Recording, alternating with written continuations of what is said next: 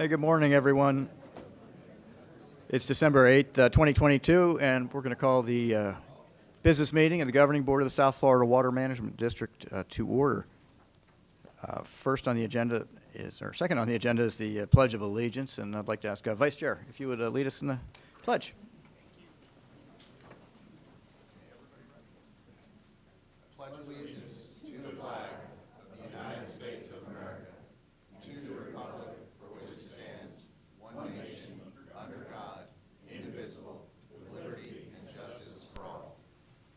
Thank you. Thanks, Scott. Wow, it's nice to see so many people here, and it's really good to be back to see you all. And it's been a couple months due to hurricanes. Alligator Ron is on his way. Mr. Martinez will not be joining us today. You may have noticed in the lobby there's a little bit of a buzz going on. The Employee Committee's annual silent auction is happening today, along with a bake sale. So all proceeds are going to benefit the World Central Kitchen, and the World Central Kitchen provides warm meals for people in need around the world, including those of us here in Florida and Florida's southwest coast who were recently affected by Hurricane Ian. There's some great items out there. I've bid a couple times, and for those of you who didn't fill up enough on Thanksgiving and Black Friday, Cyber Monday, or all the other things we had, it's a great chance to do some holiday shopping. This is going to close at 2 o'clock, so make sure you get your bids in by then. And if you, let's see, they're only taking cash or a check payable to SFW&D Employee Committee. And board members, as always, I'm going to ask that you make sure your microphone is on and that you please speak into the mic so the attendees can hear you. If you turn your head while speaking, please take the mic with you or drag the mic with you. And please try and get as close to the microphone as possible. Members of the public on Zoom who wish to address the board may use the raise your hand feature. If members of the public are having any trouble and need help, please go to the website sfwmd.gov and click the Ask Us button at the top of the page. Staff will help you out. If you're using a phone and you'd like to comment, please press *9 to raise your hand, *6 to mute and unmute. As a courtesy to others who wish to speak, members of the public are asked to comment only once on each topic, and we'll take public comment first from those who are here in person and submitted a comment card, followed by those with raised hands on Zoom. Let's go to employee recognitions. I know there are a bunch of them. Drew? And let's go down to the...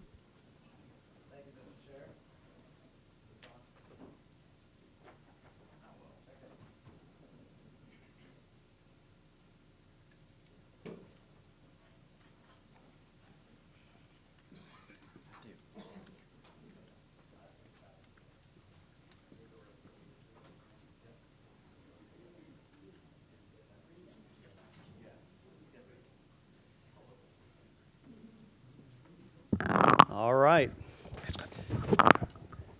Y'all ready? Get your picture taken. Not all of you dressed up well perfectly for that, but we'll get it done anyway. Just kidding. All right, so we got a few of them to do this month.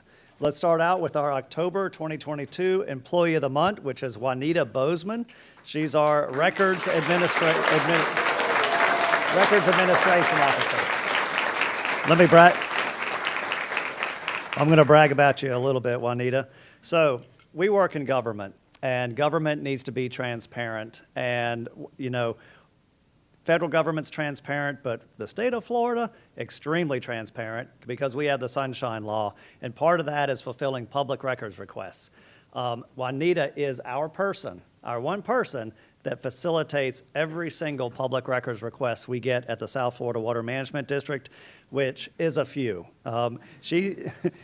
These come in 24 hours a day, 7 days a week. We get about 12 to 15 per week, and Juanita's got an incredible track record of turning 90% of them around in 14 days or less. If you've ever put a public records request into the federal government or anything, you're not going to get it in 14 days.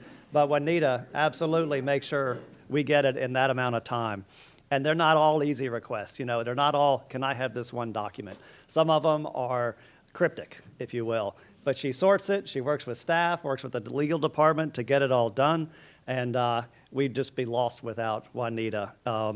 She also chips in with the clerk's office to help with board events and things like that. So she's very much there all the time. I see her frequently getting the job done. And she is like an unsung hero in the district, taking care of our public. Very well-deserved October Employee of the Month. Thank you.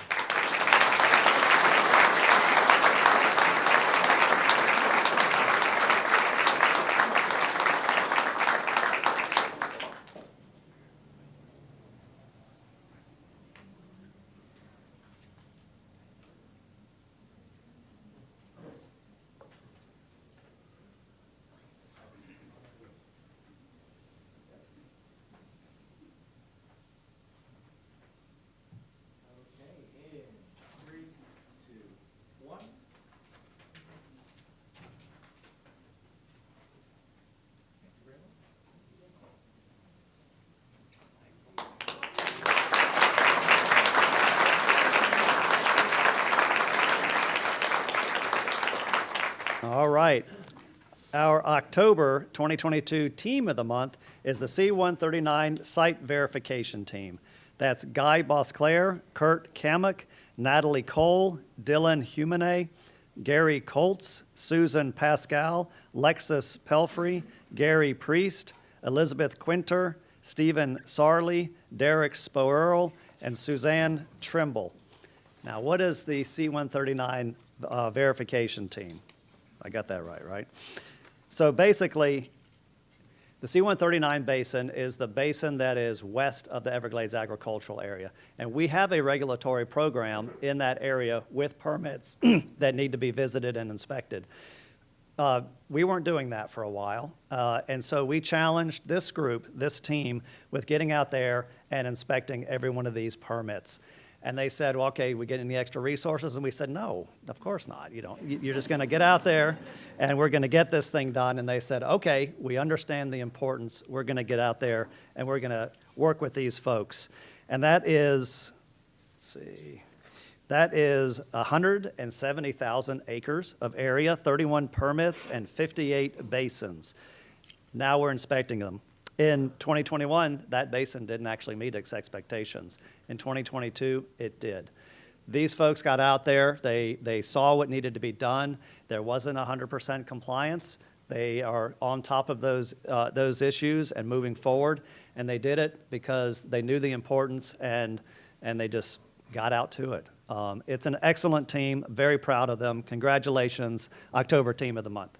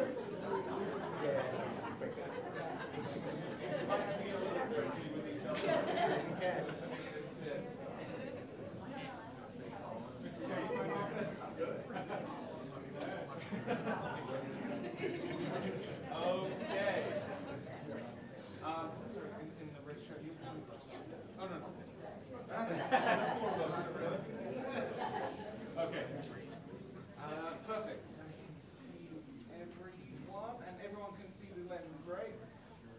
Okay, here, no nose, in 3, 2, 1.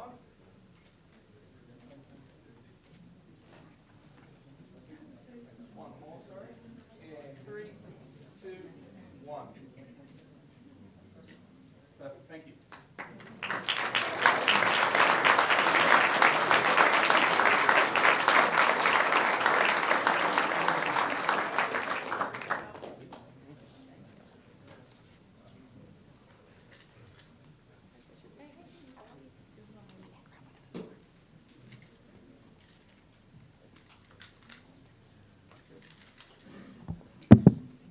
All right. So our November 2022 Employee of the Month is Dina St. Andrew. She's a multimedia specialist in our communications department. You've seen Dina. She's taken your picture, right? She's good. She's given Scott a run for his money in the photography department. Not really, but she's very good at it. But that's not why she is Employee of the Month. It is because she produces incredible work. If you have seen our strategic plan from last year to this year, you notice a difference, right? It looks very professional, incredibly presentable. That's Dina. That's Dina St. Andrew. Our brochure, Restoration is Working brochure that has all the projects and everything, looks great. It's recognized nationally, locally, regionally. The NGOs use it. That's Dina putting that together. She has this vision where you can tell her, I need this placemat, I need this thing that I need to show people, and it needs to, like for example, I asked for the A2 flow equalization basin. Let's show how recreationally used that is. 2 days later, it's an incredible placemat I'm handing out to Palm Beach County. It's incredible work she does. I can't brag about her enough. And we see a lot of the stuff she does, but she does stuff we don't see, like recruitment fairs, career fairs, procurement conferences, Python materials, all kinds of materials. You give it to her, she makes it look great, and she makes us look great. So it's very much appreciated. Dina St. Andrew, well-deserved November Employee of the Month.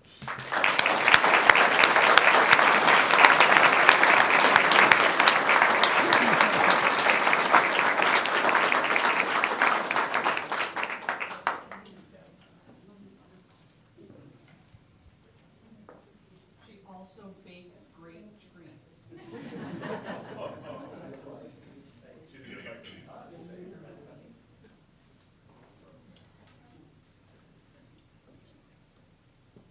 Okay, in 3, 2, 1.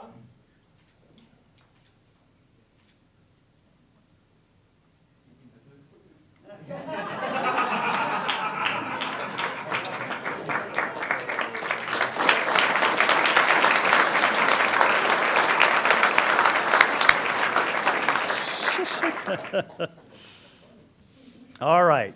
Our November 2022 Team of the Month is the SERP Decomp Physical Model Science Team. Don't worry, I'll tell you what that means. It's Michelle Blaha, Eric Klein, Carlos Coronado, Lisa Jackson, Amanda Kahn, Dong Yoon Lee, Michael Manna, Brenda Mills, Sue Newman, Fabio Santamaria, Colin Saunders, Alexandra Cerna Salazar, Fred Sklar, Eric Tate Bolt, and Krista Zweig. So what is that? Decomp stands for decompartmentalization, which is what we've done to the Everglades, right? And so this team, part of doing SERP restoration is reconnecting systems. Where there's a berm, you put culverts in it to reconnect it to the downstream areas. But that sounds simple. Just put a gate in there, open it up, let it go. It is not that way, because you don't know what's going to happen downstream, and what you want is environmental restoration. And so this team stepped up. It was a 10-year science experiment under SERP to figure out the best way to design, operate, and make happen a reconnection, decompartmentalization to make the water go through. And when they started out, they thought, hey, we'll open it up, the slough will be reconnected, everything will work out fine, and that is not what happened. So they learned a lot over those 10 years. It's over 1 million data points that has absolutely helped us understand how to decompartmentalize the Everglades. And it is being used right now. So this good work is being used right now in SEP South, where the Corps is designing structures for operation along the L67 levee, which is where this is. It is being done because of this team the right way so that we can reconnect the Everglades. And it was an incredible experiment. And they collaborated incredibly. They had collaborated with USGS, Florida International University, Florida Atlantic University, University of Florida, National Park Service, the Corps, and others. So it was a big effort, and it took this kind of team to make it happen. Congratulations, November Team of the Month.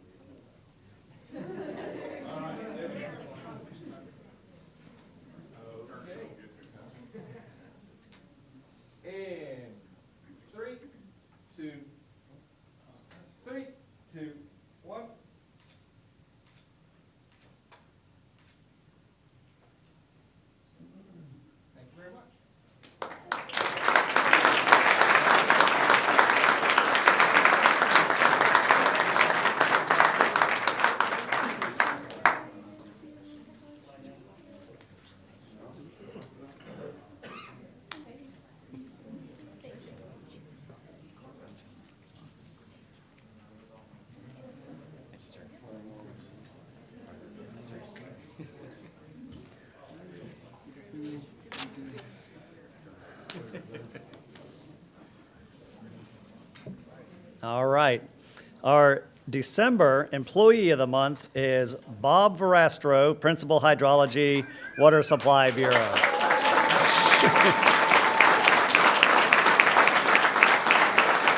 So, what Bob is known for is underground injection, aquifer storage and recovery, and helping the district and the Corps of Engineers navigate through aquifer storage and recovery and all the science necessary behind that. He's been in the forefront. He's been at the peer review panels. Even when we decided, hey, Bob, I know ASR is important. We know that we had the review, but we need a science plan. Can you put that together? And he's like, sure. Yeah, I'll get that. No problem. And we have one, and the Corps has one, and Bob is just, when you need to talk underground injection in ASR, you march Bob out. You just let him talk, because he knows what he's talking about. But that's not why he's December Employee of the Month. He's December Employee of the Month because while he was doing all that, he was also navigating the Lower West Coast Water Supply Plan, which you will hear about today. But that took stakeholder engagement, not only in 3 public meetings, but also one-on-one, site visits, all kinds of engagement as we talk about water supply and the aquifers of the Lower West Coast, which is the principal dependence of this water supply, which is why Bob was perfect for it. And you will see his expertise on display as he presents it to you today. He is extremely valuable to the district. I just have to say that. So, Bob, congratulations, December Employee of the Month.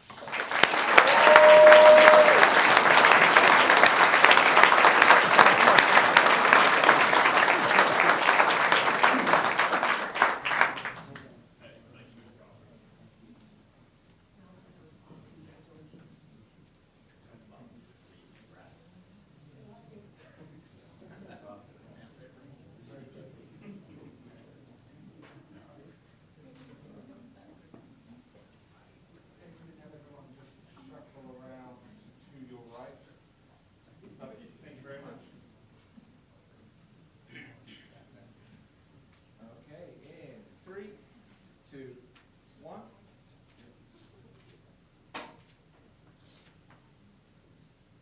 Thank you very much.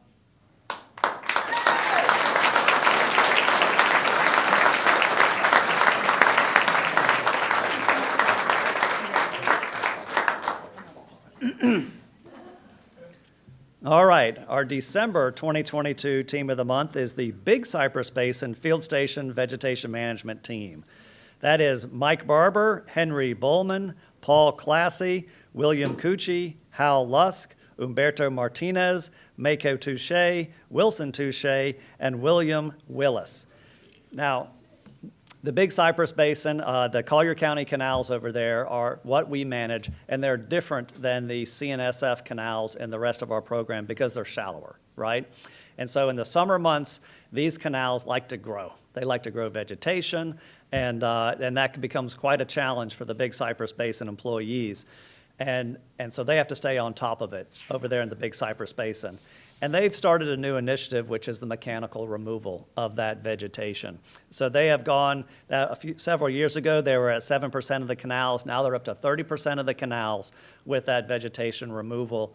And just recently, they worked on 6.5 miles of the Miller Canal, and that was 50 truckloads of vegetation removed. So these canals can provide the conveyance that's necessary over in Big Cypress, which was put to the test this summer when Ian came through and the storm surge went up into the canals and they drained back out within a week, right?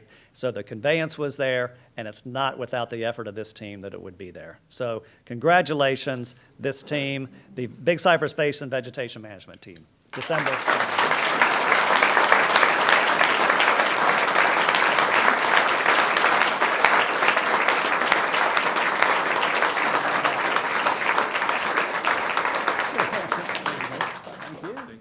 Good to see you. Thank you. Yeah.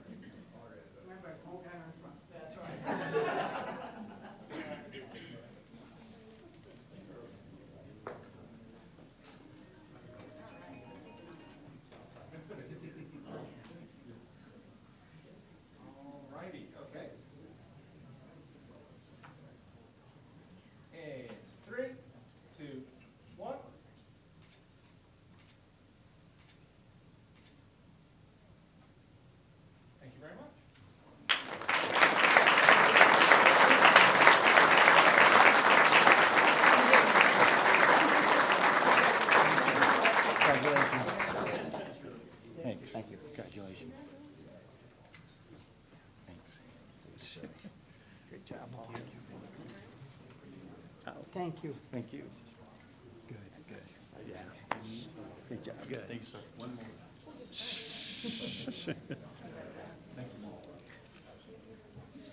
more. All right. Time for the service awards. So we have a 25-year service award this month, and that is for Ala Ali. He's a chief engineer in our Hydrology and Hydraulics Bureau. Now, Ala came to us 25 years ago after getting his bachelor's from the University of Cairo and his PhD in from Utah State in water management and water resources and those kinds of things. But he came to us, and so his expertise, I mean, and this guy has expertise, let me tell you, covers structural, geotechnical, hydrologic, and statistical engineer. And 25 years ago, he came to us because he saw SERP was on the horizon. And he knew the big deal that SERP was going to be. So he jumped into the district, and he's been innovating for us ever since. He developed what is called the I model in 2011. And this is a model where usually you plug in, here's the structure, and here's how it's going to work, and then you look at the results. His model, as he developed it, you plug in the results you want, and it tells you how to do the structure. Right? That saves a ton of time, and that model is still being used today and is even being taught at the University of Columbia. It's that good of a model. Some of you may have heard of the Tamiami Trail Flow Formula. That is the release decisions to hydrate Everglades National Park as part of the Combined Operating Plan. It is the mechanism for recreating the river of grass between the Water Conservation Area and Everglades National Park and Florida Bay, which we've been bragging on since last April. He developed that formula. You know, it's still getting used, and it's very important that he did that. The squiggly line graphs that John presents every month, he developed that program, how to do those squiggly line graphs. He is recognized by a lot of people. The American Society of Civil Engineers declared him a fellow. The Palm Beach County chapter declared him the Government Engineer of the Year. The American Academy of Water Resources Engineers calls him a diplomat on water resources engineering. Allah does a lot for us, and we're very grateful for his 25 years of service. Thank you, Allah.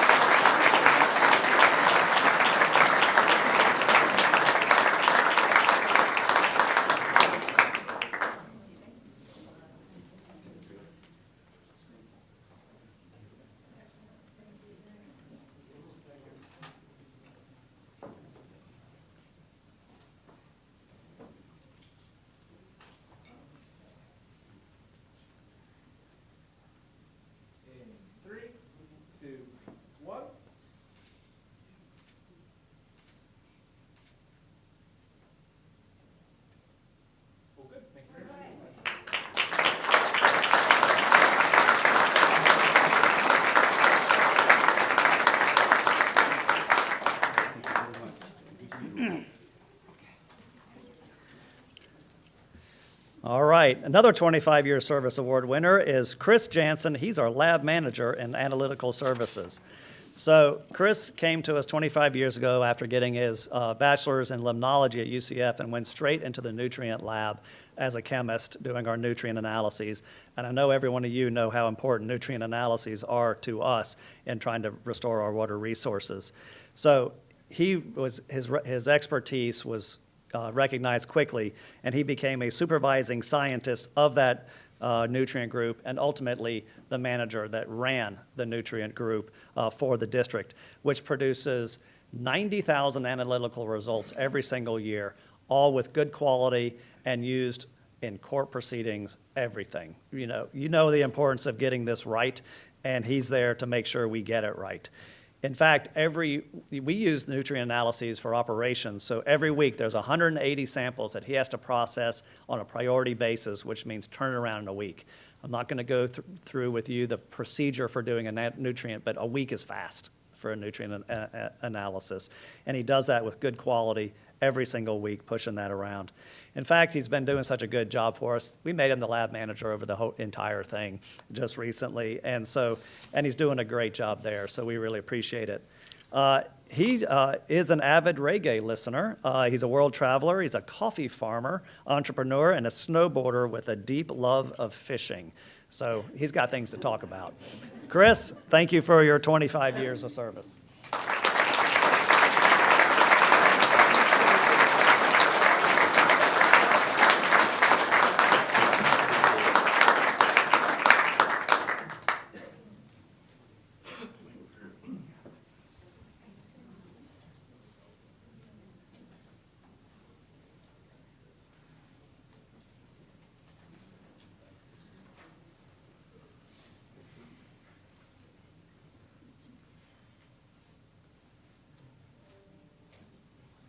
Okay, in 3, 2, 1.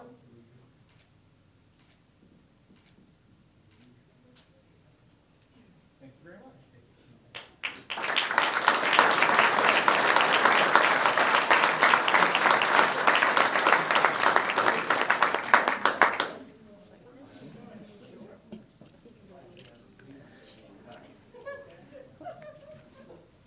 All right, we have another 25-year service award, Mario Mays Fernandez. He's in the Hydrology and Hydraulics Bureau. So Mario came to us after getting his forestry degree in Honduras and a master's in statistics and water resources management from New Mexico and FAU respectively.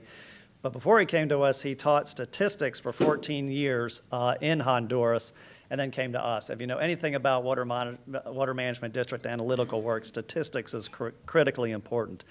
But he is in our hydro data management group. He's an engineering specialist, and he is very much involved in understanding how water works in our system, whether it's through a canal, through a structure, through a pump station. And he is critical and instrumental, that's a good word, in doing the Doppler measurements in these streams and in these structures. And that is something we rely on so heavily, whether it's designing, whether it's operations, or anything. He's there doing that analytical work, and he's been doing it a while, so we rely on him to lead that group. He's a leader in that group. He trains new staff. He gets them going as they need to go. And that group was very active after Hurricane Ian in the upper chain of lakes, understanding what's going through our the lock systems, which are not used for conveyance generally. We put a lot of water with a lot of pumps places, and we needed them out there doing those measurements very much every day.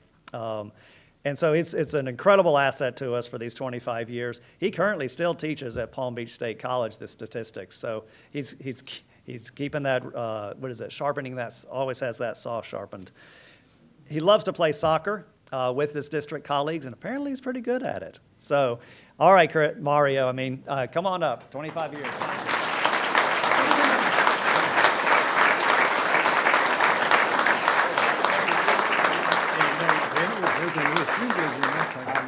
No, come on up.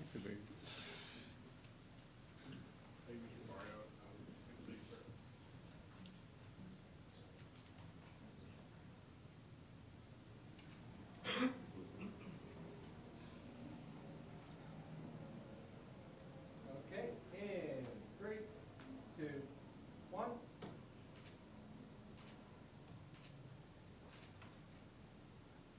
Thank you very much.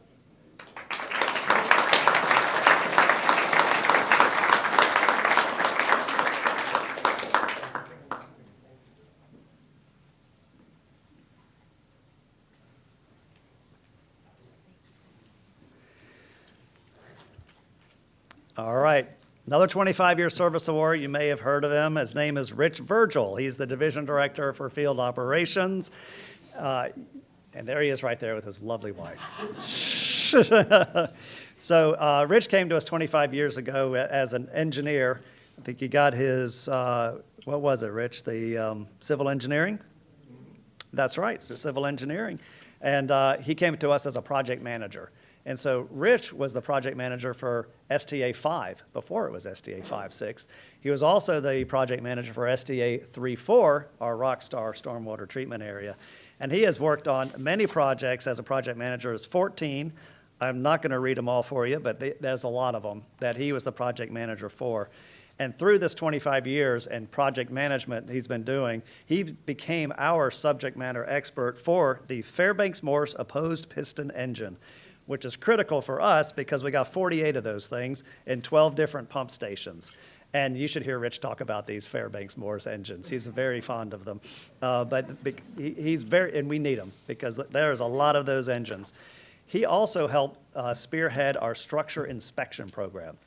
Now, that is a program where after we inspect, we know how a structure is doing and whether it needs to be prepared. And because he set up this system, I can ask John, how many do we need to get repaired within the next year? How about the next 3 years? And he can pull up a data system and knows exactly. That's critically important for this district, particularly given the aging infrastructure situation we have. So now he's very much into infrastructure management because he's director of our field operations system. We pull Rich in when we're designing structures, when we're designing pump stations, and he knows exactly what's good and what's bad for long-term operations and maintenance. He's an incredible asset that we have at the district. He, in his spare time, he likes to travel with his wife, including the Cincinnati Reds games at different ballparks, particularly the new ones that come online. And he's a huge NASCAR fan. 100 different races he's attended. And then, of course, because he seems to like, he's a gearhead, clearly, but he likes to tinker with his Corvettes. He's got 2 of them. Rich, thank you so much for your 25 years of service.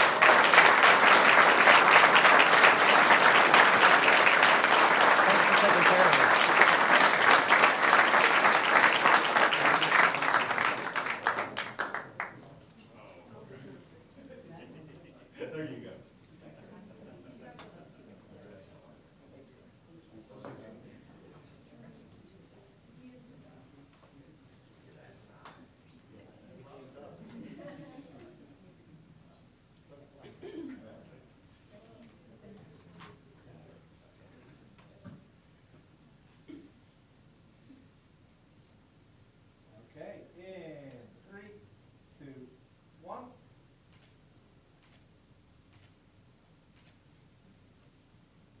Thank you very much.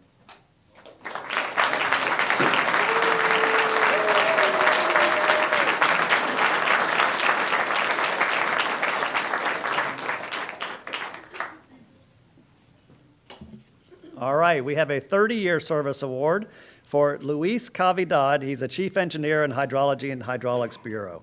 So he got a civil engineering degree from Columbia, University of Columbia, and his master's and doctorates in hydrology and water resources from Colorado State University, and now he's a professional engineer for the Water Management District. So Luis, I know him as the modeler.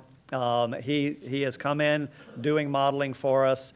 He's been doing QA/QC. He took a stint in operations as well, but it's been modeling for Luis. And if you know anything about the districts dependent on models, you know that we use them for everything. Designing a structure, designing an operations, doing a plan, everything. We are critical to models. Models are critical to us, and Luis is critical to the models.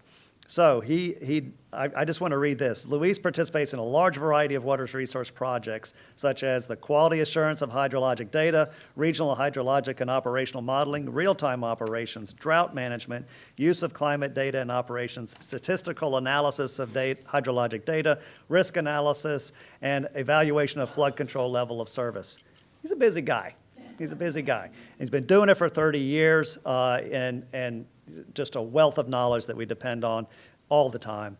On his spare time, he's a model aviation enthusiast. He does have his FAA license to be a drone pilot, and so he's a member of our drone pilot group, which we're quite busy recently. Thank you, Luis, for your 30 years of service.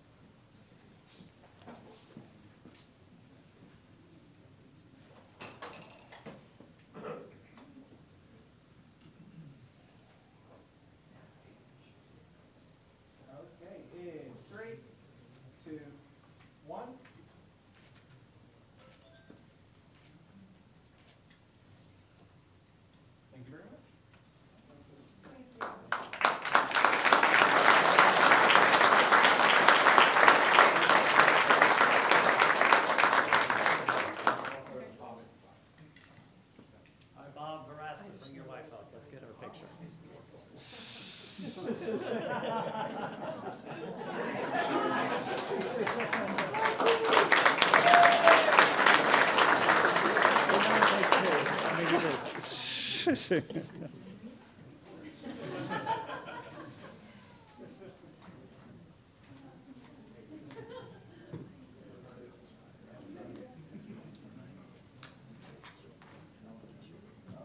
in 3, 2, 1.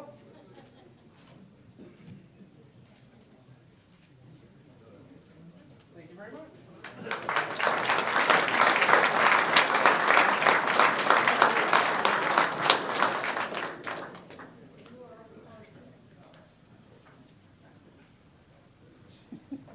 Sorry to surprise you like that.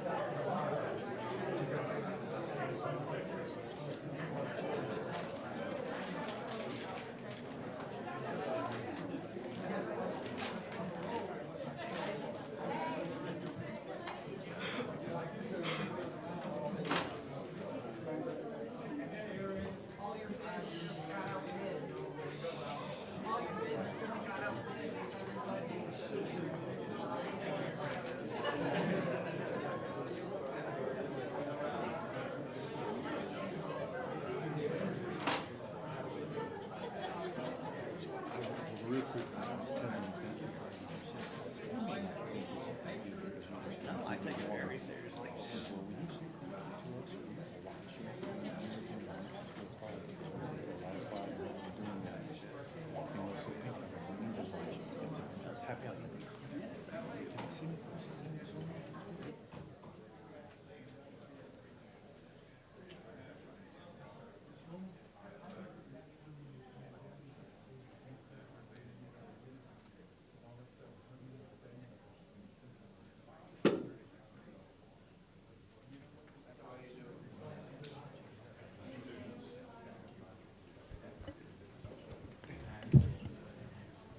Drew, thanks very much for the recognitions. It's always heartwarming to see our staff and to recognize all the incredible work they do.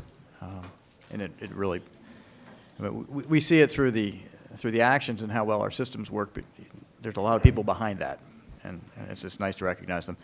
We'll move to agenda item 4, which is revisions. Rosie? We have none, Mr. Chairman. Great. Do we have any abstentions by board members? We'll do a quick roll call on that. Mr. Bergeron, do you have any abstentions? Not that I know of. Thank you. Mr. Steinle? Ron? an answer? Rosie knows everything. None. None? Okay. Mr. Olovich? None. I have none. Vice Chair? None. Colonel Roman? None. Ms. Meads? None. Mr. Butler? None.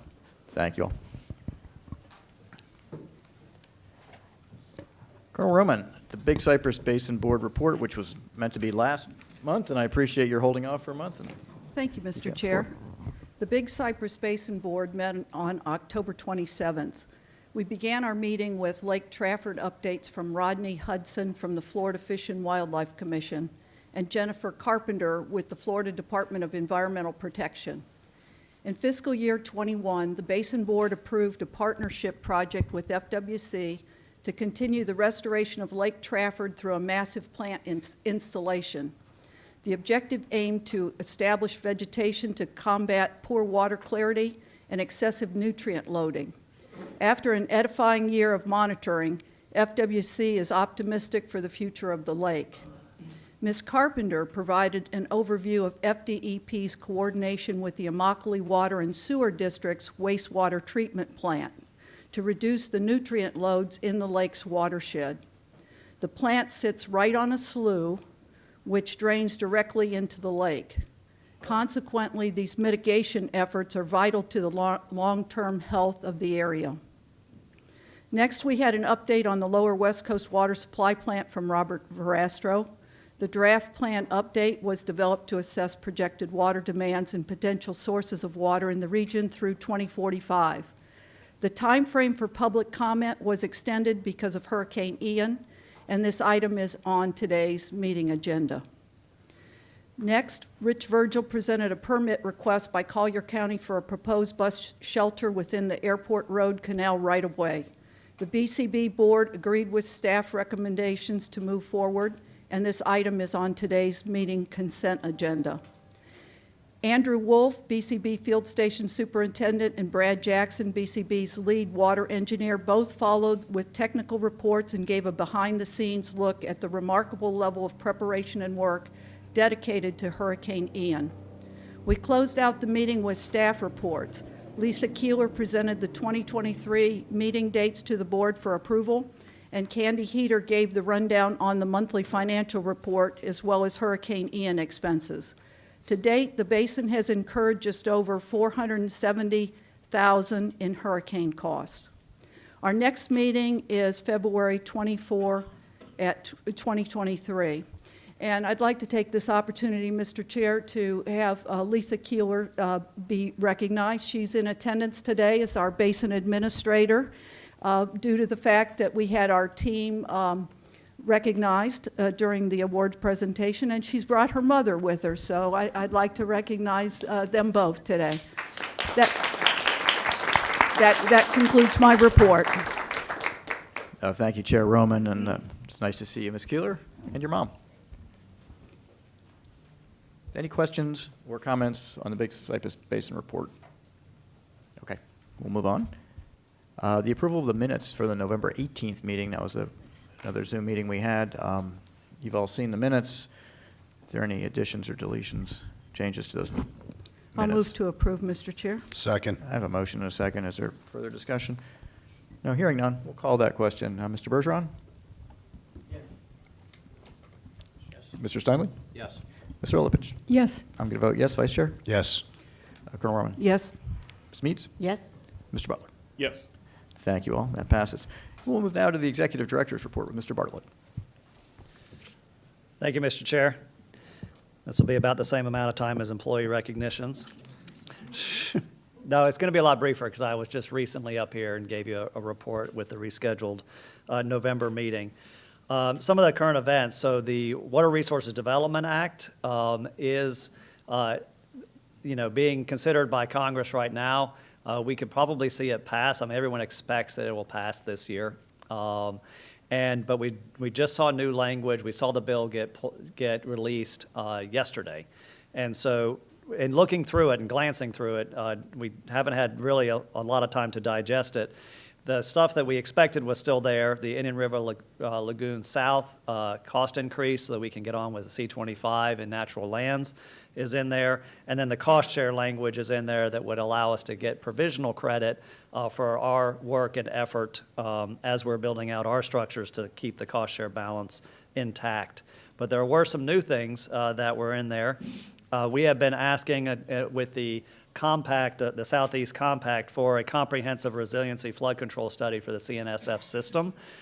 We authorized a smaller version of that last board meeting in a 216 study, but this is the comprehensive one, which looks at South Florida and figures out where we are on flood control. So that got added into it, which is a bigger effort that we've been working on for quite a long time. The other thing that got put in, which was unexpected, but not surprising, was a flood control study for the Upper Kissimmee chain of lakes.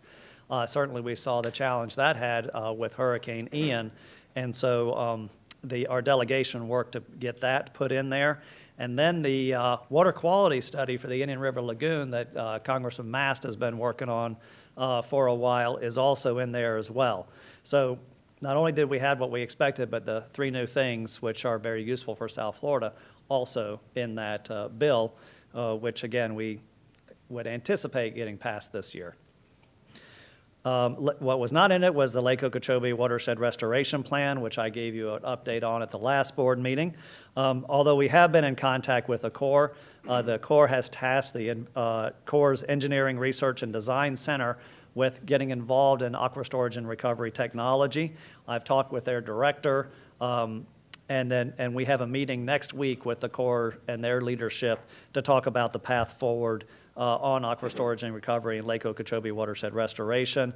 And then the ERDIC is what they're called, the Research and Design Center, is visiting South Florida in January for a number of reasons, but also have a good conversation about ASR. So that work does continue. The current conversation of the day is the lake levels in Lake Okeechobee. And so I've been working with staff to figure out what's the game plan for this dry season, given that we have a lake that is higher than normal and a La Nina forecast for the dry season. Based on all of our analysis, we do think that it's possible to get through this dry season, get the lake down to where it needs to be with just beneficial deliveries from the lake without stressful or harmful deliveries. So we have been advocating that. Part of that whole conversation is the district's effort to move water south into water conservation area, which are probably just about to get below its regulation schedule. It's been above its regulation schedule to date. And so we work, as you know, for the past few years, we've been working on moving water south through the SDAs. That is done as a review on a weekly basis with our technical team in the stormwater treatment areas. And the circumstance we find ourselves in is that we know that we have a federal requirement that's really, non-negotiable. It is a non-discretionary federal requirement to put clean water in the Everglades starting in 2025, deliver water that implements the water quality standards. And so John and I have been working with key staff in the district to make sure that we're ready. Because if you recall, we will finish out the construction of restoration strategies next year, and then we will have basically the wet season of 23 and 24 to get ready for the wet season of 25, where it needs to be clean. So we're working on that very hard to make sure that we can have stormwater treatment areas ready for that regulatory requirement when it comes upon us.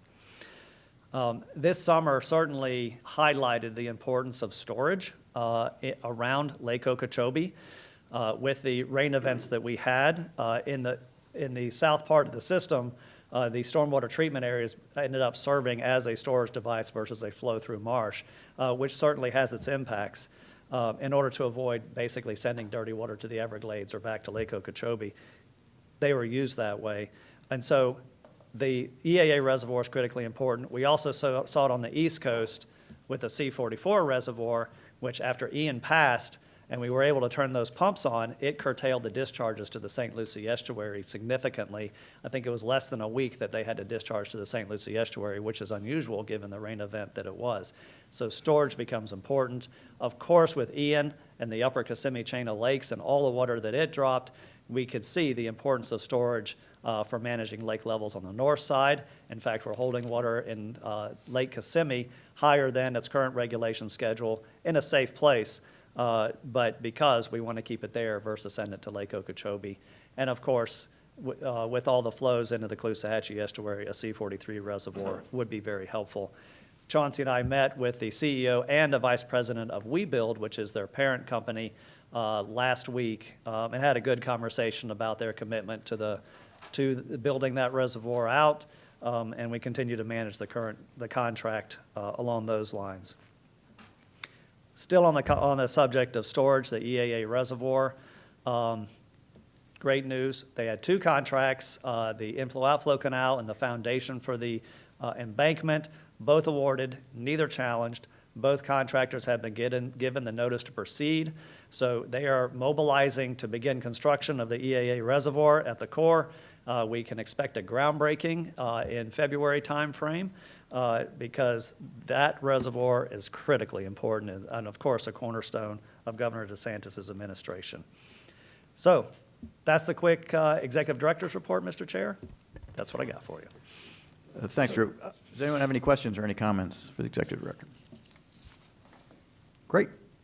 Thank you.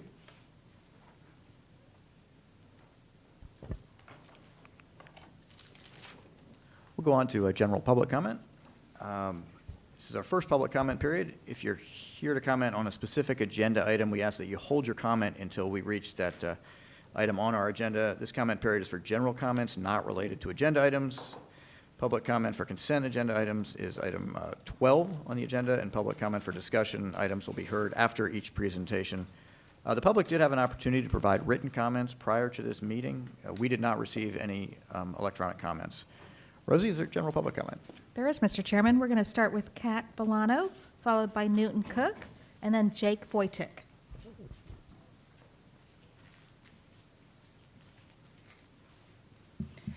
Good morning, governing board members and staff. My name is Kat Bolano. I was a longtime member of the River Kids, and I'm currently a student at the University of Florida studying environmental science and sustainability. I'm here to acknowledge and remind you of the impact your work has on my generation and my future. As a former Miami resident and current Martin County resident, I can say that your operations in Biscayne Bay, the Everglades, Lake Okeechobee, and the St. Lucie River have directly affected the way my peers and I can experience our childhood in the unique South Florida ecosystem. In my lifetime, I've become painfully aware of coral bleaching, seagrass depletion, and toxic runoff. More importantly, I've seen agencies like yours and the Rivers Coalition work to reverse the effects of climate change. As a river kid, I've also seen how my voice as a young person is my most powerful asset and one that can affect change. So I thank you for the efforts you've made in conserving our environment, and I charge each of you to continue to make sustainable choices in water management with my generation in mind. Thank you. Thank you, Ms. Volano. Newton Cook is our next public commenter. Thank you very much. It's good to be back with everybody. I can start off without saying something about Gene Duncan, who passed away. I sat right here on rack for a decade, and he sat at the other end of the table and representing the Mississippi. You could agree or disagree with Gene, but he always had a smile, and he never was an adversary. And we're sure going to miss him. I like to start with something good. And something good is thank you very much for helping us with the Wounded Warrior hunts coming up in January. We have 2 Saturdays. It doesn't really take much for the district since Mr. Bergeron helped us so much last year with the construction problems. This year we don't have that problem. So we basically just hunt on the other side of 1 West, and it's normal check-in and routine, but it means a lot for those 20 to 25 guys and ladies who we get out there, and it's very much appreciated. The FWC does the heavy lifting on the regulations, and of course we have volunteers at United Waterfowlers that carry and Outdoor Freedom Group. We have problems with boat ramp accesses on 27, getting worse and worse. We have a vendor that shut down the boat ramps at night, and our duck hunters can't get out to duck hunt. Froggers can't get out to frog. It's the Everglades sawgrass. Big issue, been running along for about 6 or 8 months.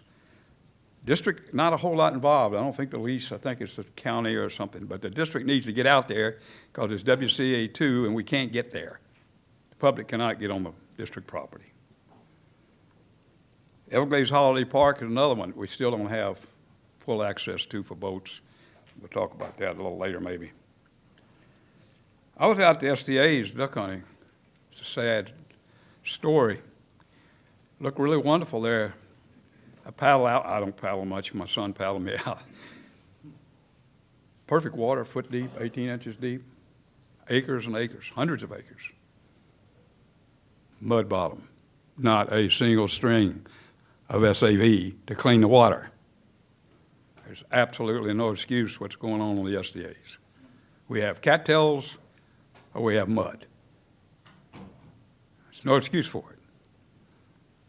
The ducks are everywhere where there's open water and something like some SAV.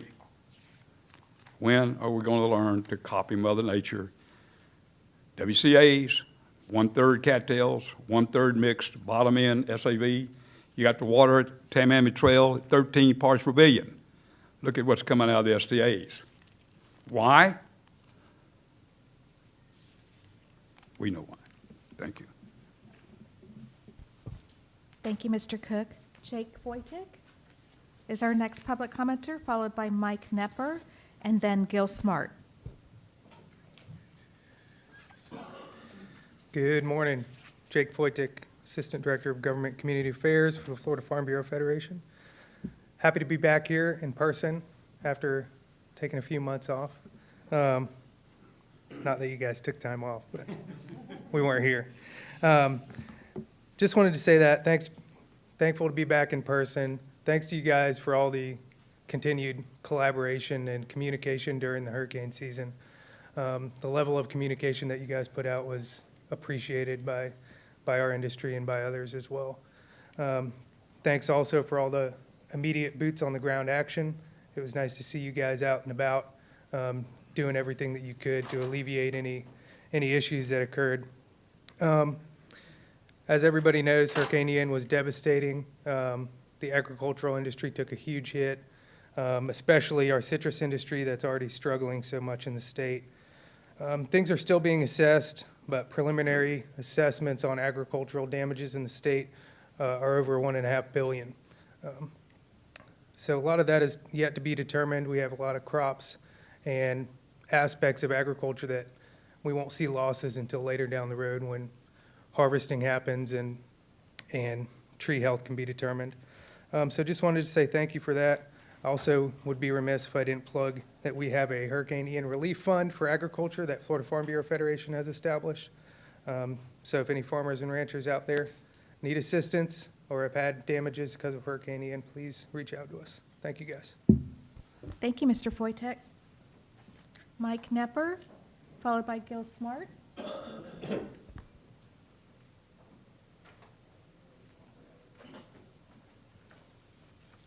Hello, my comments today were inspired by Jackie's statement in the August meeting. She said the public is very concerned about chemical application despite what science may say. I love you, Jackie, but the only science that says spraying chemicals in our water is a good thing is paid for by the chemical companies. Real scientists say that these herbicides are killing our planet. In 2019, scientists from all over the globe met to discuss how insect populations are being affected by herbicides. Their paper was called "The World's Plummeting Insect Numbers Threaten the Collapse of Nature." They said if insect species losses cannot be halted, this will have a catastrophic consequences for both the planet's ecosystems and the survival of mankind. The second paper is from Dr. Zach Bush. He is a triple board certified medical doctor. He started his career as an oncologist. He learned that there was a bacteria that was missing in the guts of all of his cancer patients. This bacteria is vitally important for fighting off all diseases, but he found that herbicides were killing this bacteria. This is an interview of Dr. Bush where he says it is possible that we are beyond the recovery of human species, where we've got maybe 60 or 70 years left as a species at our current trajectory of collapse. My third paper is from the University of Georgia. 2 years ago, they finally solved the mystery of bald eagles dying throughout the southeast. It was bromide causing a cyanobacteria to produce a neurotoxin. They named it vacuolar myelopathy. Bromide is in the second most popular chemical that you spray in our waters.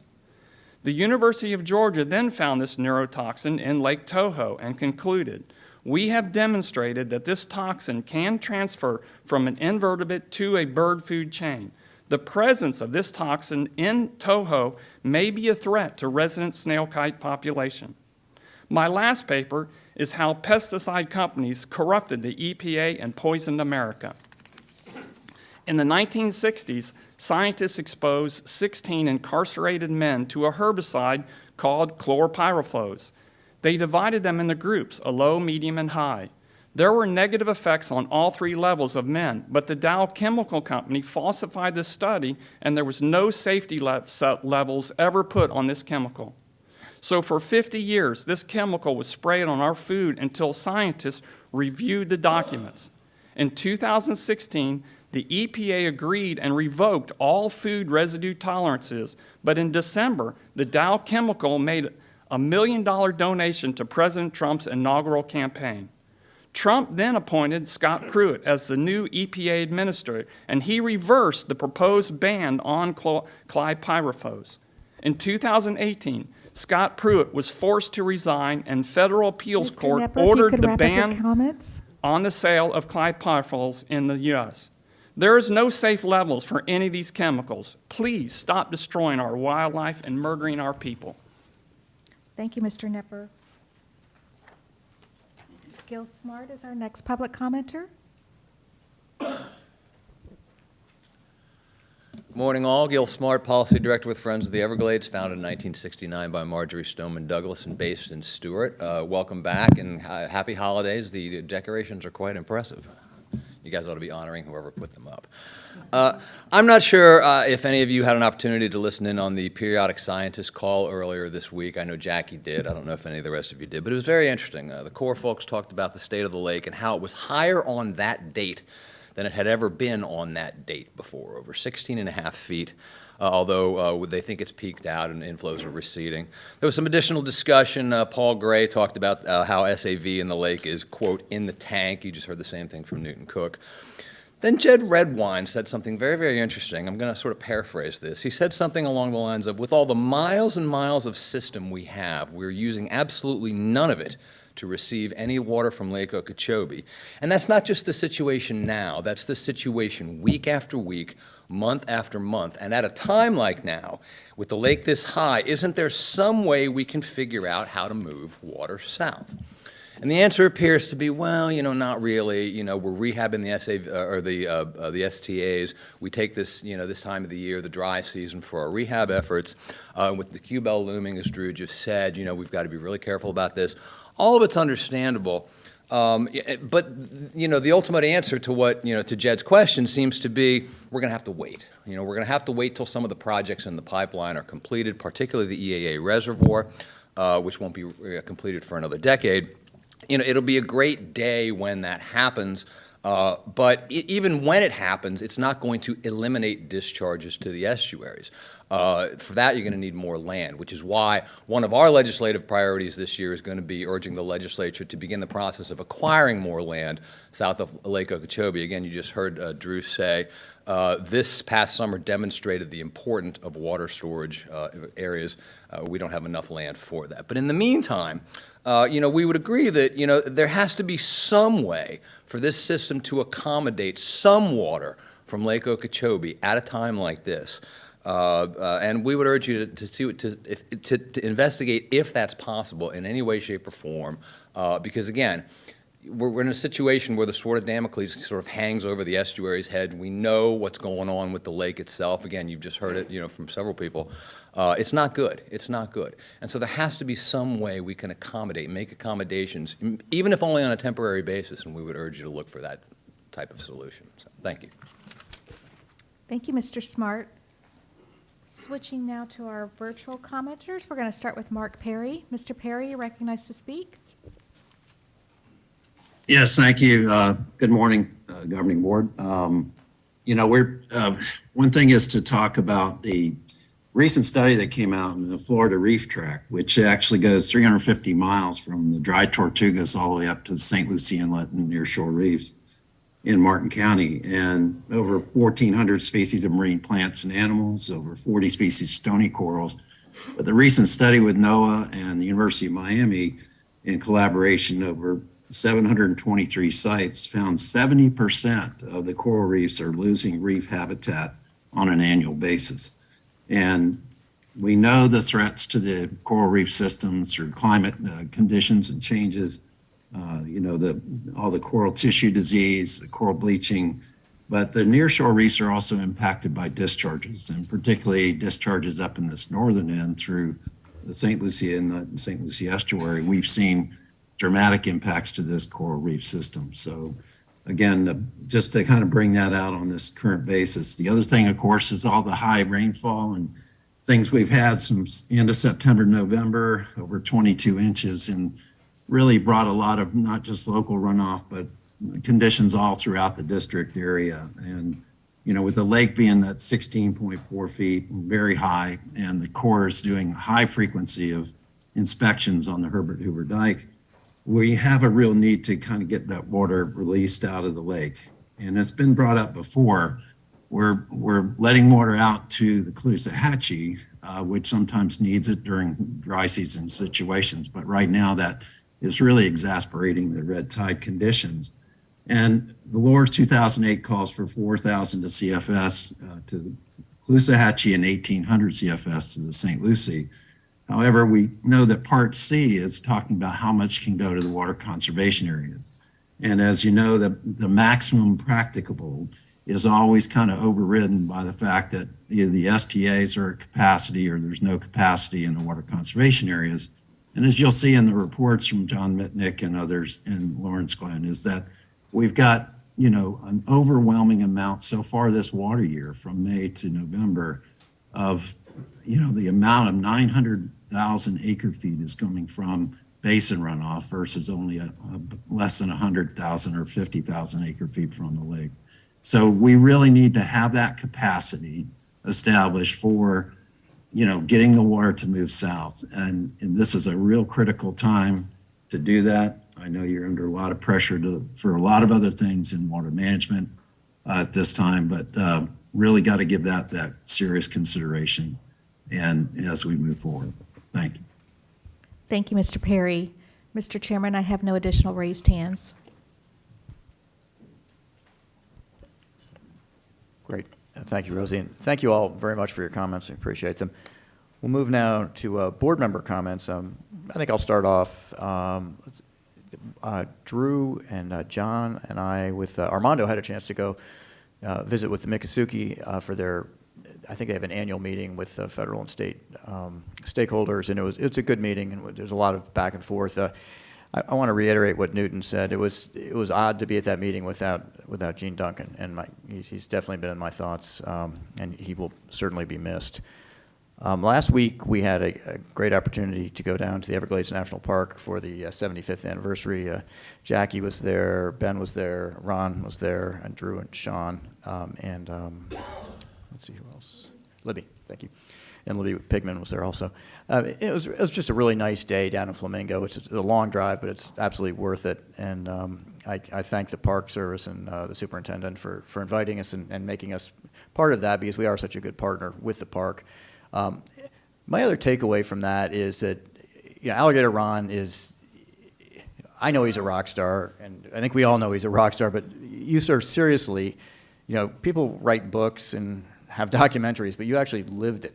And that's recognized, and to have you on this board and to have your expertise, I can't tell you how lucky we are to have you here, and I just want to thank you for your service, because you really give a lot back, so thanks. All right, enough of that. 2022, probably not my favorite year. Challenging year. You know, we went for this district very, very dry to very, very wet. Very, very quickly. And the song Trying to Reason with Hurricane Season just always pops into my mind when I start thinking of 2022, because I don't think there is any reason. But my takeaway from this year, more than anything else, is how well this district did.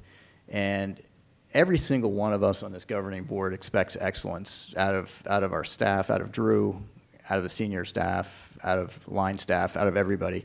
And we expect the excellence because we think that's what the taxpayers deserve. And I think they do. And I think this year you were beyond excellent. And it was just, it's amazing how many challenges we did have and how well prepared we were to deal with those challenges. And I just want to say thank you. The preparation, the hard work, the flawless execution, you know, the proof is in the pudding on this one. The way we dealt with the challenges we had was phenomenal. And I just want to say from a governing board standpoint, thank you to you, Drew, to your senior staff, and to all the staff for just a phenomenal year. Hopefully 23 is a little better. Mr. Mitnick, I know there's 3 weeks left in this year, so I'm hoping there's no more hurricanes, but he says no. But that's good. I sort of want to end on a happy note, which was I was talking to some folks yesterday about our estuaries, particularly over on our side, and sort of asking, what's fishing like?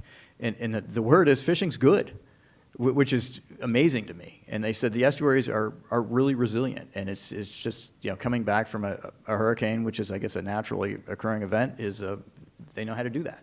And so I was really happy to hear that, and I'm not going fishing anytime soon, but I hope anyone who can does get a chance to get out there. Vice Chair? Oh, he's switching up the order here. It's a little bit unsettling. Well, I attended my first Biscayne Bay Commission meeting, and I think that was just prior to the governor coming down to award a significant amount of money, over $20 million, to projects affecting Biscayne Bay. Historically, and I think traditionally, the people surrounding Biscayne Bay have been concerned that their efforts have sort of been forgotten or perhaps not as prioritized as some of the other high-profile issues dealing with the lake and the estuaries and whatnot. But it seems that in this day and age, with this governor, we are capable of doing more things than one at a time. And there's been a huge focus now also on Biscayne Bay and a large amount of stakeholders down in Miami-Dade who have really rallied around that to put together what I think are some really meaningful projects that are going to help on a variety of levels, not just from a water quality standpoint or from a septic to sewer mission, but also from a public education standpoint where people are starting to learn if you put it on the ground, it ends up in the water. And we have a big pollution problem. We have people who are, perhaps not as cognizant or careful as they should be in terms of what they put on the ground.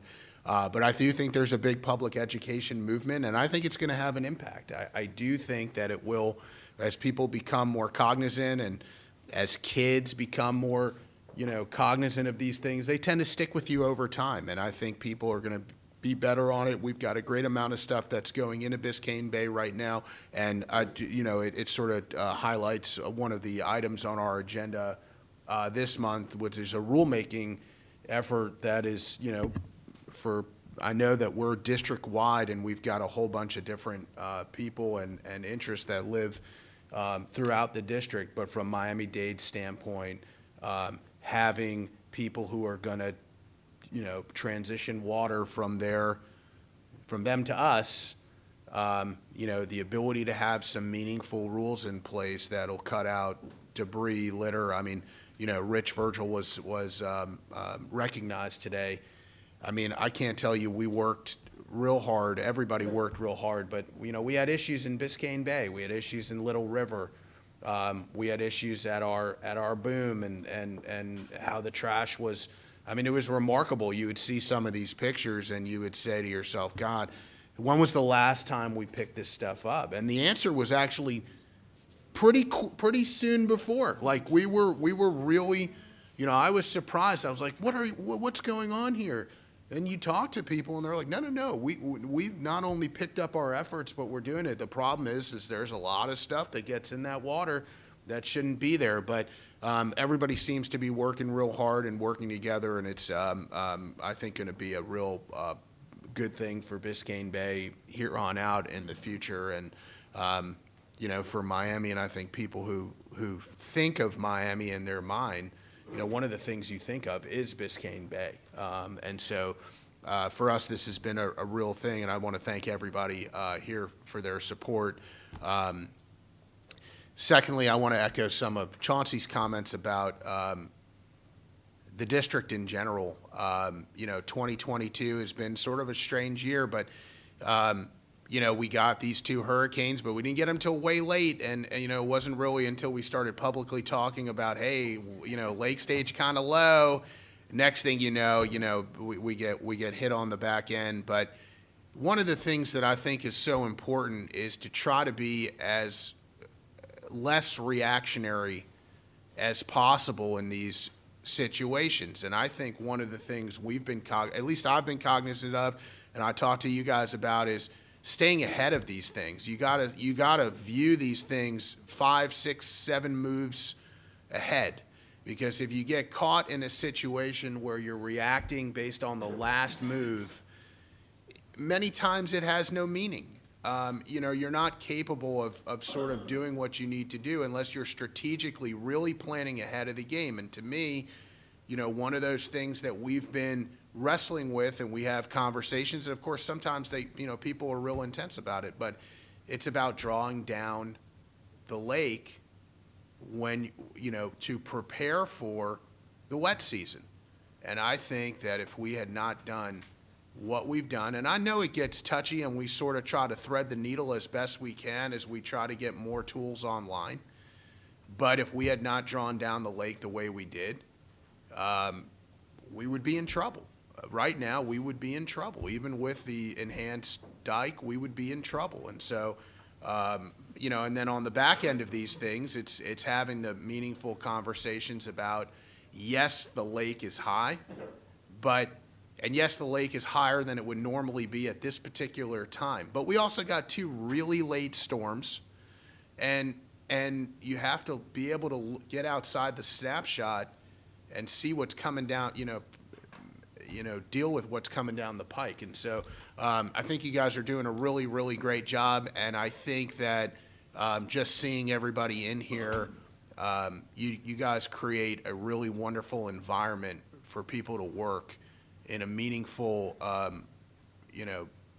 district and with meaningful projects. And I think it's a testament to all of you that we have people that are working here for many, many decades and being recognized and creating a great environment where, all of their colleagues show up.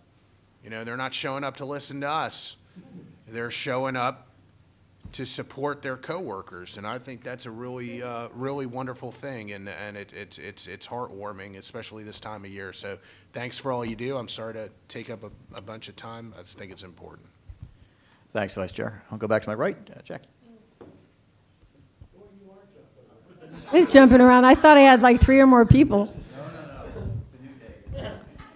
Thank you, and happy holidays, Merry Christmas to everybody. Happy Hanukkah, Happy Kwanzaa, and any other holiday you may celebrate. It is a wonderful time of the year for reflection. And I want to say off the bat that I, too, am deeply impressed and grateful with the South Florida Water Management District, and particularly the executive staff that I get to come into contact with every day. But of course, it's the people behind the scenes who keep the machine running, who were honored today mostly. And thank you to all of the men and women of the South Florida Water Management District, and happy holidays. This opportunity to speak is kind of the only time that we are together and here to speak. And also, it's the only time that the public hears us speak. So it's not always positive, just being honest.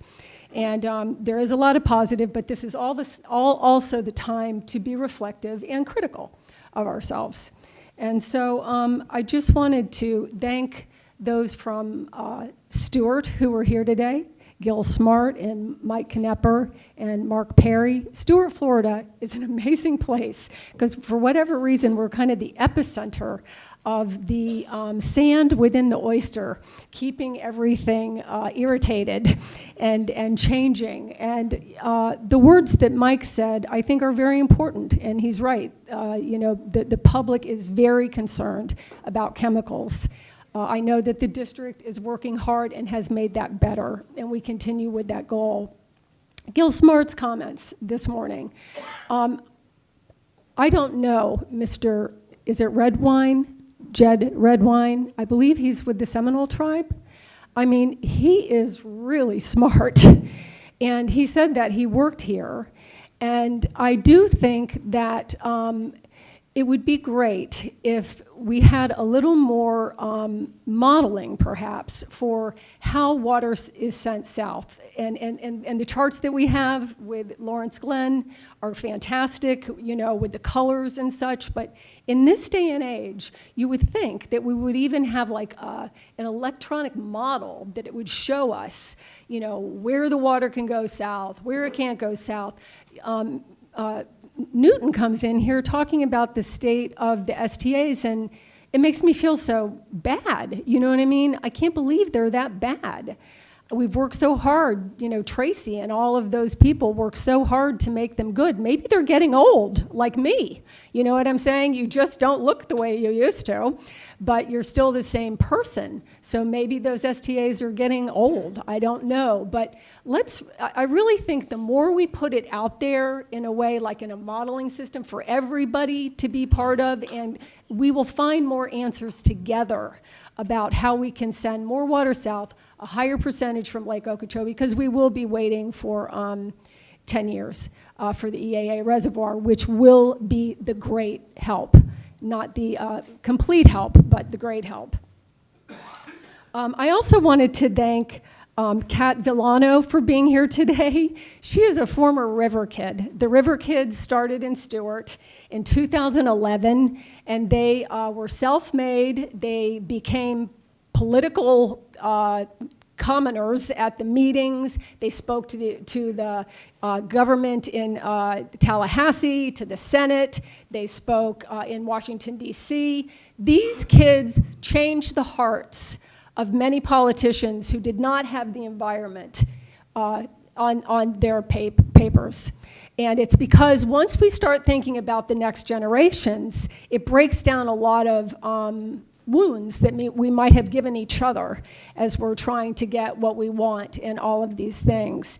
And she's studying environmental studies, and her end goal is to be an environmental lawyer. There are kids all over this state that are going into environmental studies and laws. Resiliency, huge. I mean, we are doing such good things for the future and teaching these kids, and I think we should continue to do that every time we can. I'm wearing purple, even though it's Christmas, because it is my 6-month anniversary as the wearer of the purple jacket that Mr. Bergeron, I don't know what the word is, bestowed, thank you, thank you, he's so smart, bestowed to me, and I have learned so much. It is unbelievable. Mr. Elsner is in the audience, and he has been so helpful. I put purple pens in front of everybody to celebrate water reuse, and recently, we were at FPL and Turkey Point, the nuclear power point, which isn't usually one of the people on my Christmas card list. But you have to admit when you're there that they're like doing awesome things. And, you know, these power companies are what are keeping us going, and they're not going away anytime soon. And they have the crocodiles, which is awesome. There used to be none. And so Miami-Dade was sending the water that used to go out to the ocean, like their gray water type of thing, I think, and now they're using that water to go to the power plant. I mean, this is cool stuff. This is really cool stuff, and this is what Kat and others will be working to improve. And some people would say, oh, this is nothing, you know, that's disgusting, and, you know, it should be better than that. Well, when I was a kid, only 58 years ago, well, that would be about 54 years ago, a lot of the waste went right in the Indian River Lagoon. It went right into the Indian River Lagoon, and it went right out from Miami into the waterways, into Biscayne Bay and into the ocean. And so, you know, we're making progress. It's painful sometimes, but we are making progress. And think about if Kat decides to have children, and any of the River Kids have children, you know, we will have a better future for you, Kat, and keep you and your friends studying and learning and keeping this dream alive for a better water future. On our last meeting, Jay was so wonderful in talking about all of his studies of Paul Marr. And I appreciated that so much, but I didn't know what to say at the time. So today I want to share a historic article with you from the Stewart News from 1968. And this is about the rotunda. And the rotunda is what Paul Mar was supposed to be. It was a giant, huge, round project that actually had a lot of good things about it. It was like everybody was supposed to live close together, and there weren't supposed to be as many roads, and you could all be together. But the problem was the water was dumping, had to dump into the St. Lucie River. The Army Corps didn't give them the permit, and the Martin County Commission fought against it. And so that is the basis for why we have all of the problems we have, because of course back then, those people sold all the lots before they built the construction, because that's how they funded their construction. There is another rotunda on the west side called Rotunda West, which is about where the hurricane was very close to, Ian, on the north side of that in Charlotte County. And Jay, thank you. I had an amazing, I'm gonna like tear up. I had an amazing experience. Is Mr. Pierce here today? Would you stand up, please? Okay, I've been very hard on some of these people because of, you have to keep standing up. Because I didn't understand before I got on this board all the things that come out of these ranches. And he took me and Kathy LaMartina horseback riding in the restored Kissimmee River. And I mean, he's in front, he's an old family, an old Florida family. We're on these horses, and I'm like, praise the Lord. This is just so awesome. And Mr. Pierce, I just want to thank you for that experience, and we are going to work it out. We are going to, the nutrient pollution issues, we're going to work it out. We cannot get rid of these lands ever. We have to expand these lands. They have all our wildlife. All the wildlife's on those lands, and the cows are old. They've been here 500 years, you know. But I mean, I know you've done this too. A few of us have done this. And I thank my horse Copper for not throwing me when I didn't know what I was doing. So that's it for now. And it's been a great year. Thank you to executive staff and Drew Bartlett, and to the men and women of the South Florida Water Management District, probably the most diverse and most excellent agency in the state of Florida. Thank you, Ms. Ovich. Colonel Roman. Thank you, Mr. Chair, and I really appreciate your comments, Jackie. To follow up on that modeling of moving water south, one thought might be to reassess those obstacles that we've been talking about over the past 4 years and see maybe what obstacles we've actually been able to, remove. Yeah, that's a great word, remove, or at least moderate, and which new ones have popped up, if any, and take a look at that. Maybe that's a way to do it from a modeling perspective, as a practical approach for us. But that's just a thought. I have a couple of things here that I wanted to share with you. Public education. Vice Chair Wagner brought up public education and how important that is, and I think that it is, because as the public becomes more educated, or we present our material in such a way that they can understand it, then they have questions. And the questions, lead to discussion and lead to conversations, and then everybody can share their best ideas. I mean, as an example, the Lower West Coast Water Supply Plan. That plan, you'd probably rather watch paint dry than read that plan, but Bob Barastro and Mark Elsner and the team have put together briefings over for the Basin Board, and we'll get ours today, that were understandable in such a way that the public has engaged. And they had a lot of questions and a lot of dialogue that in previous report updates it didn't occur. And so I think once you share the information so that the public can understand, then you have more dialogue and more opportunities for not only understanding, but conversations for new ideas and creative approaches. And I want to thank Audubon of Florida, because as a result of the Lower West Coast Plan update and the presentation, it came to light that there were some water issues, if you recall, from our last governing board meeting via Zoom. And Bob Verastro and Tom Coleus took time to go out to Corkscrew Swamp Sanctuary with the Audubon team, and it was Dr. Sean Clem, Brad Cornell, and Marshall Olson, and they actually went out in the swamp and they put their feet on the ground. Instead of looking at something like we've talked about as a governing board before, you know, through a model or through some other way, there's nothing that takes the place of actually physically going out and taking a look. And not only was district staff generous with their time in making that opportunity a reality, but Audubon of Florida also made that possible. And they had a swamp buggy, and they saw 2 huge alligators actually going at it, and they were so enthralled with it they forgot to turn on their phones to video it, but it was quite exciting from what I understand. So I want to thank all of those folks for doing that. Also, I had the opportunity to visit the Picayune Strand a couple of times since over the last couple of months. And again, back to Vice Chairman Wagner's comment about public education. I had the opportunity to take the city officials from Marco Island out there to introduce them to that project that's in their backyard.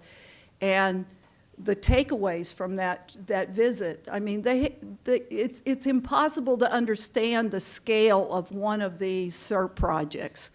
The groups that I speak with, the public groups that I speak with, and it's the last speaking engagement, I had that great flyer that Sean and his team put together on Everglades restoration working, is it working? And they were so hungry for the information. That in our environmental report summary, people are really wanting to know what we do. And once they're armed with that information, of course, it causes more questions and it causes that engagement. But, you know, I think that's very, very positive. And I want to thank Joanna Weaver and Jen Smith and Ellen and Ethan Baldino and some field station team for actually helping with that visit out there at the Picayune Strand. And lastly, speaking of your purple pen, Jackie, and thank you for that, yesterday I spent the day with the Palm Beach County Utilities team, and Mark Elsner and Robert Wavenstadt put together this visit where I went out to Green Cay, which is an area of about 100 acres that a private landowner wanted to see put in conservation, as I understand it. And the Palm Beach utility is using that area in order to treat their water for reuse. It's a beautiful area. It's got a nature center. It's got a boardwalk, couple-mile boardwalk, beautiful bald cypress, alligators. I mean, people were out there taking photos and hiking and birding and doing all sorts of great things. And later we came back to the utility itself and had a long discussion about reuse water and the various treatment levels of water, and whether it was going to be, you know, secondary effluent or whether it's reclaimed water. And of course, Palm Beach County is moving towards a full advanced treatment system, which is pretty cutting edge. And it's an exciting project, and I understand that our district was a partner in that. So I think that there are some exciting things out there, and these are little oasis parks that are actually serving a purpose for cleaning water, but they're inside the pressures of the urban environment. So we have some opportunities here, and as I mentioned with the dispersed water management projects from the last meeting with the Likes brothers, You know, we need to look for opportunities for more of these public-private partnerships because, one, they work if they're designed properly for the intent and purpose, and two, they're a quicker way to get to the goal of cleaning water than maybe a project that takes much longer time. So there's more opportunities here for us to do that. And I want to say a special thank you to Ali Bayat and his whole team for spending the time with me yesterday afternoon in what was a very productive, informative, and candid discussions about water and what the utility does. So I want to thank you for that. Okay, that's all I have. Thank you. Thank you. Mr. Steinle. Thanks, Mr. Chair. I guess first, Jackie, I'm glad to hear you got to go out with Matt Pierce. I'm scheduled to do that next week. I'm looking forward to it. You survived. I haven't ridden in about 20 years, so I should. They're probably really take, nice I should probably horses. take the name of your horse. But I'm really looking forward to that because I was not able to go to the completion party of the Kissimmee River restoration, so I'm excited. I was also not able to go to the 75th anniversary of Everglades National Park down where you guys went, and which was really disappointing because that is one area that I experienced before I moved to Florida 16 years ago. That was so majestic and continues to be, and is one of the many reasons that it's important for me to spend time up here and with everybody on these issues. So I'm glad that you guys were able to, jealous and glad that you guys were able to attend. I just wanted to make a couple comments on, I guess, 3 consent items, which I am supportive of, but I think they deserve some comments. So 17 and 18 have to do with vegetation harvesting and then herbicide application aerial. And I think, you know, these are important. Obviously, we've talked about this, but they're important to protect our restoration efforts. It's important from a flood control perspective. And it's important to, you know, improve the efficiencies of STAs and other projects. And I just want to recognize that over many years, there has been legitimate public concern about the use of chemicals, but also acknowledge that the district has made great progress in reducing that. I think it was 2, maybe 3 years ago that we had a presentation from Francois that showed that declining use per acre. Unfortunately, what I've grown to accept is that we can't eliminate it. It's one of the tools in our toolboxes that for now we have to use, but we can certainly use more efficiently, more safely, and then have a lot more oversight. So one of the things I wanted to actually request is, since it's been a couple of years, 2 or maybe 3, I think I remember one of the objectives of our herbicide reduction plan was to decrease use over the next 5 years by, I think, 20%, right? It had already decreased quite a bit. I think it'd be helpful to have an update on that, either at a meeting or a brief meeting, hour to hour and a half workshop. And also, I think relative to these contracts, the other thing I remember hearing about is that we're going to be much more actively engaged on contractor oversight, on tracking, on regular inspection of usage. I think this is all really important. But longer term, I'd be interested in an update to hear our progress. And then the second, so that was item 17 and 18. On item 22, I just wanted to comment because I feel like FPL, who has been a really important stakeholder for so many of our projects, and a productive partner in many of them too, deserves some recognition. So on this item, FPL has to put in a new transmission line I think for resiliency purposes around the beeline. By the way, I did not know that the district could be brought to court for eminent domain. I thought only we could do that. So that was an interesting discovery. But anyways, we were able to settle this and very favorably, I think, from both sides. So in addition to releasing the easement, which I understand this is land that would have to be cleared, but will grow back. It also helps us complete from a financial perspective another important SERP project from a funding perspective, which is the Sippers Creek restoration project.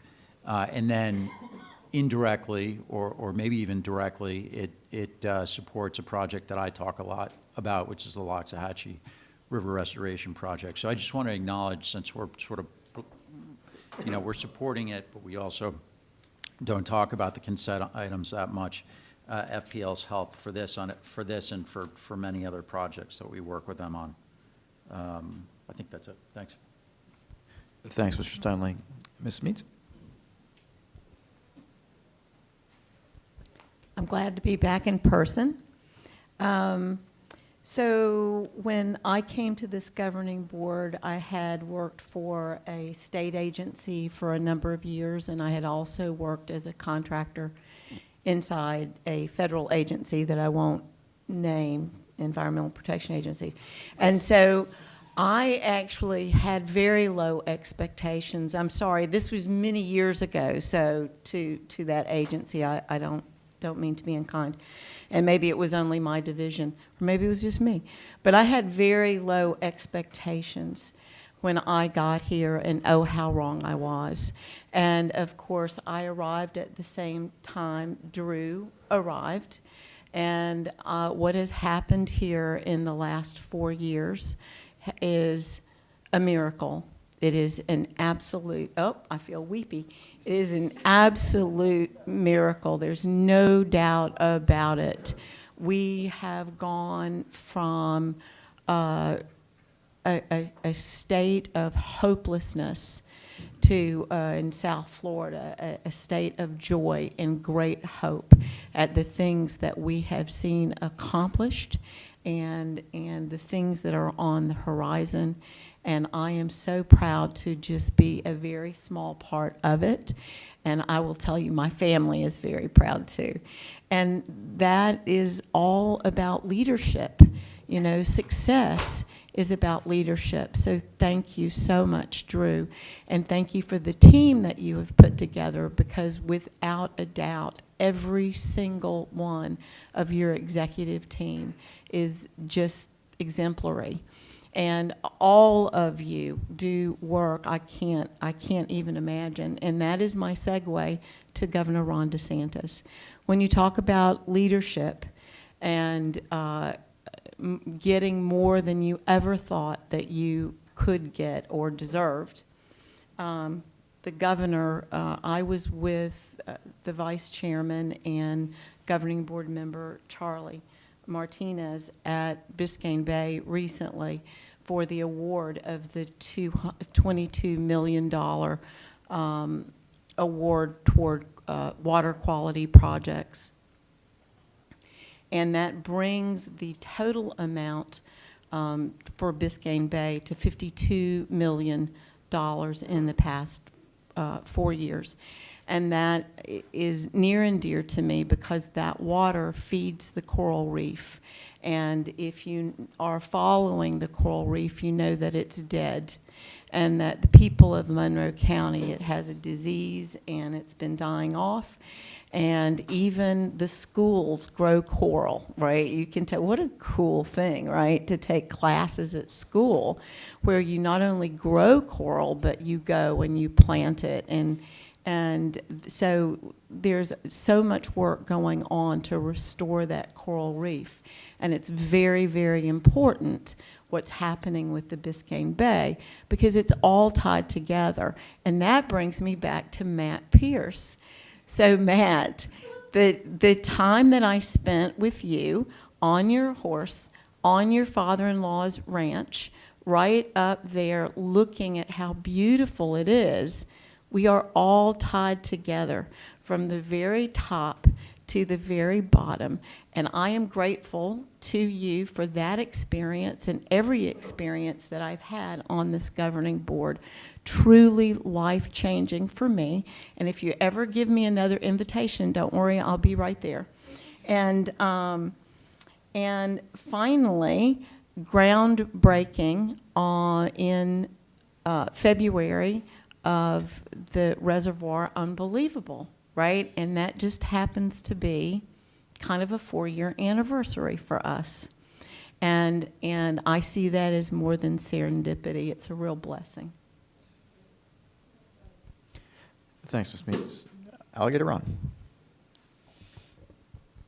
Thank you, Mr. Chairman. Boy, I got a lot of notes here today. I'll try to be brief, but first of all, I want to say Merry Christmas and Happy New Year to all my fellow board members, our staff, and all of our stakeholders with good health and happiness and success and friendship, and spread the love. And I do want to say it's such a great honor to sit here with all my fellow board members. Honor for all of us to make a difference for Florida and 9 million people that live here. And Drew, it's been you and our executive and all our staff. I'm just totally amazed. How blessed are we to have all of you, because you're making it happen. And my relationship with Drew goes back a long time. Used to call Drew about 2 in the morning about high water in the Everglades. And he answered the phone, and we've been in a frying pan together for a long time with no butter on top of it. But we are very blessed, let me tell you. You know, the event at Everglades National Park, I'd actually had a trip planned to Las Vegas, and I actually moved that, and I am so glad I did that. You know, when I was driving down there, I was just thinking that I entered the Everglades in 1946. I hate to tell these stories because it tells you how old I am, but I'm driving down there thinking that I had entered that environment 1 year before Everglades National Park. And thank God for all the people, and President Truman and Marjorie Stoneman Douglas and all of these icons that protected that. Because without the Everglades, we'd have no drinking water. Replenishes the aquifer. You know, it's quality of life for future generations. So that was such a great honor. And, you know, going into next year, I was just thinking, you know, as we continue to go forward, looking at the global Everglades. And I know each board member, you know, represents certain areas. But as we look at the global system, and we look at the projects that have been built, the largest environmental restoration in the history of the world, I try to look at the missing links and the barriers that's stopping the benefits of what we've already built, billions of dollars. And I do say that I've talked a lot about the Tamiami Trail and moving water south, because every board member mentioned that today and every stakeholder. And I'm so proud of how we have built the seepage wall, removed the old Tamiami Trail, built the 333 North that doubled the volume going south, Tamiami Trail being raised.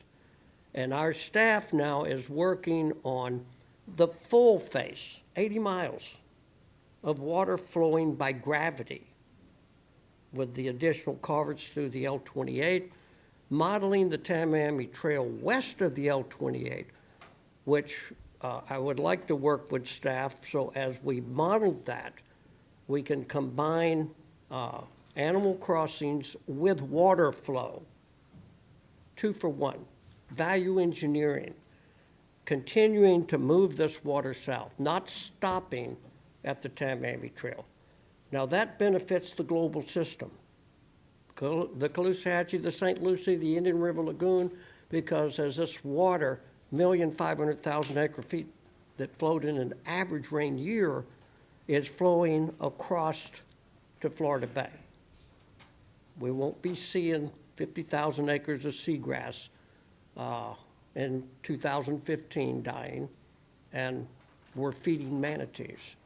So as we continue to go into next year, I'm so excited that we continue the additional seepage walls, and we continue to model the Tamiami Trail all the way across, 80 miles. So we don't have a cumulative backup, which pushes more water east and west out our rivers, and it drowns the central Everglades. I would like to say that as we move forward, that we work with our sister agencies and our federal partners on what goes on in the wildlife corridor. And I do want to say the ranchers are very important. Agriculture is important. And when you look at that wildlife corridor and the way these families that's been here for centuries have kept their land and respected the wildlife, respected the environment, I want to congratulate all of them. And we have that opportunity. We do not want to cut off the wildlife corridor. We want to be looking at that, working with our federal and state partners, and whatever we do in that wildlife corridor has to be compatible with that connectivities. You know, that's the turnpike for water, the journey of water, which is the life of Florida, and all of our wildlife, and to be able to have a quality of life for future generations with this outdoor experience. So I do want to highlight all of our ranchers and thank them for that. I do want to say that Gene Duncan was an icon. That man, I've listened to him for years. He's going to be very missed. I know he's looking down from heaven, and we're going to make him proud and continue his legacy, because that man had a great deal, tremendous knowledge of the Everglades. I want to compliment Captains for Clean Water. You know, these guys are everywhere. And how they participated, Mr. Chairman, over in your area with this devastating hurricane that we had. I certainly have an awful lot of respect for them. The other thing is sustainable access, the key word for education, like the Colonel had mentioned, because as we educate and allow people to have sustainable access, this board has, I was out on the levees riding bikes. I do a lot of biking, and it's amazing the amount of people that go out there and see the sunsets and ride bikes and fall in love with this beautiful environment. And the more we educate them, then they have a voice. Because if you don't know right from wrong, you really don't have a voice. So I compliment our staff and all our board members for providing that wonderful experience, whether it's duck hunting, gator hunting, biking. The public owns the land. And I'm so proud of us being able to let the public fall in love with this beautiful environment. I want to thank the governor, all our legislators. It's given us the opportunity to move forward with all of these projects. All of us attended this year, I think 40 some odd ribbon cuttings, projects completed, projects started.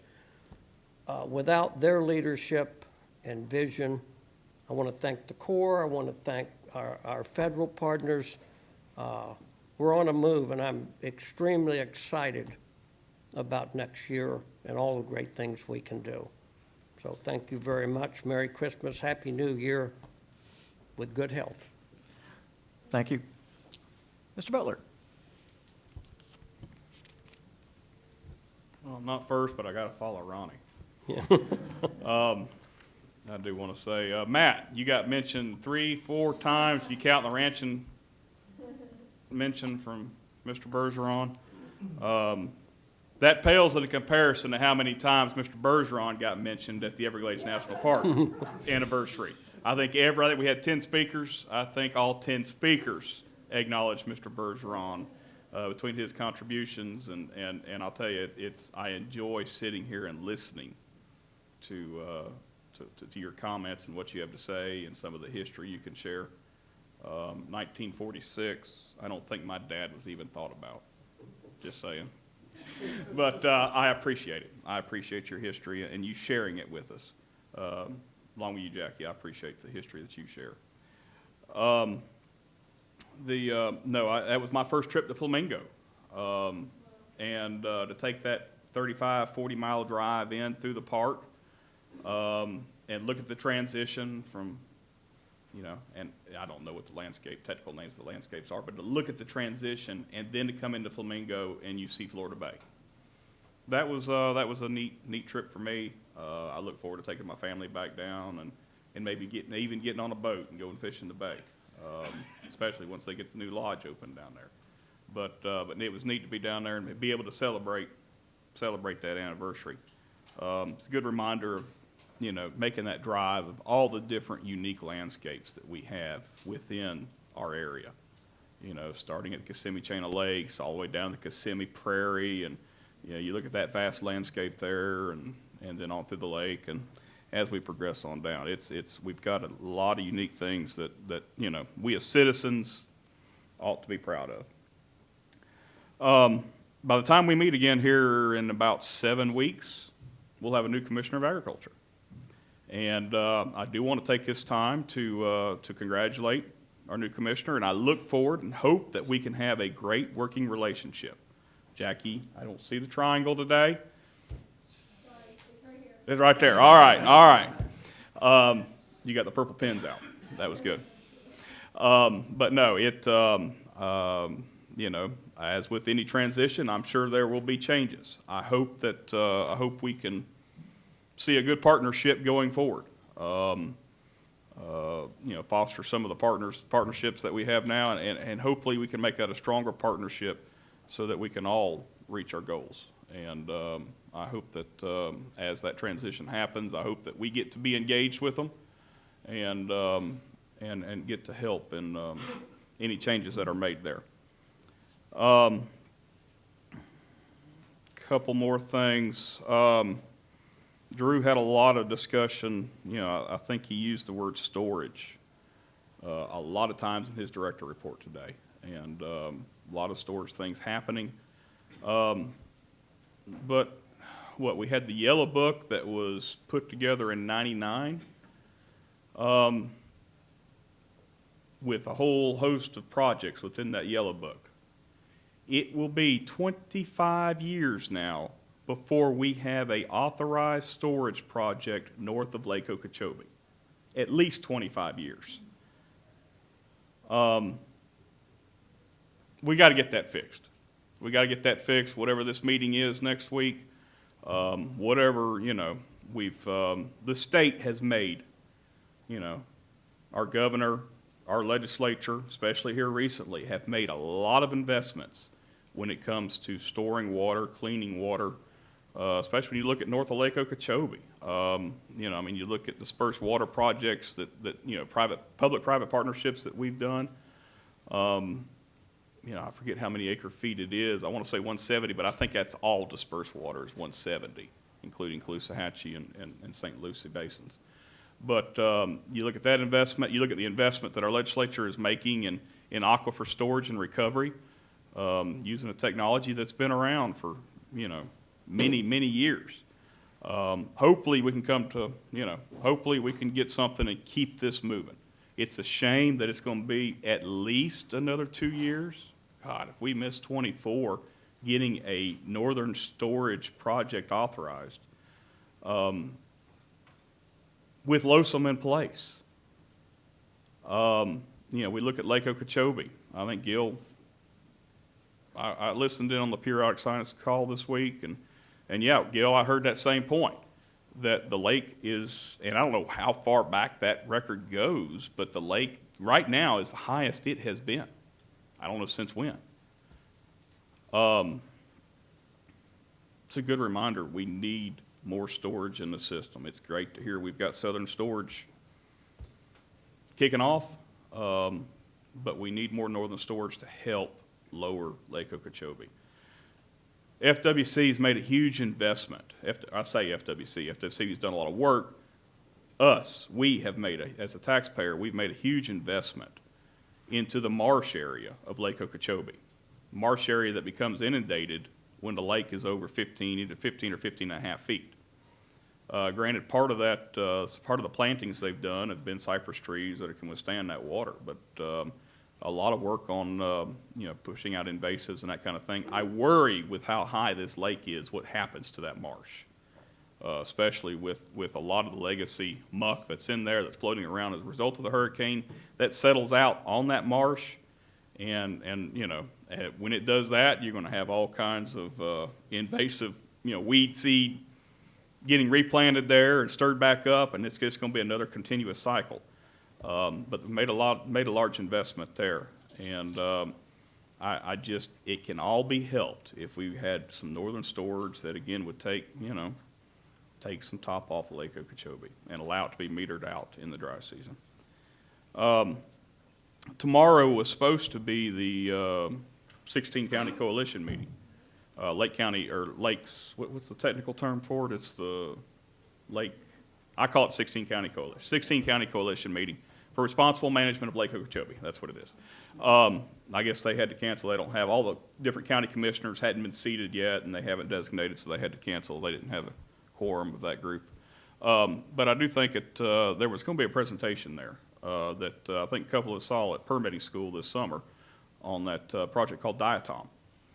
And basically, it's a way of, it's a unique project, a way of taking care of some of the legacy mud, legacy muck in Lake Okeechobee. You know, a long-term type project. You know, I'll let them roll it out in a public fashion. I don't want to, I don't want to get ahead of them. But if you get an opportunity to learn something about it, I think they're going to be presenting it to the legislature this session. That's a neat project. And it has the ability to, again, it is long-term. But I encourage you to study it and look at it. I think, I don't know if they're actually looking to us to partner on it right now, but we'll have a say-so in permitting as it goes forward and that kind of thing. But I encourage you to keep an eye out for that when you get an opportunity to learn about it. With that, Merry Christmas, Happy New Year. I agree with all the comments that we've had, and I want to second them when it comes to thanking our staff for what y'all have done through this, some of these challenging times that we've had this year. Again, being able to work and provide guidance to such a qualified and engaged group of individuals is special to me. It makes these meetings, coming to these meetings, fun. And I frankly look forward to it because it is working with good people, working with my board members. I think Cheryl and I just mentioned under our breath here that this is such a special group, kind of going along with kind of what Ronnie had mentioned. A unique group, and I enjoy listening to all the perspectives. Happy New Year. Look forward to seeing y'all. Thanks very much, Mr. Butler. And thank you all for your comments. We're going to move now to the consent agenda discussion. Let me say this in English. we're going to move now and ask if any of you would like to move anything from the consent agenda to the discussion agenda. And is there public comment on the consent? There is, Mr. Chairman. Great. Mike Knepper, followed by Newton Cook.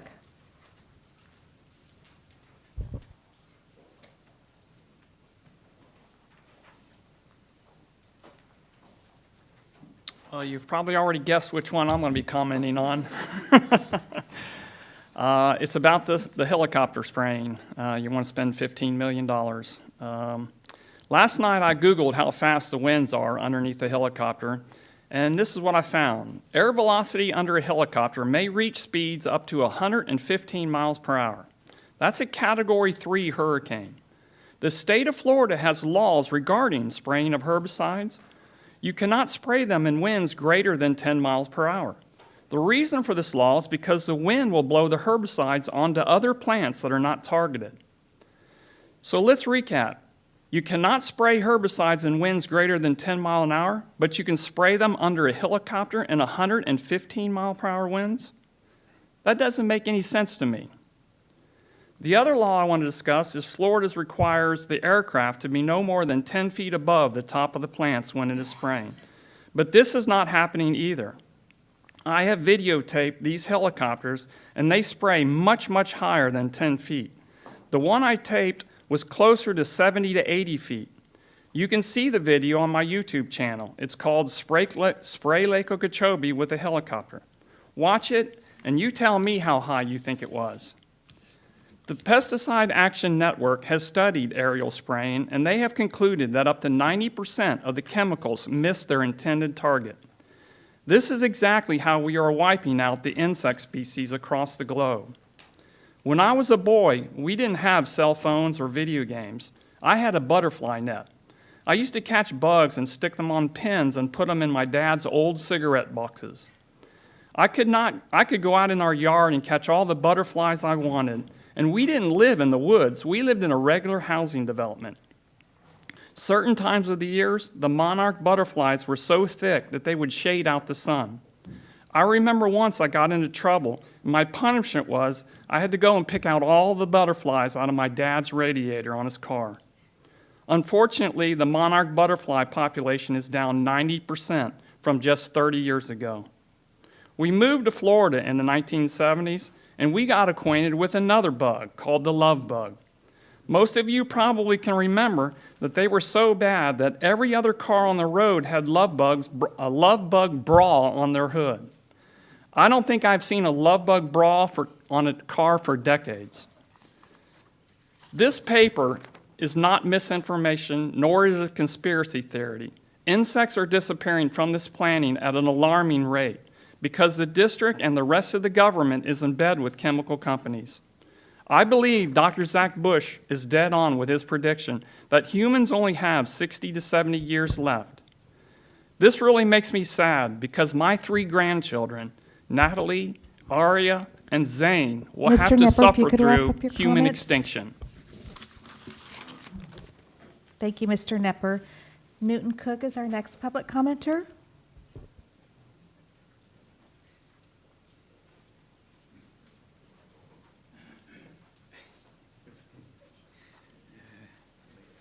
And now you know why I come up here and prep the first row is walking with this tendonitis. It's really interesting.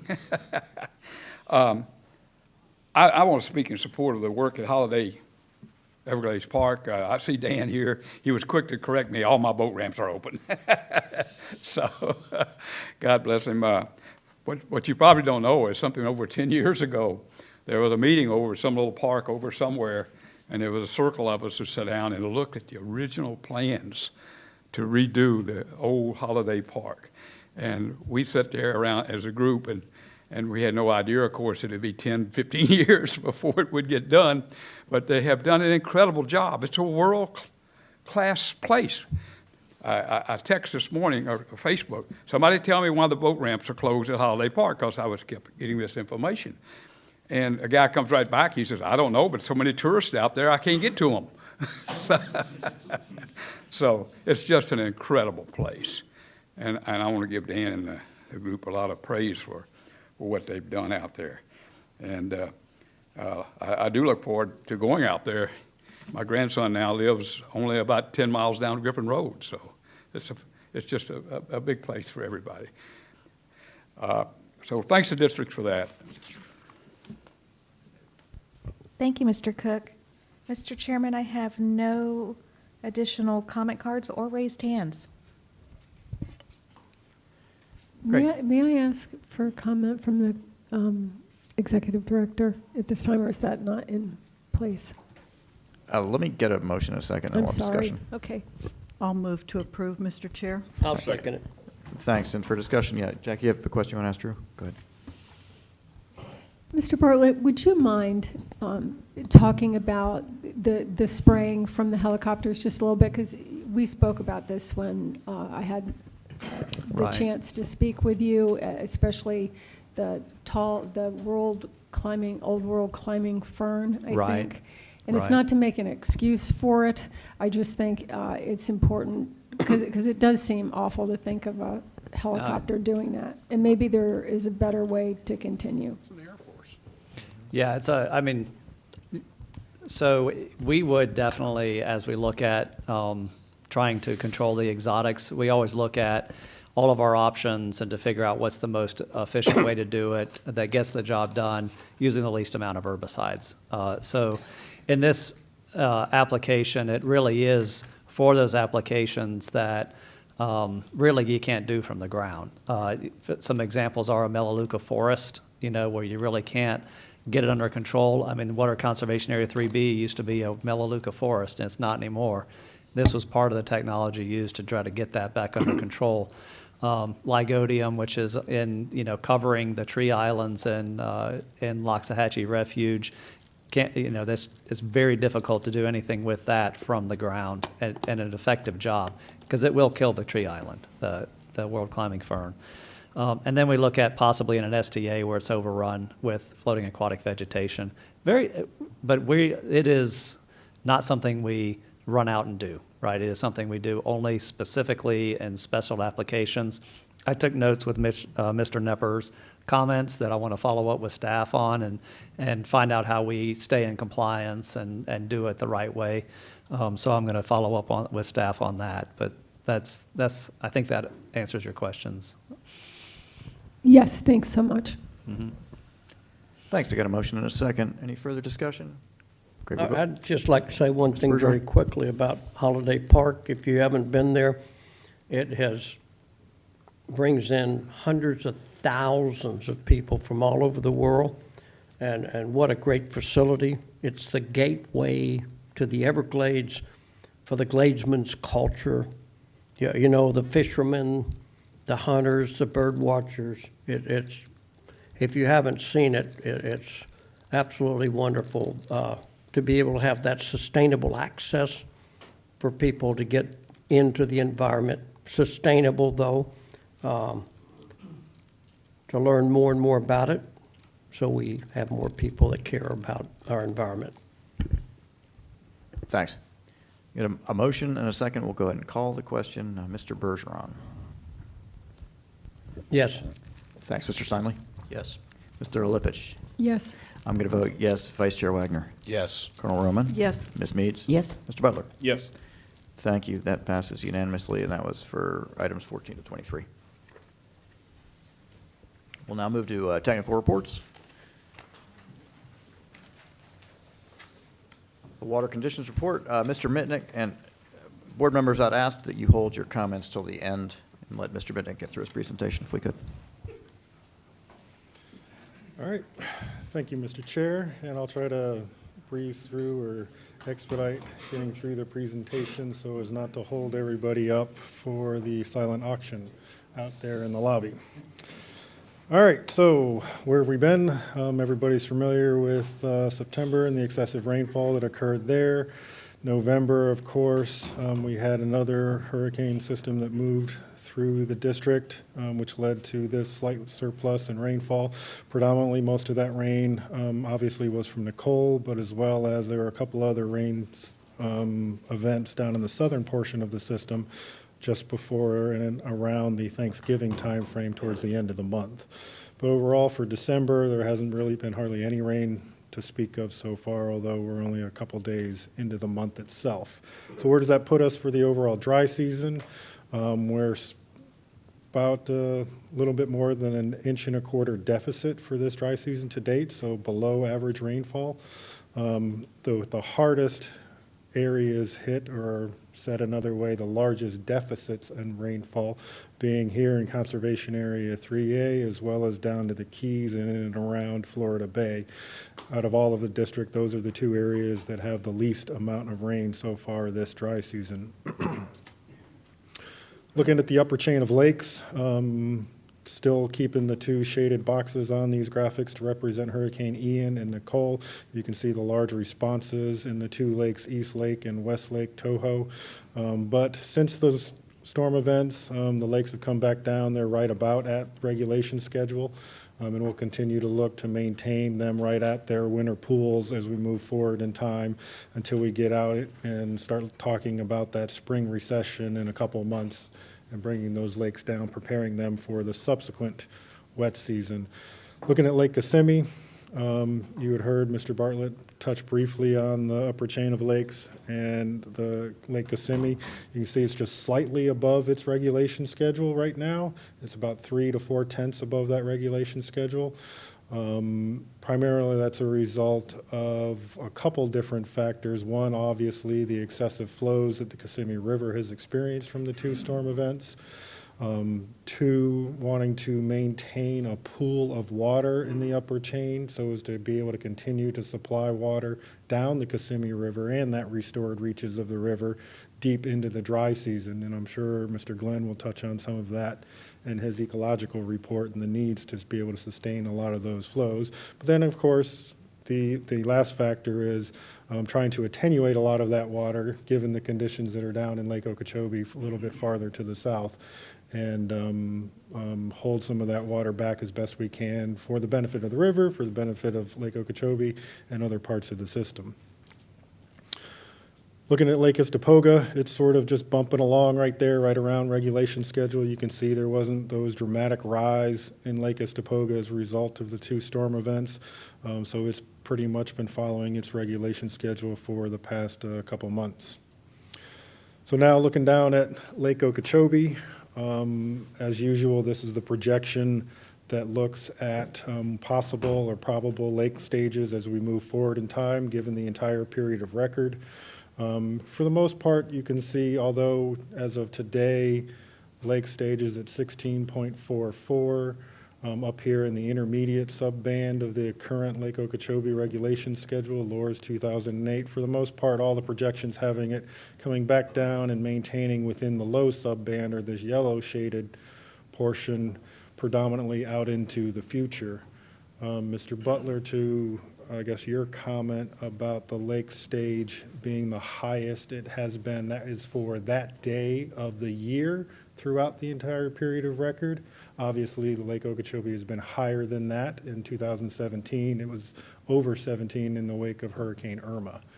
One of the things that you'll notice that may jump out to folks in this graphic is this immediate decline or recession. That's a function of the modeling and a function of the existing regulation schedule that would call for those higher releases. So in 2017, in the wake of Irma, it was the same schedule, but it was a different operational response to those higher lake stages, and there were those harmful, damaging discharges to the estuaries, whereas you're not seeing that this year.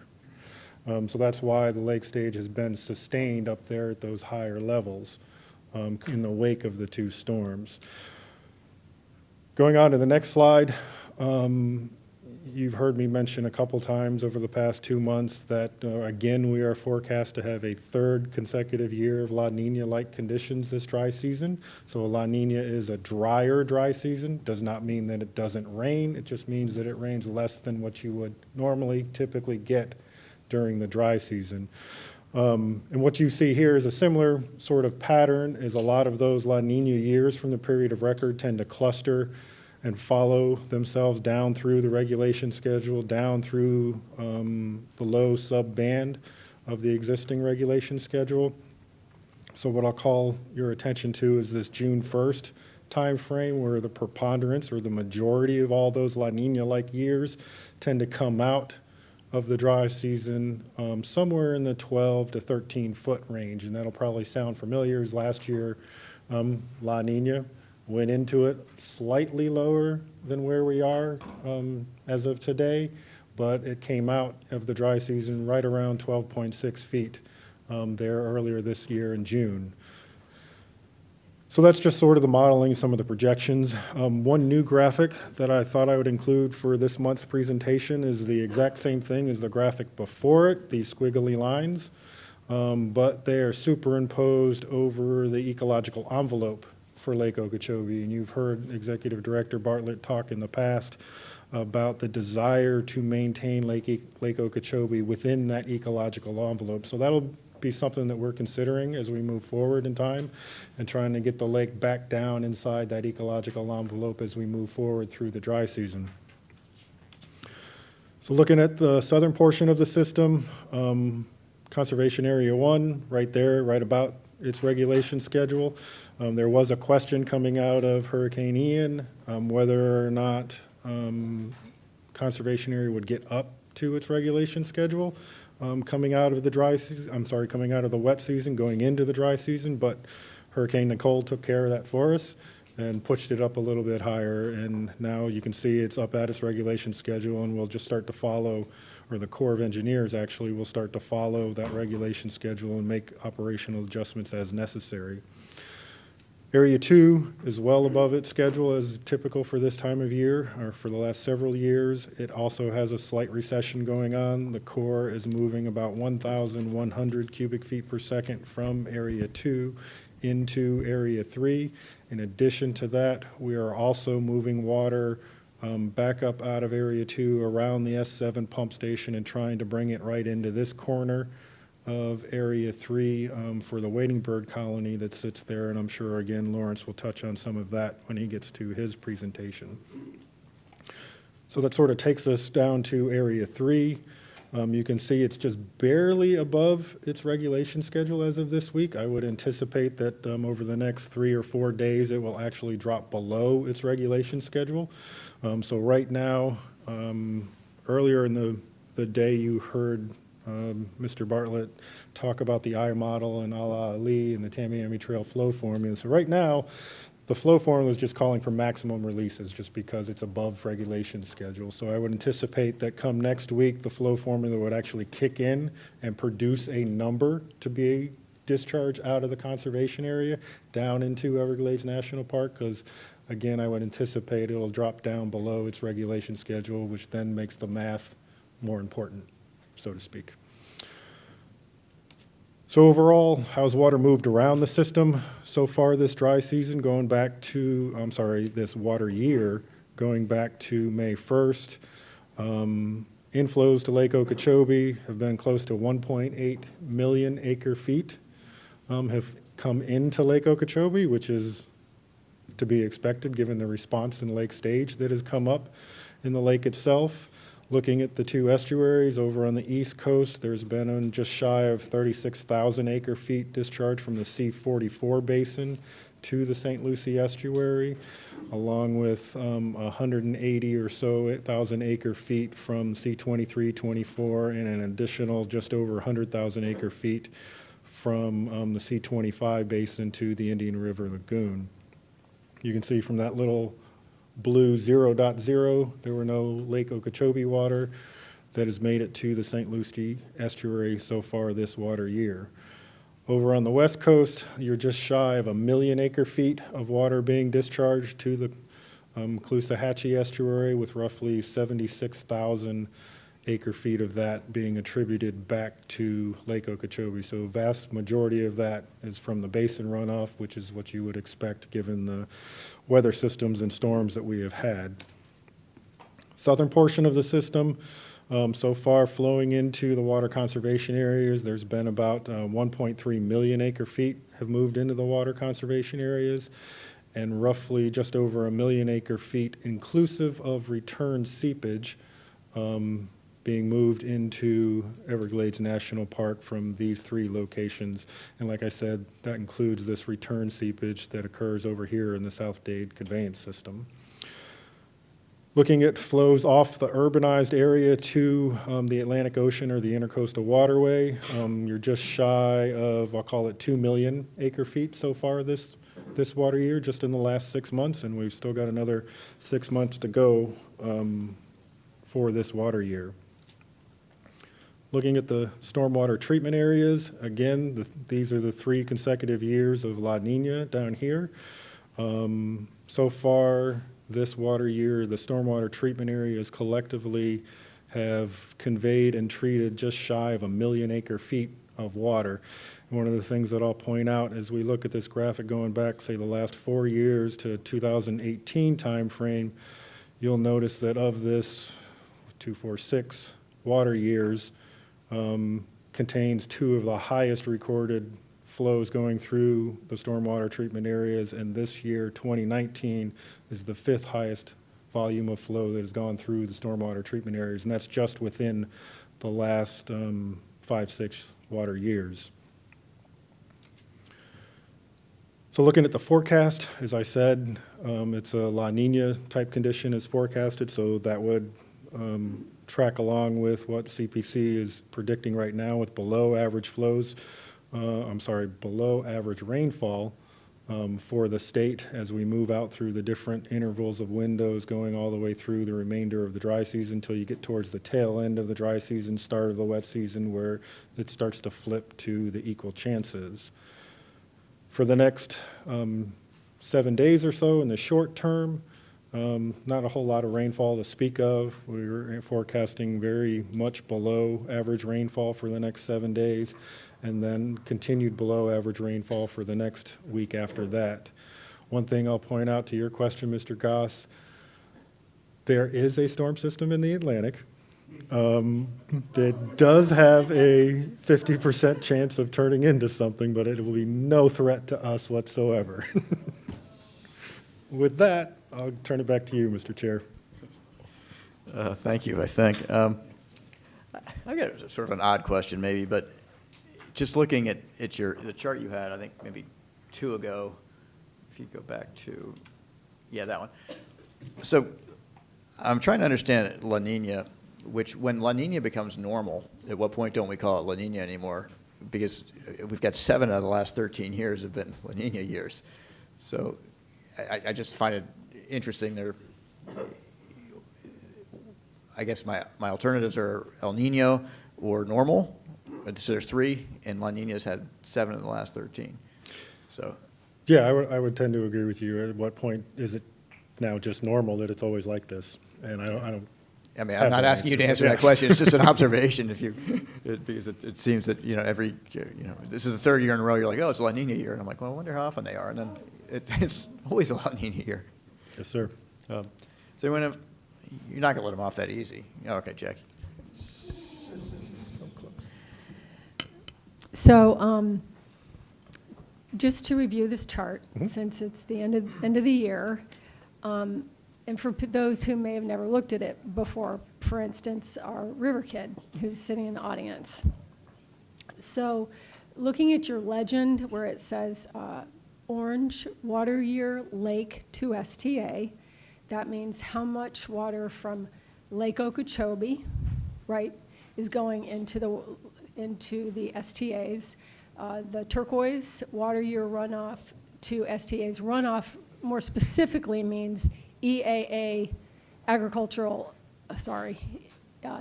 agricultural runoff, area. yes. Thank you. And perhaps also the 139 Basin, which is to the west. Is that correct? Yeah, I think it does include STA 5.6 in this, or is that not the case, Lawrence? These numbers? Yes. Yes. Okay. And then the line orange dry season lake to STA, and turquoise line dry season runoff to STA. Mr. Mitnick, just for those who may be younger than us who are watching, could you explain why it's significant that we're noting dry season flows here? So the delineation between just the overall water year and the dry season, so as you look at the overall system, and this is something that Lawrence always touches on in his ecological reports, as you go through that dry season, for the environmental areas farther to the south, you want to have that recession in lake stages that is more conducive to the ecology and the wading birds and prey base, et cetera, all of those things that Lawrence talks about. So that's why we sort of separate out, just for informational purposes and communication purposes, how much of the total volumes treated by the stormwater treatment areas were in the dry season, as you look to manage that recession down in the conservation areas. Okay, and to be frank, for many of us, we're also just comparing how much water goes through from Lake Okeechobee into the stormwater treatment areas compared to the EAA, sorry, I keep saying that, the Everglades agricultural area and 139. And part of the reason, I think, is because of the lawsuit and the consent decree and all of that stuff that we never talk about. But that's why most of the water goes through the STAs, isn't it? I'll take your question in two folds. One, we separate out and display it this way for transparency and communications. Because obviously there's been a lot of questions asked over the years of how much basin water gets treated by the stormwater treatment areas versus how much Lake Okeechobee water gets treated. So that's why it's displayed on the graphic like this. Now, the requirement and the permits that Mr. Bartlett talked about at the beginning of the meeting, those are pursuant to the Clean Water Act, National Pollution Discharge Elimination System. As he said, they are non-negotiable. They are certitudes that you have to comply with them.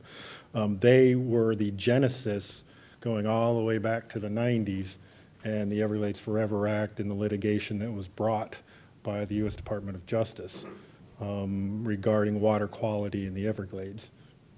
Why is the South Florida Water Management tied in together with the Everglades agricultural area and the problems with their nutrient pollution? Aren't those separate things, or are they connected somehow through history? I'm not sure I understand your question Well, tied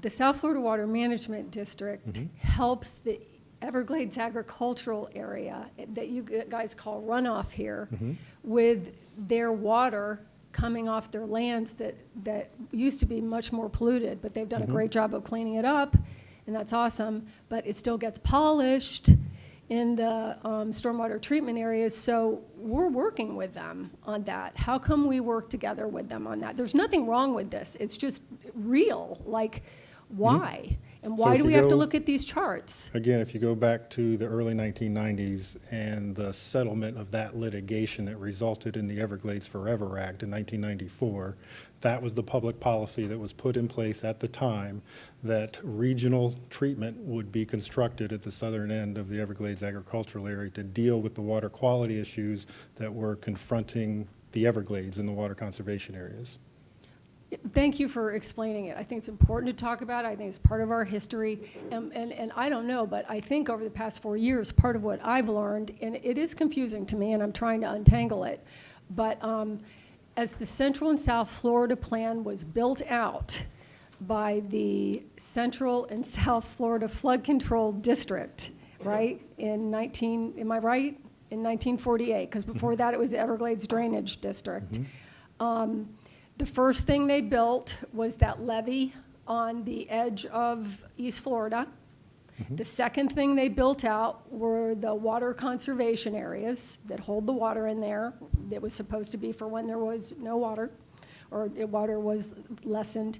And then the third thing they built, which would be the Army Corps building these things, was the Everglades agricultural area. I mean, it's incredible. And it's because agriculture is important. We need food.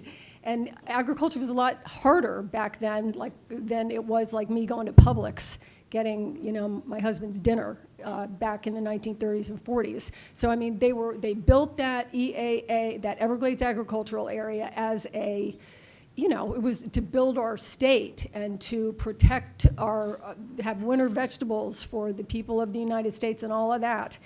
And then it's like in the 1970s, we became the South Florida Water Management District instead of the Central and South Florida Flood Control Project.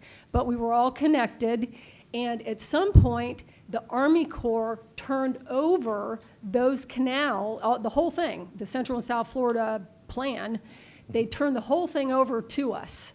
We were the Central and South Florida Flood Control District back then, but then we became the South Florida Water Management District. And as the Water Management District, we became more aware of our environment and more restoration oriented. However, we had this giant lawsuit in the 80s and 90s that insisted that the water coming from the Everglades agricultural area was cleaned and not back pumped back into Lake Okeechobee. And that's why we have this chart, isn't it? Well, that's why the stormwater treatment areas exist. This chart, obviously, as I've said, is developed as a communication tool. Okay, so, and then I'll stop. So let's go back to the maps that show, the St. Lucie estuary there. Okay, so the theme that keeps coming up, it's been 4 years now, you know, is sending more water south, and we're all working on that, and not so much water to the estuaries. And you guys have, and women have done great. Thank you. Thank you, Army Corps. It is so much better. But when you have the lake over our head like you have right now, it's kind of scary because it just might be coming any minute. And so if you're looking, for instance, I can't speak for the West Coast because I don't know that area that well, but if you're looking at the EAA, the St. Lucie Canal, which is C-44 on the right, from the lake to the St. Lucie estuary. So like, you guys and gals, but it's mostly guys, are usually calling that local basin runoff. Local basin runoff running into the St. Lucie estuary. That is a misnomer. A lot of that water is not local basin runoff. A lot of that water, if you didn't have that canal, it would have been flowing south. It would have been going to Jay's Loxahatchee is where it would be going. A lot of it, just a teeny little bit, would have been going through that Green Ridge thing into the St. Lucie River. But a lot, I have no idea, but let's say 80% of that water would not be going into the St. Lucie River. So you call it local basin runoff, but I bet a really good historian could show you that a lot of it's not, and it shouldn't be termed that. So when you're looking at that chart you just showed us a minute ago, and now you're looking at this, and then you go back to the pounding questions from the public this year and every year, and Mr. Redwine, who everybody is really looking to now because he's so able to express himself well. Are there any flowways here? Are there any extra flowways along any of these canals that we have, that we don't know, that you could show us, that we could create to move more water south? Because it is just infuriating. I'm sorry. We're very thankful for your chart, but it's hard to look, if you go back to that bar chart, it is hard to look at that chart meeting after meeting and see that the Lake Okeechobee is, you know, it seems to be often lower sometimes each year. And I know there are a lot of variables in there, but a lot of people want to see that high all the time. And you know what? That's never going to happen. That's never going to happen until we start making some kind of shift, some kind of changes. And maybe that could be by having the modeling showing how you're sending the water south, how you're sending it into the STAs, and for the general public to understand that this is really about a lawsuit. That's what this is about. And we've been doing this since, and we have to do it, but we're kind of in a bad predicament because we want to send more water south with 23 million people in this state. And I want Kat to know it, sitting out here in the audience. She's the closest thing I have to a daughter, these kids who are river kids. And we have to keep working for this. And I am never specifically pointing this at you, Mr. Mitnick. It's just that you are the messenger to show us how we do what we do. But I look forward to us doing what we do even better in 2023 with an eye for the future and not an eye 100% on the time on an old lawsuit that's forcing us to meet Q-Bell in 2025, because we have to be more than that. So Sorry. there's a lot to unpack there. I'll try to take a couple of the points. When you were talking about basins, yeah, you're correct that depending on how far back in time you want to go, you can define basins and watersheds in multiple different ways. For the areas south of the lake, that's water that comes out of the lake, gets moved around within that area, and then moves farther south. Did that originate in Lake Okeechobee? Is it basin water? Like I said, you can define it in multiple different ways. For the existing system and how it's configured today, this is how we've predominantly talked about it, separating C44 basin versus Lake Okeechobee water. For the stormwater treatment areas, while yes, I agree that those facilities were constructed based on that public policy that was born out of the litigation in the early 90s, today we hold MPDS permits. And that's not something that we can ignore, and we've got to be cognizant of that. And we have a deadline that is coming up in I'm sorry to interrupt you, 2025. but just for Kat, can you please say what NP? National Pollutant Discharge Elimination System. It's under the Clean Water Act. It's when I started my career out of college, I used to write MPDS permits for DEP when I worked at DEP. And I can tell you, they are not things to be trifled with. They are not things to be ignored. They have very sharp and strong teeth. I'm sure Drew can attest to that for the time that he spent at DEP as well. So we have a deadline that's coming up in 2025 where we've got to comply with those MPDS permits.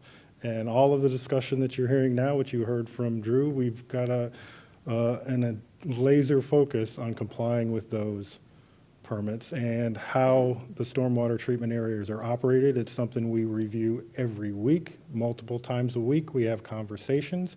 It is our goal and our desire to continue to move much water south as we can where we have opportunities to do so. And it's a constant topic of conversation in this agency. It's not just now when lake is high, it's also when the lake is low. It's all times of the year is what we focus on. But like I said, we've got a deadline coming up, and we can't ignore that looming deadline. Yeah. Vice Chair. Mr. Mitnick, you're getting used to that witness box over there, cross-examination. Bring it, counselor. The lawyers screwing up everybody's lives, you know. Can you go to the bar chart that we've been, this one? I think these, I mean, so many things that these charts do is they're very helpful in certain ways, but in other ways, it's like, it strikes me as deeply challenging to get all the inputs that you're dealing with on a single chart. And so, like, for instance, with goals of course, sending water south, one of the inputs that's missing, like from this chart, is what is the lake level at the time that you're making that decision, right? So you look at, for instance, 2011 and 2012, and there's not much movement of water south. You know, that seems to be the least amount of water that we moved through the STAs, but we also know that was really dry years. And so, like, lake level component, which is not included in this as an input in this particular graph, was another huge factor you've got to make a decision on. I'm always concerned, like, I'm always interested in, you know, because you look at these bars, and I know you choose gator colors, it's just terrible. But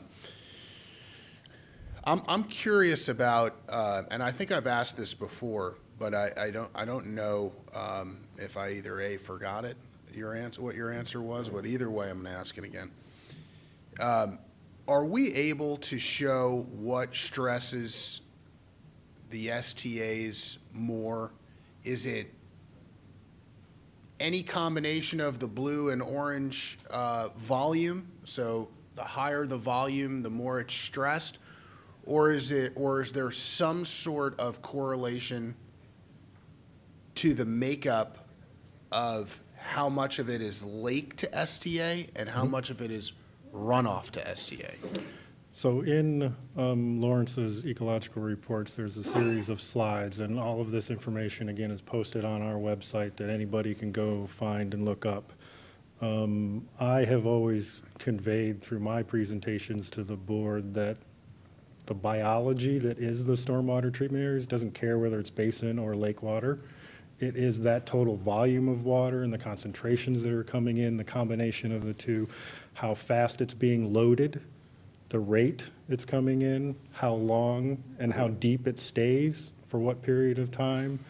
So there's a number of different metrics: hydraulic loading rate, phosphorus loading rate. Those are all the things that, like I said, our scientists and our experts banter and bicker about weekly as we make decisions on how to operate the stormwater treatment areas. And when they see issues, that's when you see the other side of the agency and the vegetation management folks get out there and start planting, physically walking through the marsh with a reed in your hand and planting it in the ground so as to rehabilitate those systems.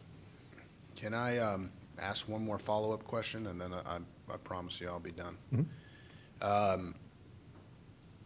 When we measure, so we have the ability to go directly from lake to STA, right? Completely bypass the EAA lands there? You can deliver water directly from the lake to the stormwater treatment areas, yes. Okay.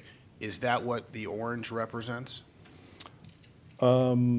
Yes. Or does the orange also include water that gets drawn from the lake, goes through STA land, and comes out into the STA?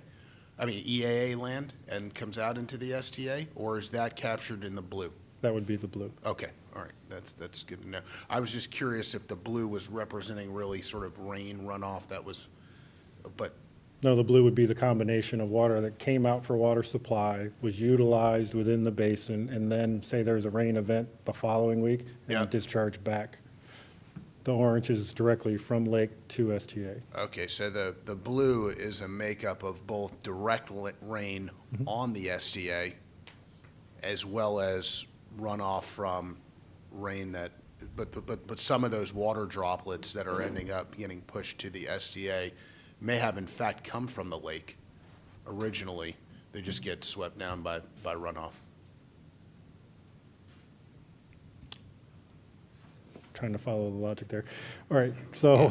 The logic is, just so I can put a fine point on it, the blue does include some water that's original lake water. In my opinion, yes. Okay, all right. Thanks. And Mr. Wagner, if I could help in one aspect, you had said it's hard to compare these blue bars. If you can go back to your rainfall from this year, look at these bars in June and September of the amount of rainfall that fell. In those bars, and the last bars that we looked at, the past 2 years are almost similar in their volume. But how water was delivered to the STAs in these two really large events during these months, it is putting a lot of water into the STA, putting volumes of water above the recommended stage, and that stresses vegetation. So that's another component of those bars that you don't see that I'll come through and I'll talk about. But how the distribution of water through the STAs through time is very important. When it delivers, how long it's at a stage, how long that duration is above an optimal limit, how that stretches the vegetation, and then how, when we get to the dry season and we look at that period of time for recovery from these, they work really hard during the wet season.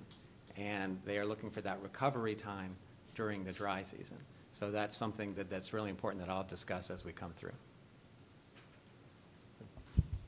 Mr. Steinle. So I'm sure we all get questions all the time about why, if the lake's so high, why can't we just, move it south versus east-west? Since we're asking clarifying questions, I just want to make sure I'm accurate on this. I have always thought of the STAs as our northern Old Tamiami Trail. That's the block, that's the constraint right there.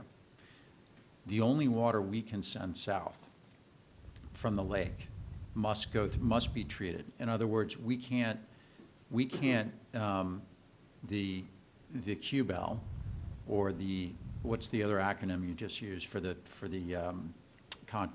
water NPDES. Yeah, exactly.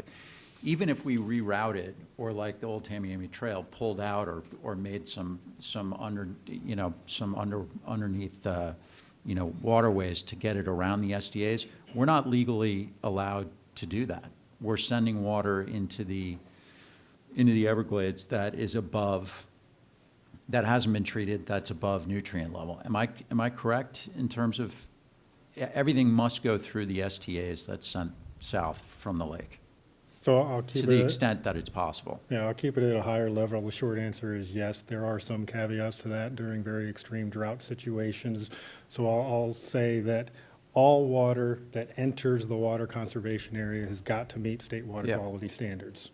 That's the easiest way to think about it. And the only way to meet those is to treat it through the STA, where we have limited capacity, which is why the EAA reservoir and the stormwater treatment component, or the STA component of the EAA reservoir is so important, because that is dedicated to the lake. Whereas the current STAs were built for the purpose of treating EAA and financed by that collective there. So we have got all these constraints that when people ask about sending water south versus east-west, this is a key governor of how quickly we can do that, and a legal impediment too. I mean, we don't want dirty water going into the Everglades, but we need the capacity, which we don't have in the current system, which is why, again, the projects are so important. I just wanted to sort of speak through that for my own purpose versus.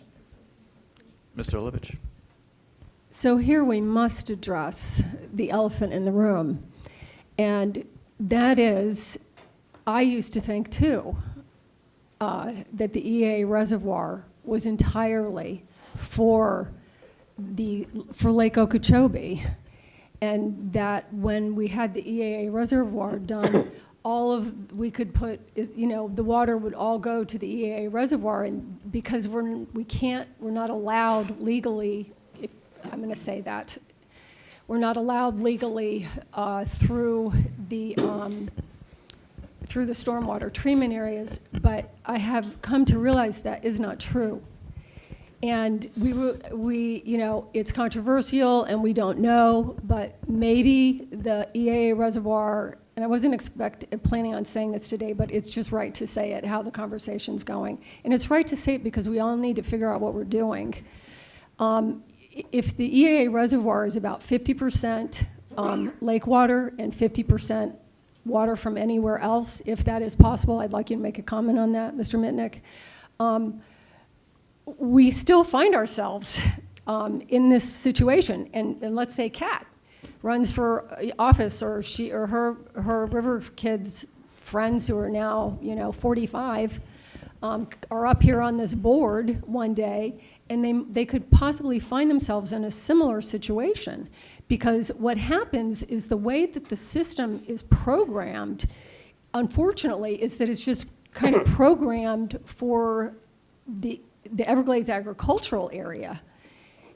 I'm sorry. I mean, what is the deal with the EA reservoir? How much water is going to be from the lake? How much water is going to be from the runoff, which is the Everglades agricultural area and the 139 area? And are we going to be in this situation for the rest of our lives, where I mean, we're getting there, it's getting better, but it just seems like, are we ever going to be able to achieve our goal in this system? All right, so I guess I'll start off by saying the Water Management District in the state of Florida is in no way using the EAA reservoir and its accompanying features to meet our state water quality obligations. We are doing that ourselves. We are not using that project to achieve state water quality goals. For the actual numbers and the split of how much lake water versus basin water get in to the reservoir itself, I'd encourage folks to go look at the 2020 environmental impact statement. There is an appendix, the modeling appendix, that has a very succinct and easy to understand graphic that will convey what that split is and how much water from different sources get into the reservoir itself. Having said that, I'll point out that that project was planned on the existing Lake Okeechobee regulation schedule from 2008 with some modifications. They called it class limit adjustments, but I don't need to bore you with all of that stuff. When the facility gets constructed at some point in the future, as they're nearing the end of completion of construction, the Corps of Engineers will have to develop an operating plan, which will dictate how that facility is operated, and you'll get better clarity on what that split is between basin and lake water is processed through the facility. So I would encourage people to pay attention to that process when it is initiated by the Corps. The bottom line is, the EAA reservoir is not just for Lake O water. It has multiple project purposes, just like the entire flood control system, yes. Okay. It's still a hope for me, and I'm still going to be fighting for it, 150%. Because if we don't have that, we don't have anything, as far as I'm concerned, that has the possibility of, again, pushing out the bottom of that system, And we have to work for that up here, and the young people in the audience are going to continue to work that as time goes on. And I'm sorry I get so emotional about this. It's just, I feel like I have been fighting for this for 20 years. And I want people to know, I want the young people to know what they have to do. You know, and I honor the Everglades agricultural area, and I honor their legal status. I do. But we have to know what it is in order to know how to go around that. I have a question. Mr. Bergeron.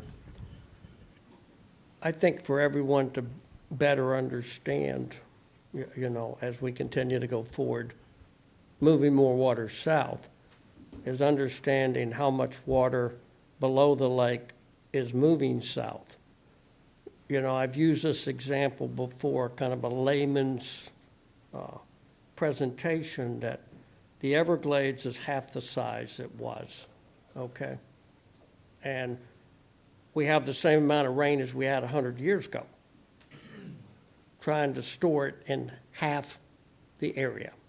So that's why these reservoirs are so important. The EAA reservoir, Ben mentioned storing water north of the lake, very important.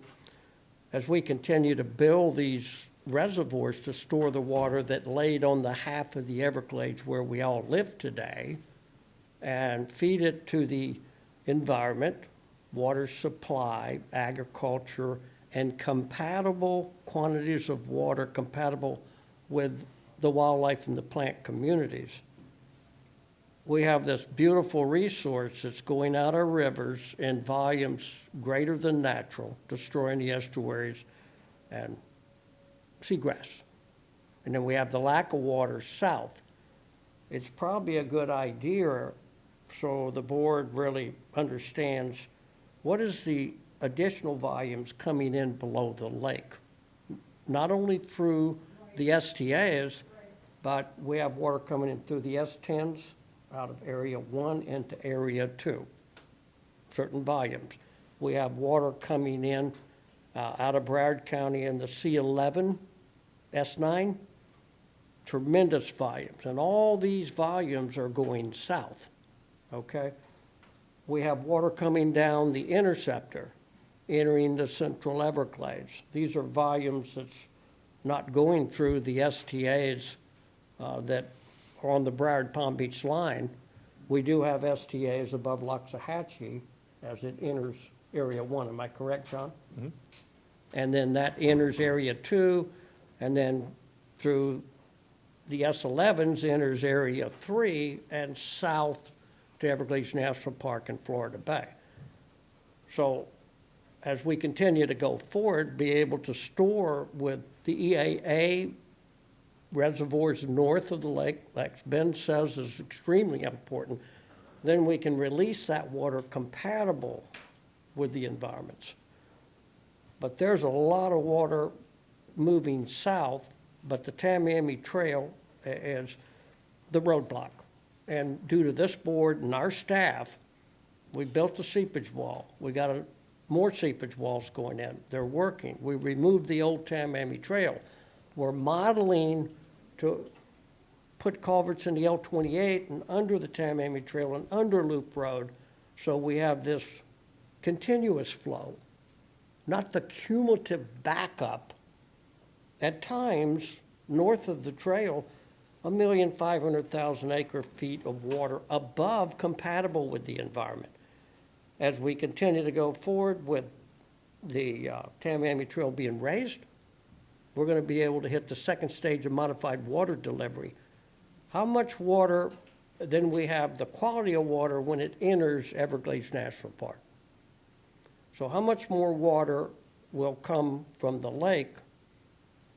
Water volumes greater than the EAA and greater than the C11 coming in and the interceptor coming in to meet that 1,500,000 acre-feet in an average rain year, 2 million acre-feet in a heavy rain year, is those compatible volumes to get to Florida Bay. I remember asking past meetings, we need to see what that average volume's coming in from the C11 and from the interceptor. Is there any other avenues coming into the central Everglades?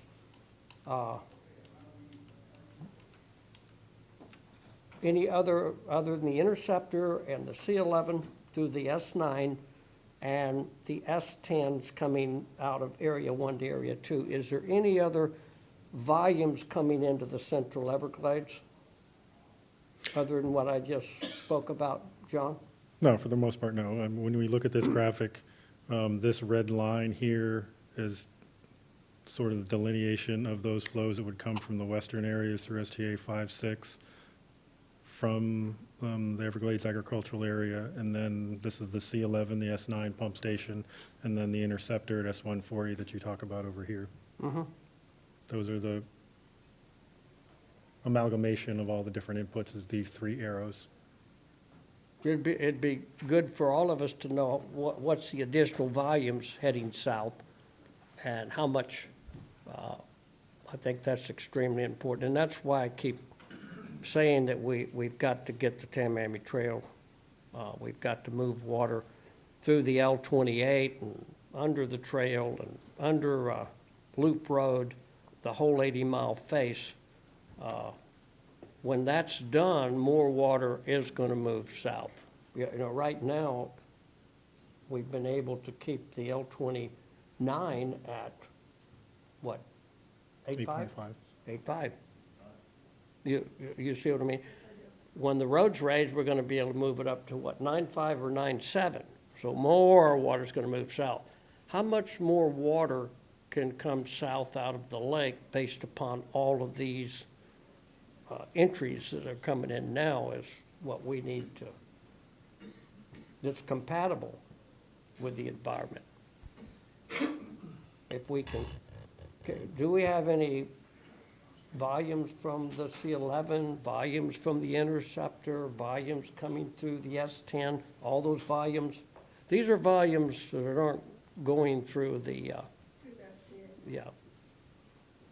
Yeah, right now I would say the best representation at this point in time of what that looks like is the EIS that was done in 2020 by the Corps of Engineers for the Central Everglades Planning Project.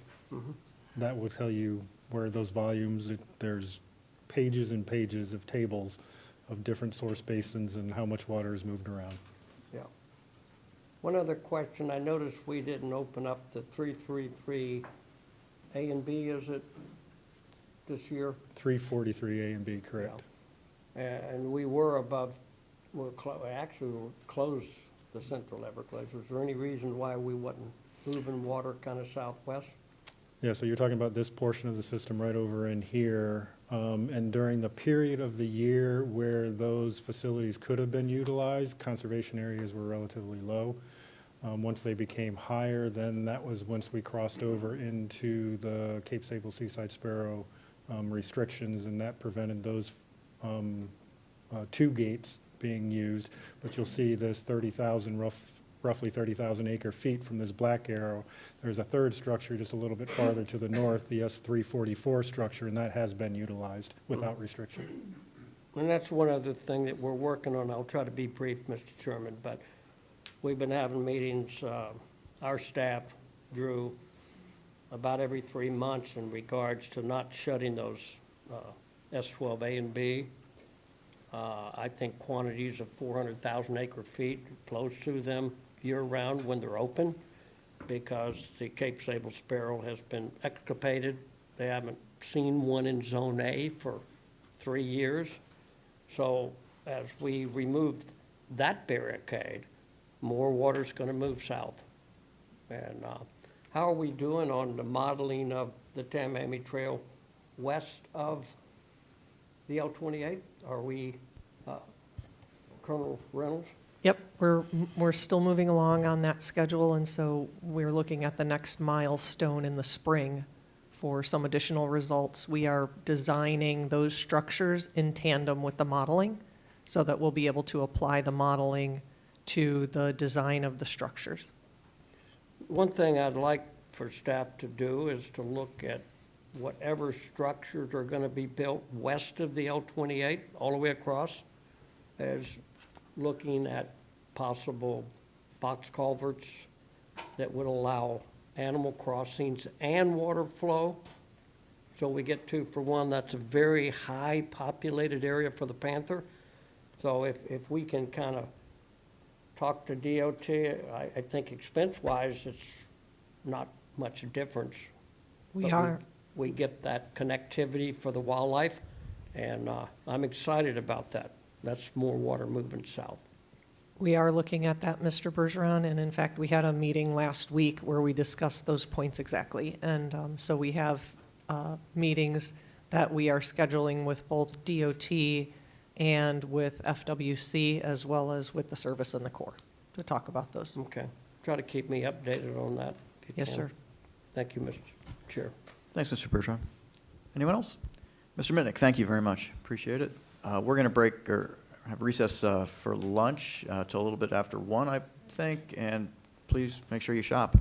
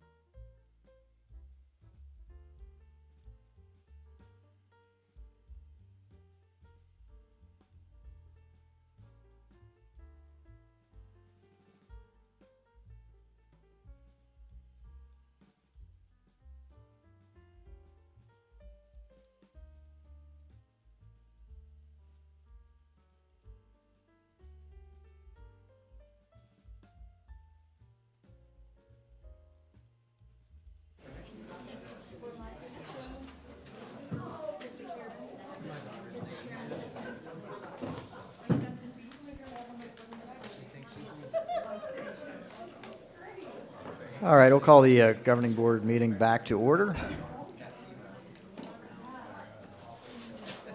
And we'll go to item number 25 with Mr. Glenn giving ecological conditions report.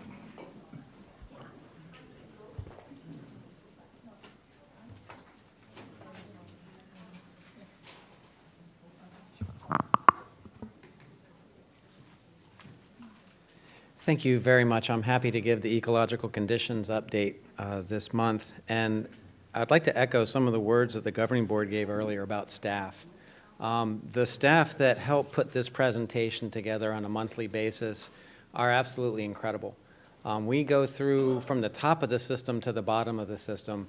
We have staff that are experts in each region as we come down, and they are devoted. They provide us excellent information that then we are going to use on a weekly basis, and we do use on a weekly basis to help us make very sound operations decisions. So my hat goes off to them, and thank you so much. So this picture on the front is STA 3.4. This is a mixed marsh cell. So this is where you have EAV, or you have a SAV on the bottom, and you have some emergent on the top, and that is a very healthy B cell in STA 3.4. So as I go through this presentation today, what I'm going to do is in each area, I'm going to talk about what the hurricane impacts were, and then I'll tell you where we are now and what each of these ecosystems would like to see if we could, give it what it absolutely needed. So we'll go step by step through this. Looking up at the top of the system, John talked about the amount of water that fell in rainfall as Hurricane Ian, and it was 720,000 acre feet. A foot of water on Lake Okeechobee is 450,000 acre feet. So this is a foot and 2/3 of water on Lake Okeechobee fell on the Kissimmee chain of lakes, and all that water has to go somewhere, and John's crew did a fantastic job of moving that water. So all of these lakes are at high pool of their regulation schedule. We heard Kissimmee is above high pool. So what that does is you have the normal shoreline and you have the intermittent flooded wetlands that are on the side, or even some of these littoral marshes around these lakes that are now inundated. We're down to a really good stage now, and what this does is allows for incredible prey production to take place. It provides habitat for the bass spawn and the fish spawn that's going to happen coming up pretty soon. And so actually this is a good setup in these systems to have a very productive year for wading bird nesting, foraging, and for fish production. So you have to realize that these systems, we look at a flood differently as people, to the environment looking at a flood. So all of these natural habitat need flood, they need drought, they need that intermediate zone. So this flooding event can be ecologically beneficial to these lakes that haven't seen high stages, for a long time. Coming down to the Kissimmee River, you see that, and this is all set around the time of the hurricane, in September 16th, the floodplain was pretty dry. We had just had a large rain event in the Kissimmee, so you see that stage is coming up. We're releasing 2,300 CFS, but it was dry. Remember, we were almost in drought condition. And then within a month, you had the floodplain inundated from tree line to tree line that can be 1 to 2 miles wide up to 5 to 6 feet deep. So that's a remarkable change in that time frame, how quickly that occurs. So what can happen is you can have, with the really increased flow velocities, those cause dissolved oxygen crashes that can result in fish kills. We saw one right here. We had a dissolved oxygen crash, and there was a fish kill, but this was actually right before the hurricane. This was just from rains that we had in the upper basin. You can lose plants. You can have nutrient export downstream.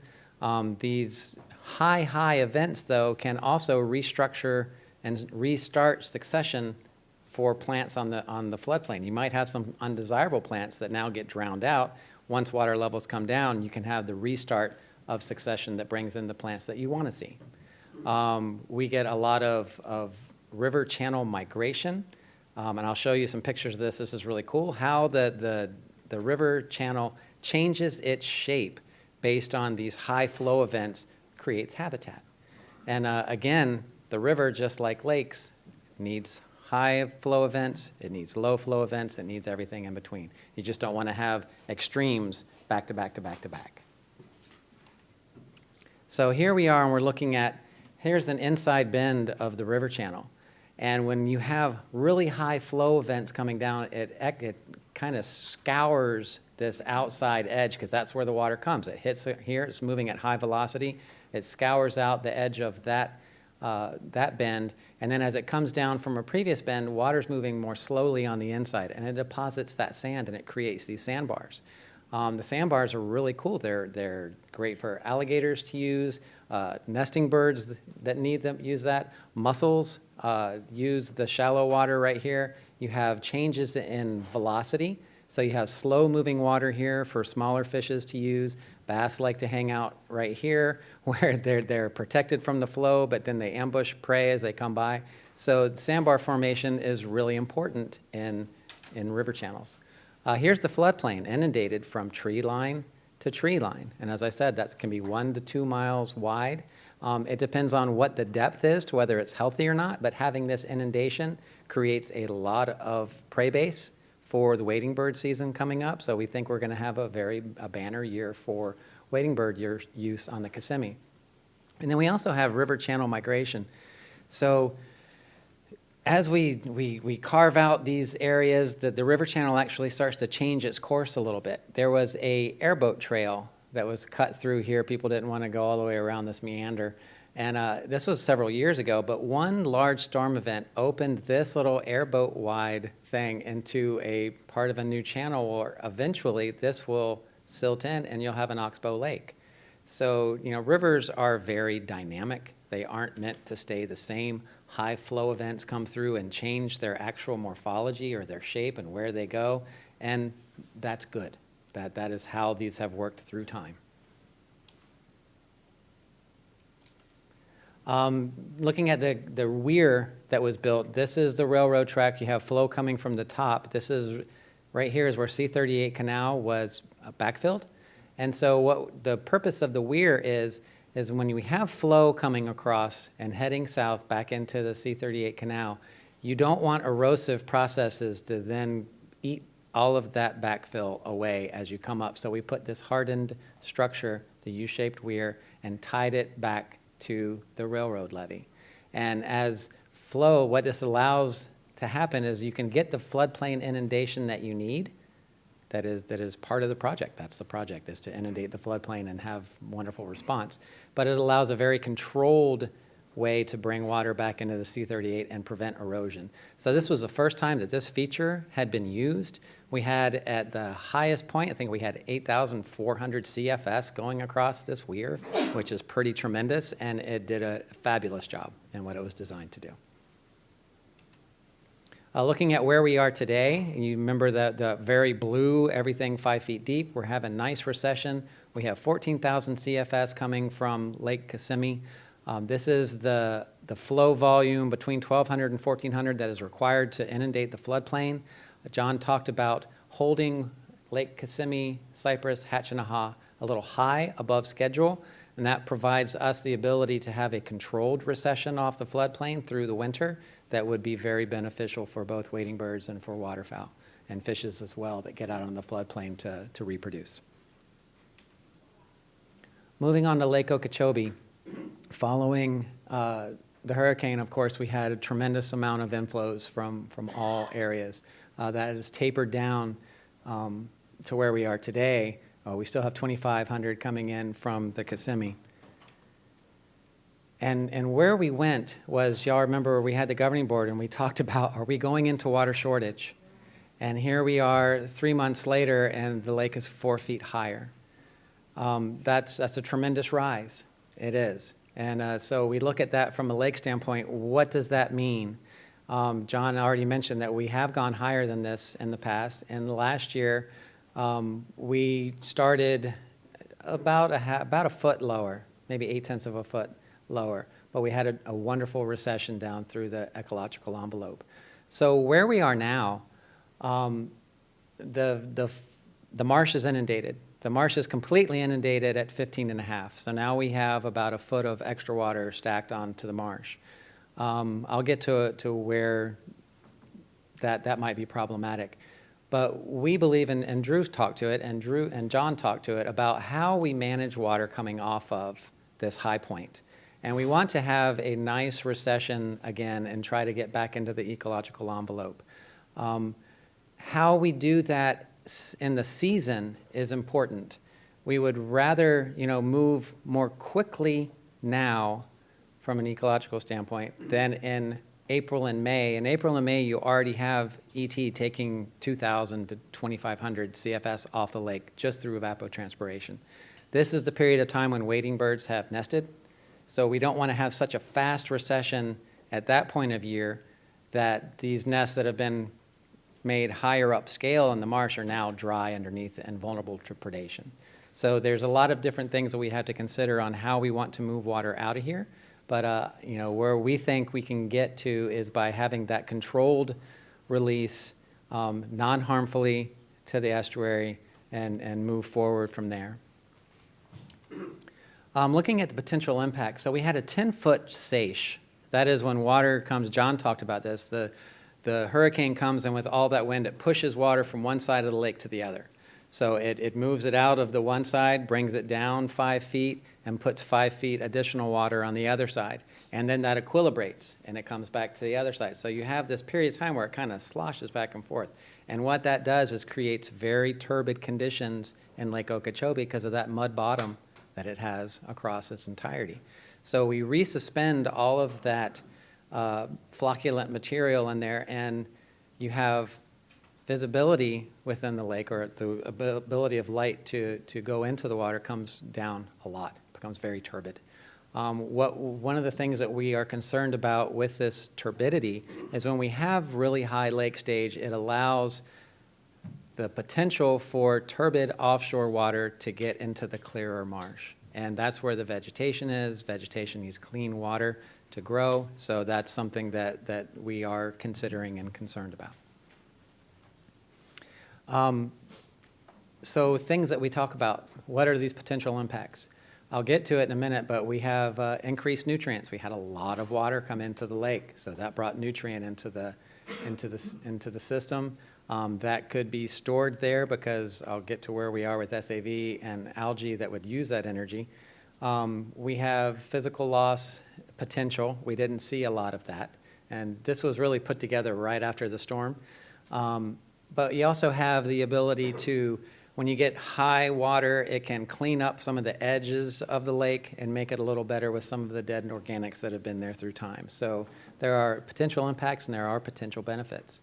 When we talk about turbidity, and this is a true color image, you can just see the turbidity out in the middle of the lake. It was stirred up quite remarkably. Last year this time, this is what turbidity levels are. You see them much higher right after the hurricane. So when you have highly turbid waters, now your transparency or ability for light to penetrate goes from high till we went to low. And in this bar chart below, this is with how far down you can see into the water. All of those declined after Ian. The blue is how much it penetrated, almost a meter to only 30 centimeters. So there's a transparency issue out there, a turbidity issue, and that really deals with vegetation and algae. You've heard already through comment on what happened to SAV after Ian. So this year, we had about 5,000 acres of SAV at the end of the growing season, and we lost about half of that after Ian. So we had a condition where went out and spot checked at different places, and we had losses around the lake. SAV is an important user of the dissolved inorganic nitrogen that's available for algae. It is important habitat for a multitude of organisms that are in the lake. So this is the lowest we've seen since 2006. 2006 was a result of a drought. And so we had drawn the lake down. The lake went so low that the the germination that happened after it, the recovery was extremely quick. It was actually, you bring lakes down really low, they are going to revegetate as long as they're not brought up really very fast. So here we are, we've lost this, but we're at a high lake stage. So we have to consider that as we move forward with where lake stage is. The algae front, the hurricane came through and basically knocked that blue-green algae potential away. It's also the end of the growing season. This is 25 degrees Celsius, above which our cyanobacteria love to grow, below which they do not. We had a cold front. Originally, there was one back here, but we are cooler now. We are not in the conditions that are ripe for blue-green algae. That's day length, temperature, water clarity. So we don't have an issue right now on blue-green algae. When we look at turbidity is high, our dissolved inorganic nitrogen level went very high. We said there were a lot of water that came into the lake, brought nutrient with it. Here's before the summer before we had the winter before we had the summer that had the really big bloom. We're almost at that level right now. So what happens with this inorganic nitrogen level? We don't have the SAV there to compete. So we anticipate blooms this year and probably a little bit earlier this year as soon as conditions become ripe. But if you will remember, this past year, we had a bloom very early in the season, used up a lot of that dissolved inorganic nitrogen early. Maybe that will be a good thing this next time. Might happen the same way. We don't know. But just know that there is a large source of energy out there for blue-green algae moving forward, and that will help play into our operations decisions when we get to the point when it becomes algae season. Looking at the St. Lucie, this period of record going back a year, there are no lake inflows. So we have not put any lake inflows into the St. Lucie. Has had a substantial amount of runoff from the different basins. And currently there was a real large rain event a week or so ago that really changed the dynamic of the salinity regime within the estuary. So you have going from fresh to more brackish to saltwater. You know, it was very high up in the forks that you had the fresh water. Now the majority of the forks have become fresh with that flow, that inflow of basin water. The mid-estuary had declined into the stressful zone for adult oysters, but is on its way back up. These are some photos. Fortunately, Ms. Thurlow-Lippett shared these, and they're great. And it shows, here's the inlet, and here we come into the St. Lucie estuary. You see the color of this water, and this is from runoff. So the runoff that we have here in this part of the state is loaded with tannins, and those are those darker oils, those that come from detritus and organic materials. So both estuaries, when we have runoff, they're very tannic, they're very stained. They add, when you look at it from a water quality standpoint, they call it color. So it's a very colored water. Colored water, obviously, light doesn't penetrate it as well for growth of vegetation. But you see the estuary has become very dark in color, and that is solely from basin runoff. No water from Lake Okeechobee. We look at oyster recruitment this year. It has been the best year we have seen, I believe, since 2005. This number right here of 15.3 is definitely the highest June we have had since 2005. And even though the tail end, this is an interesting estuary in that reproduction here for oysters is bimodal. It usually has two peaks. It has an early peak, then it lulls, then it has an end of the season peak. Like this one year, you see the peak was at the end of the year. This year, we had the peak at the beginning of the year. And that's probably a really good thing because these are oyster cages that are put out. And you can see that the spat, the very young little oysters right here that were developed or given off during this period created this much density on this cage. So getting small oysters to big oysters Big oysters survive harsher conditions better than small oysters. So this is it's been a really good year for oysters here, and we expect that to help carry this population forward.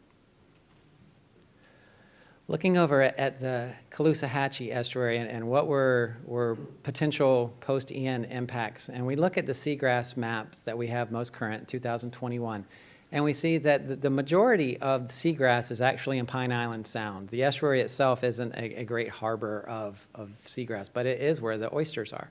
So we'll look at this from an oyster perspective and a seagrass perspective. And seagrass has been increasing in the mapping that we've been doing since 2008, 14, and 21 to this 30,000 acres that was mapped in 2021, and that's fantastic. So what were some of the potential impacts of the hurricane? You know that we had storm surge come across Sanibel and Captiva into here carrying sand with it. So maybe these seagrasses, a potential they could be buried or they could be ripped up. Wind damage causing seagrass blades to break. We were supposed to have sampled this month. We got pushed back. We're going out next month. So I'll be able to go out and tell you what is the condition of the seagrasses in the Caloosahatchee in the future.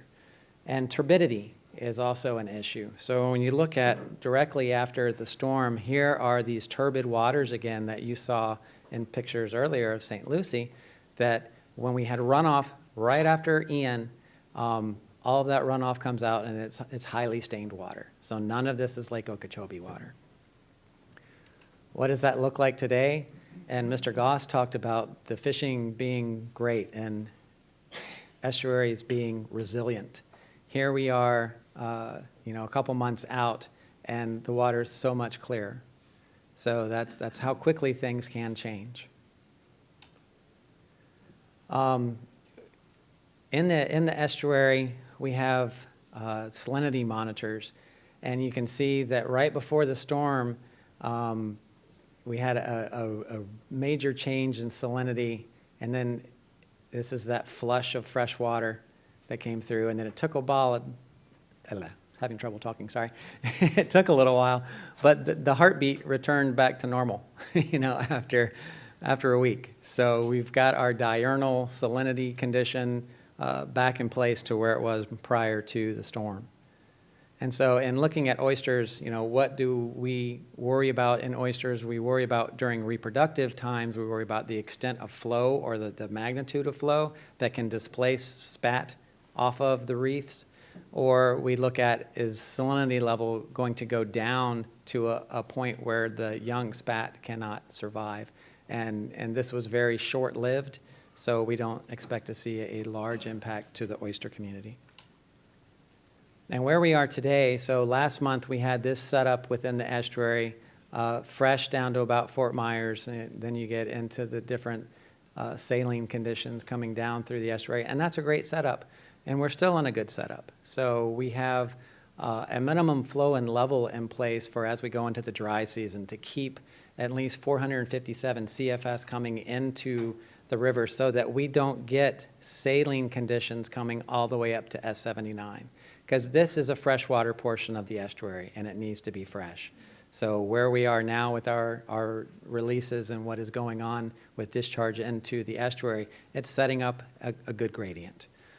We do see that we have down at Shell Point and at Sanibel, we are outside of the optimal range for adult oysters.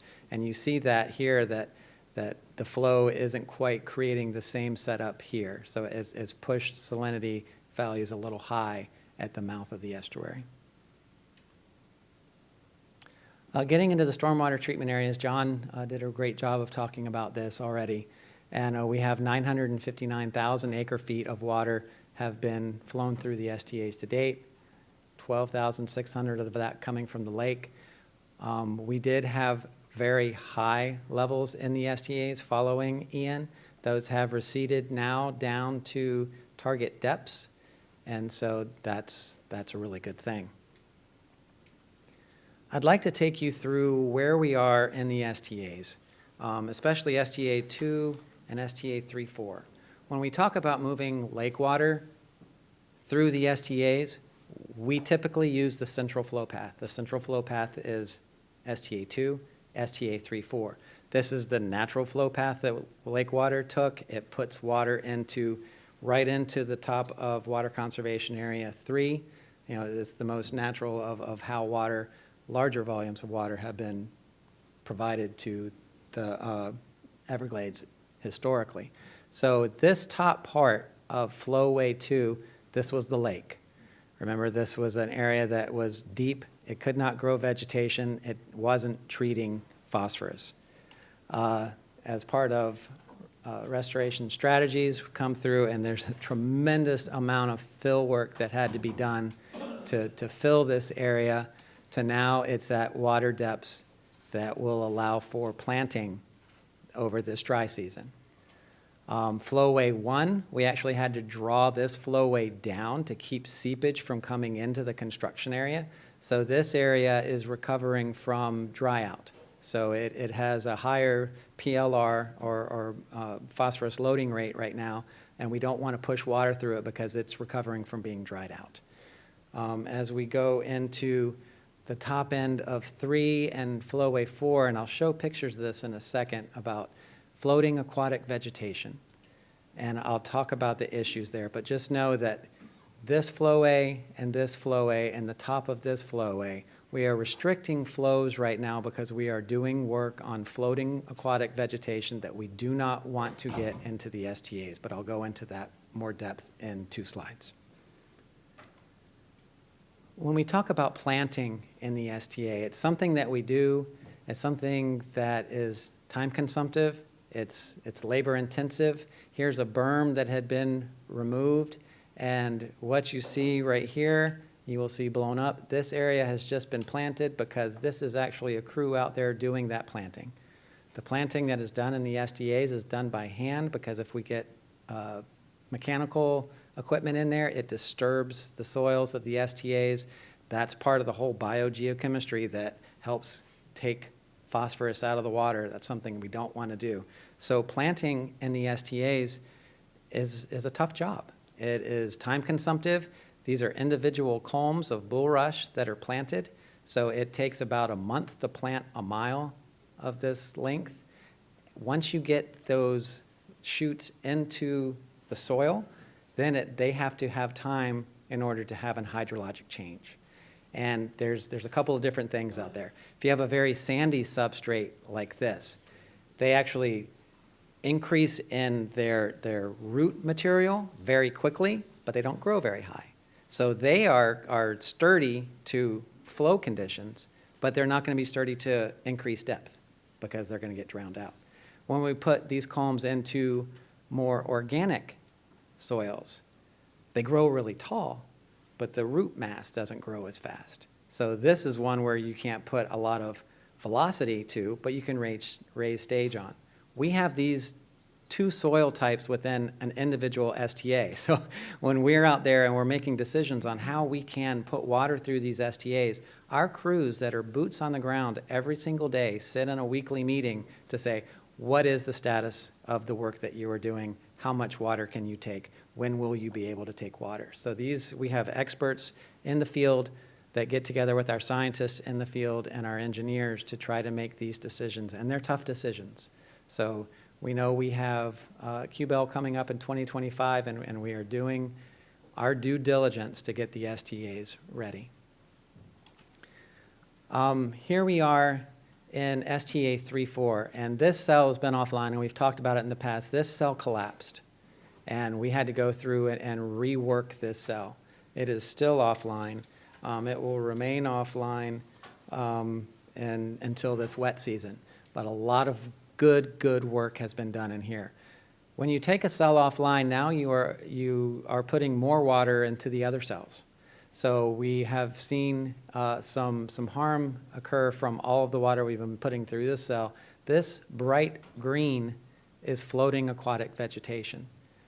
When I asked John to go back to June and to, I think, September or October to see the rainfall amounts, and we didn't have an even distribution of rainfall. So we didn't have a nice slow input of water through the STAs. We had 2 large events.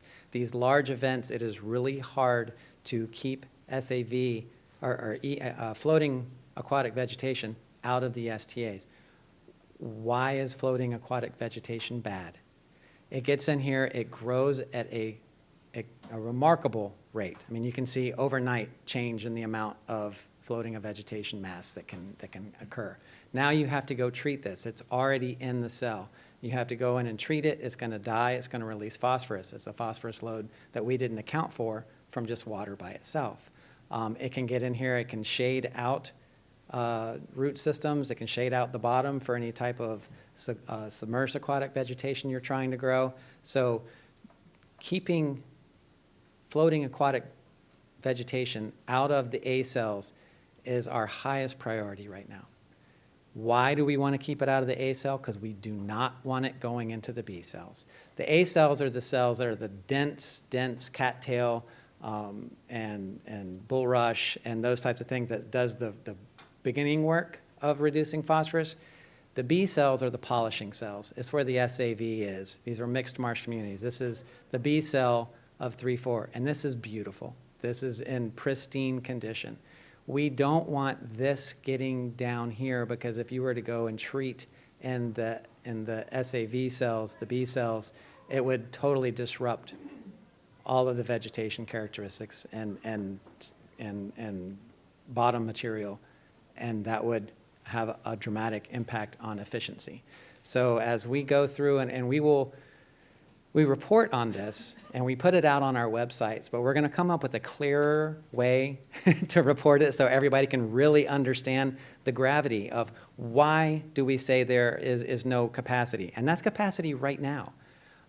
It doesn't mean that in 2 months after we've done a lot of this work that we're not going to have capacity, because we already see after we do this FAV work that is scheduled for this week, in about 2 weeks, we'll have almost 200 CFS capacity to start coming through here.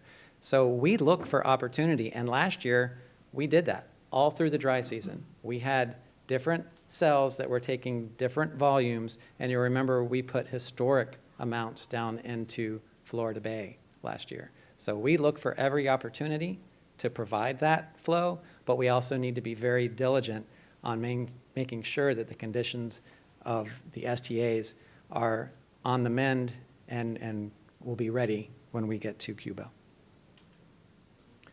Coming down into Florida Bay, you see that inputs have a real dramatic and immediate impact on salinity. 35 is where you don't want to be in an estuary. That is a very oceanic condition, and we are down here below 25 and below 20 within Biscayne Bay, which is a good salinity setup. Coming down into the Everglades and looking at the depth maps, as we go through the dry season, I will repeatedly talk about this area, and if it's yellow, and it is not yellow, so that is fantastic. That means we're not worried about peat oxidation, we're not worried about peat fires, we have water within all of the water conservation areas 1, 2, and 3. We still have connectivity coming down in the park in Shark River Slough and in Taylor Slough, and over here in Lossman's we have water as well. So this is a good setup, and I'll show you where we are with birds in a minute.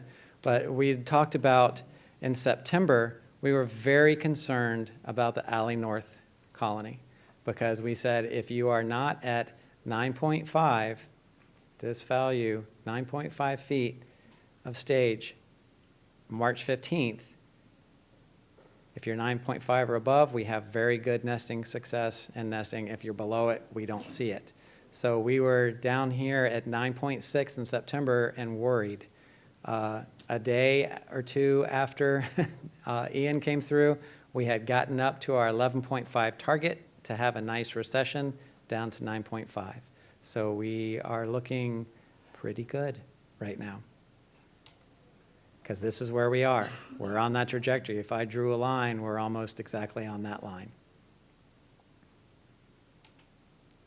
Dr. Mark Cook goes out and flies over the Everglades to look at what is the wading bird foraging that is going on. This was the banner year Back in 2021, we had a fantastic nesting season, but you see how wet everything was. Last year, it was a little drier. We had a moderate, maybe poor nesting. This year, we're a little better than we were last year. We had this rain event, these 2 rain events, really put us in a much better situation than we would have been had we not gotten them. So this is where you can say, wow, the water that we got from Hurricane Ian was beneficial. Coming down into Florida Bay, following Irma, this is the type of damage we had to the mangroves. It was extensive.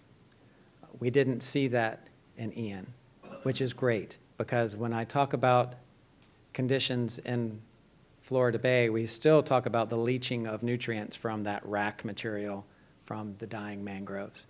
So Hurricane Eta came through and it filled up the Everglades such that we had that continuous flow coming down the whole time that kept us actually below the salinity envelope.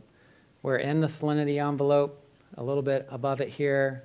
No, this was after Ian. And I'll show you where we are today. But we look at this and we say, hey, this water, this was great for Florida Bay. It was great for Everglades National Park. At the time, it was not great for the Central Everglades. Remember, we were talking about inundation of tree islands, how long are they inundated, what's happening to the fur-bearing animals.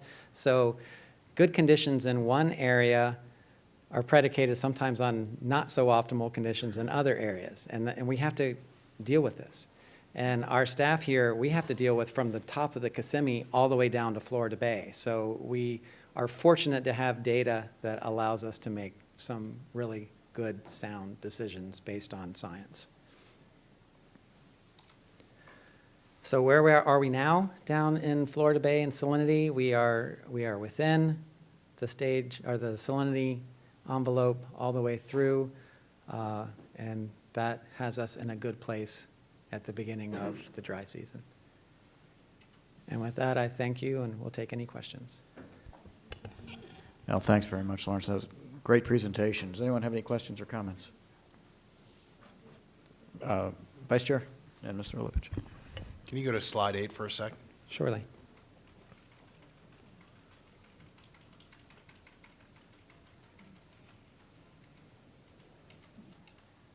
Sorry, I overshot it. Okay, yep. So we are, the gray shaded area shows the ecological envelope, correct? Yes, sir. And then you've got basically 5, 6, maybe 7 years worth of data showing where we've been in the past. If I'm looking at it correctly, it appears that 2022 has stayed the longest amount of time inside the ecological envelope than any of the other years. Would that be fair to say? Yes, sir. Okay. So my question is, if you stay in, is it better to be inside any part of the ecological envelope for longer than it is to be wildly outside the ecological envelope for a short period of time? That's a great question. And the antecedent condition is as important as the condition on day whatever that you're looking at. So this recession... If you've been in the ecological envelope exactly. for a long period of time. This is great. This recession, it's outside of the envelope, but it's good. It's not too fast. And too fast meaning if I'm a wading bird out there and I'm nesting, have I nested somewhere high in the landscape and I have this recession rate that is ridiculously fast, that is troubling. I mean, if I started here and I went to here, I'm still in the envelope. But did I have a recession rate that was appropriate for my time of year and what type of reproduction was occurring? In natural systems, the antecedent condition can build up, if you're a bird, that builds up prey base. But you want conditions best when you're reproducing, because that's when you're going to have the ability to reproduce under optimal conditions and hopefully stay in those optimal conditions for either if you're a plant to grow in a good condition, or if you're a bird to be able to feed your young.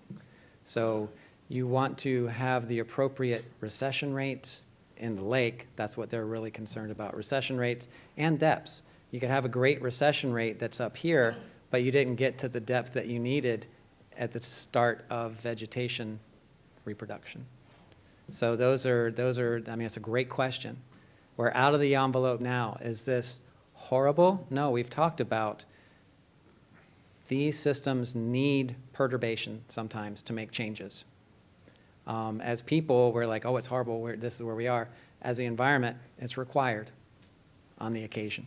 As I'm having It's just these- how we recede from here that really matters. I'm having these nightmares of calculus in high school where they would tell you how to figure out the volume underneath the graph. And I guess this would be one of those applications where it actually, because I was always wondering when you would ever use these things in life. But this seems to be like one of those times where you can measure the volume of how long you were outside the envelope Right. for each year, and then see which year did better. But I think, like everything, And it's a then, little bit more complicated. sure, and the starting point of where a particular metric you're looking at matters. Would this be as big a deal if we had 20,000 acres of SAV on the lake right now? No, probably not. We have a very minimal amount of SAV. I talked to Zach Welch, who's our lead expert on Lake Okeechobee. Said, Zach, where do you need to be? Tell me, what do you think?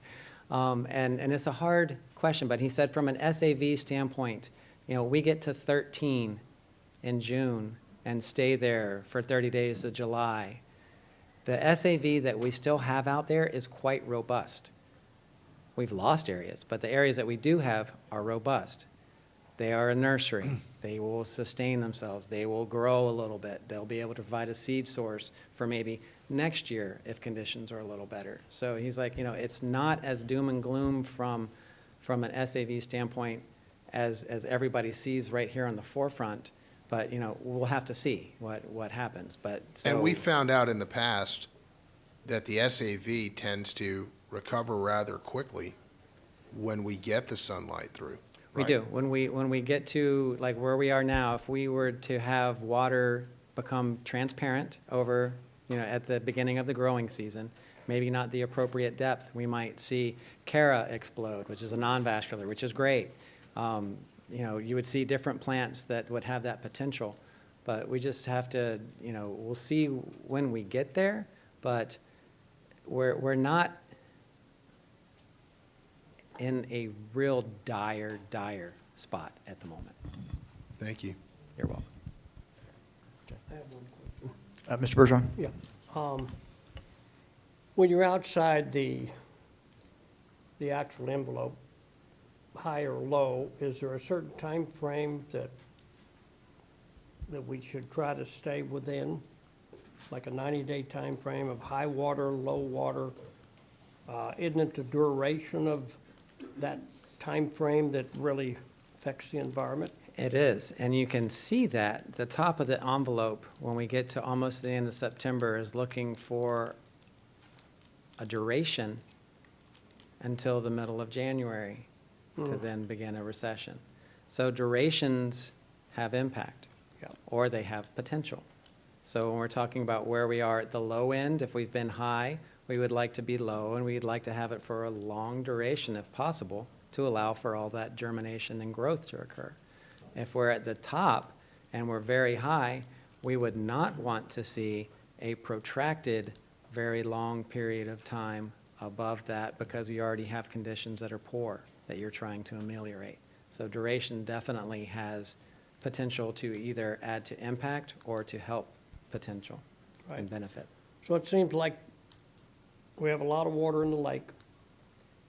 It sounds like if we have to move water before weather gets hot and now the blooms are possibly going to come, is it better to try to be a little proactive before the hot weather, before the And that's production of that's algae blooms another that we may really, be anticipating? that's a great question. Yeah. Because the lake and where we have put water historically is the Caloosahatchee. So you want to look at those two systems in concert. Where are we? Where is the Caloosahatchee and its ecological need? Where is the lake? A lot of people have talked about today the periodic scientist call that occurred this Tuesday.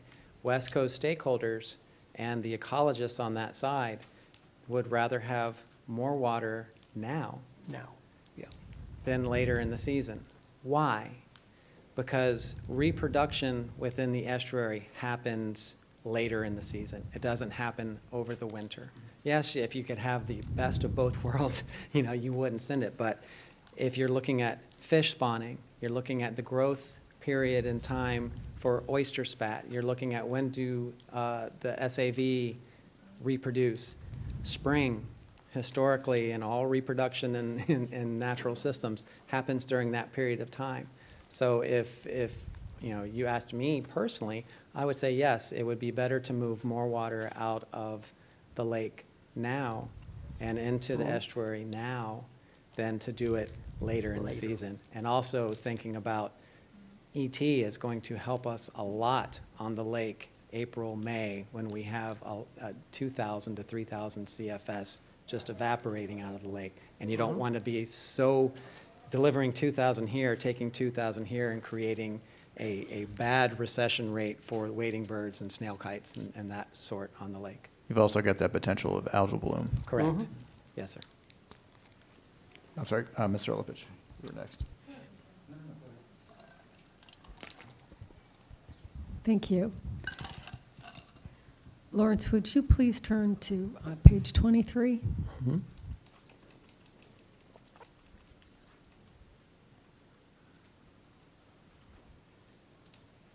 Thank you. Yes, ma'am. I guess it was 22. Excuse me. So first of all, obviously I'm wearing glasses these days, but nonetheless, I looked at this slide for a long time thinking the people were plants. And then I realized that all those teeny little hairs basically were the plants and those were the people. I mean, that is just incredible in scale. And to think of all the people planting that by hand is unbelievable. I was curious, so it looks, you have this, they almost look like canals here, and also where the people have planted kind of looks like a canal. Is that where the water runs? Or I always thought the water kind of ran through. You're going to have water coming this way across. This is where work has been done to remove a levee. So this levee had been removed and brought down to grade of this section and now needs to be planted. So Okay. we have done a lot of restoration strategies work where we've gone through, we've taken out dog legs in One West, all these different things that we've done. And if we've taken those levees out and rearranged it to where moving forward, it's going to have a much better flow. It's going to provide much better hydrologic conditions of moving water to help the STAs be as efficient as they can be. But we have to go back behind construction and replant these and get them ready. Okay, so the STAs they're not full of canals, No. so to speak. No. They're, they're solid. Yes, You're just filling in what's, post-construction. okay. Yes, ma'am. Great, thank you very much. You're welcome. Mr. Steinle. Lawrence, can you just go through what recovery in Losum would, how that would sort of outline our response in this situation that we find ourselves in terms of lake levels and then Sure. and then SAV conditions? Sure. So in Losum used criteria that were developed in the Lake State Envelope Performance Measure. And in that performance measure, there were conditions that said, if you have been above these triggers, you would be best to implement this lower lake stage operation following that. So I have a cheat sheet. So one of those triggers is lake stage exceeding 17 feet. We haven't done that yet. Another is, did lake stage not go below 13 feet for 30 days between June and July? We got that this last season at 43, so that wouldn't trigger it.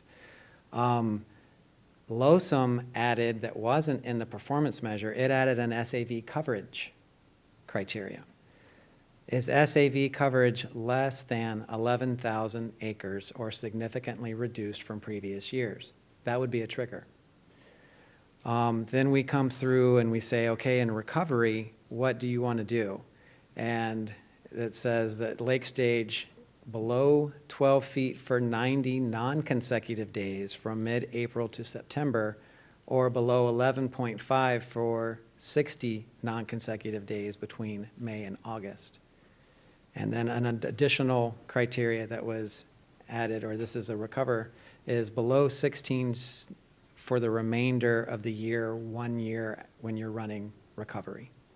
So when you run a recover operation, you don't want to go above 16 that next year. Okay, so that's really helpful. And it's sort of, and so you hit one of those triggers and then it would say, do this, one of the three or And I four. missed one, I'm sorry. There's another in here that is a moderate or strong La Nina forecasted for coming through. Might be something that might negate your ability to have the operation. If it's forecasted out and you don't, John, you can help me with this one. I'm stumbling through this one. Maybe not. Okay. I think regardless. So I read it too. So there's those triggers that say this might be when you consider a recovery operation, which is bringing the lake down aggressively. Having low SAV is one of those. It's what we have now. But then there's reasons why you wouldn't implement it. One of them being there's a La Nina forecasted. For refill. And the other one was whether you've been below 11 feet in the last 5 years. And so we do have a La Nina forecasted, and we have been below 11 feet in the last 5 years. So there's a reason to do it, and there's two reasons not to do it. So it's majority wins? It's still a decision that has to be made, but that's sort of the criteria that is in the draft control plan. And so the La Nina characteristic or criteria is that would impact your ability to refill. You know, they're saying if you get to 11.5 and you have a very strong La Nina and you're not going to get the anticipated rainfall that you have seasonally that normally brings lake stage up, you know, you might start very low if you don't get the additional rainfall that's needed. All right, so it sounds like there's clearly a level of, well, discretion when it comes to certain factors to consider. But, I mean, I guess what's comforting to me is that we've seen SAV coverage in the lake go from very low to, I was going to say very high, but moderate over 1 year. So that's comforting, but I'm still concerned that we're pretty much sitting at our lowest levels of SAV in, 16 or 14 or 16 years. So, and what I'm hearing you say is that it's likely that we will, that we would agree with a managed recession approach. And then and so if I'm interpreting that correctly, then my next question would be, it seems like we would need to recede quite a bit to get to that recovery point. So given the constraints we've already talked about on STAs and sending water south, what form would that take? Would that be beneficial releases to the Caloosahatchee? Or would it be releases that are less beneficial to all estuaries? I would assume the latter because you've got to move more water. Yeah, and that's a tough decision that is made.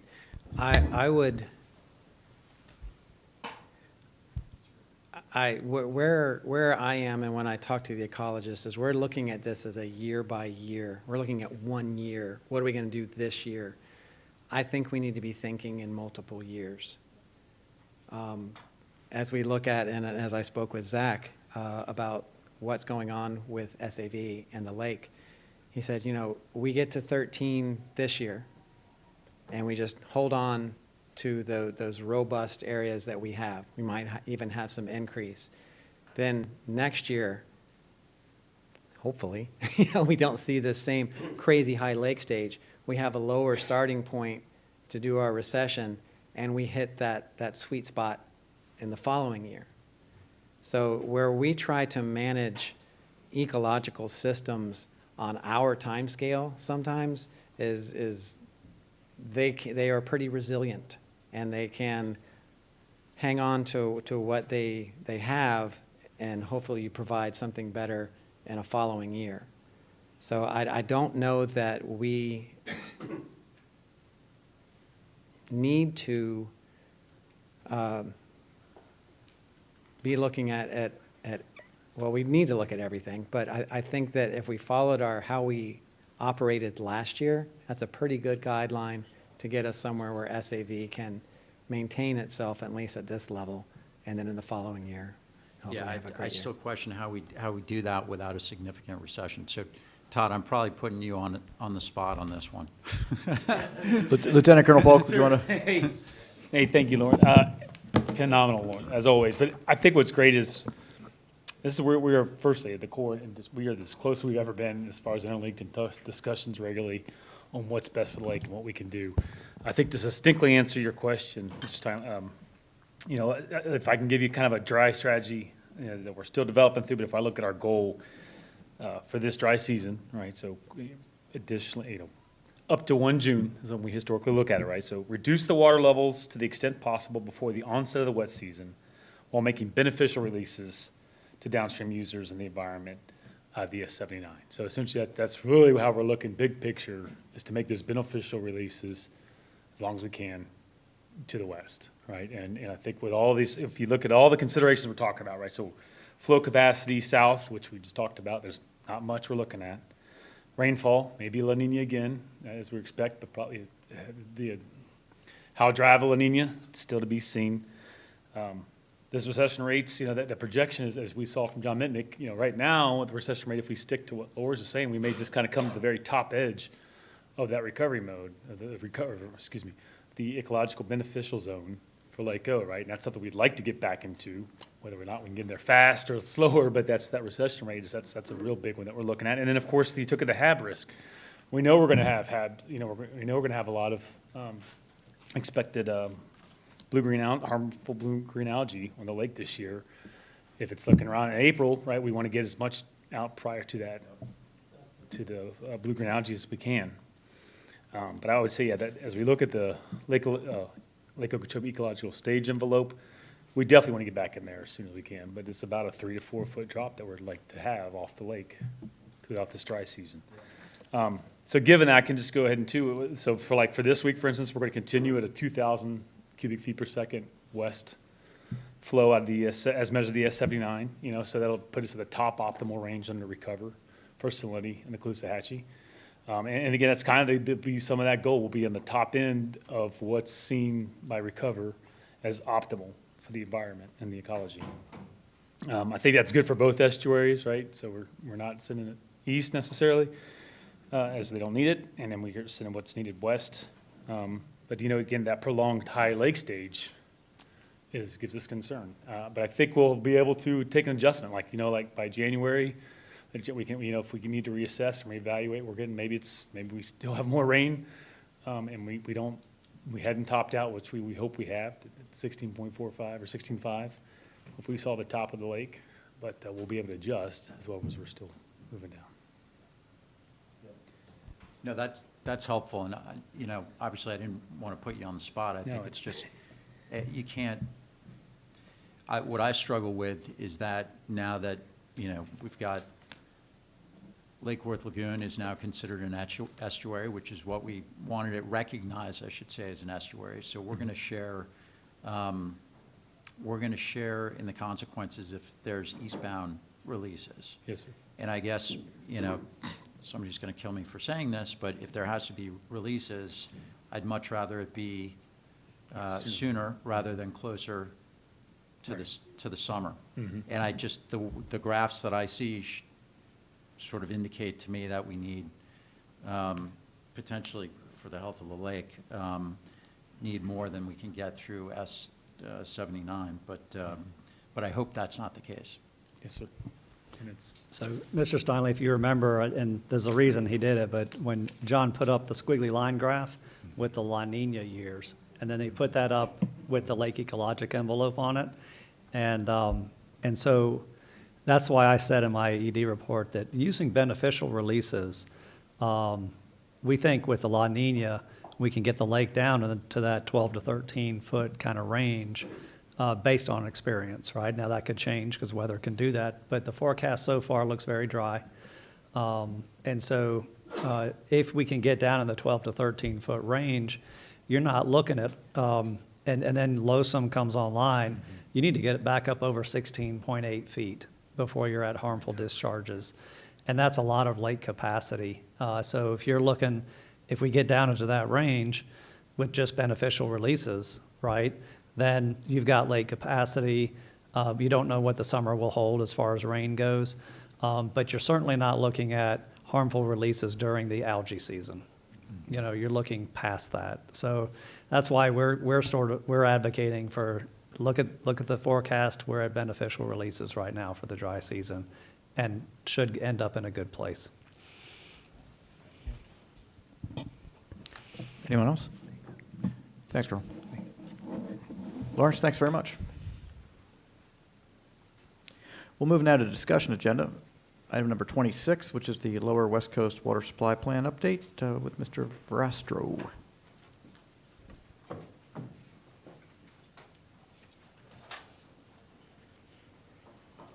Good afternoon. Thank you for having me today. I'm going to be talking to you about the update, the 5-year update to the Lower West Coast Water Supply Plan. And I'm going to do my best to try to convince you that it is not just an exercise in watching paint dry. There is some stuff to this that I hope to convince you otherwise.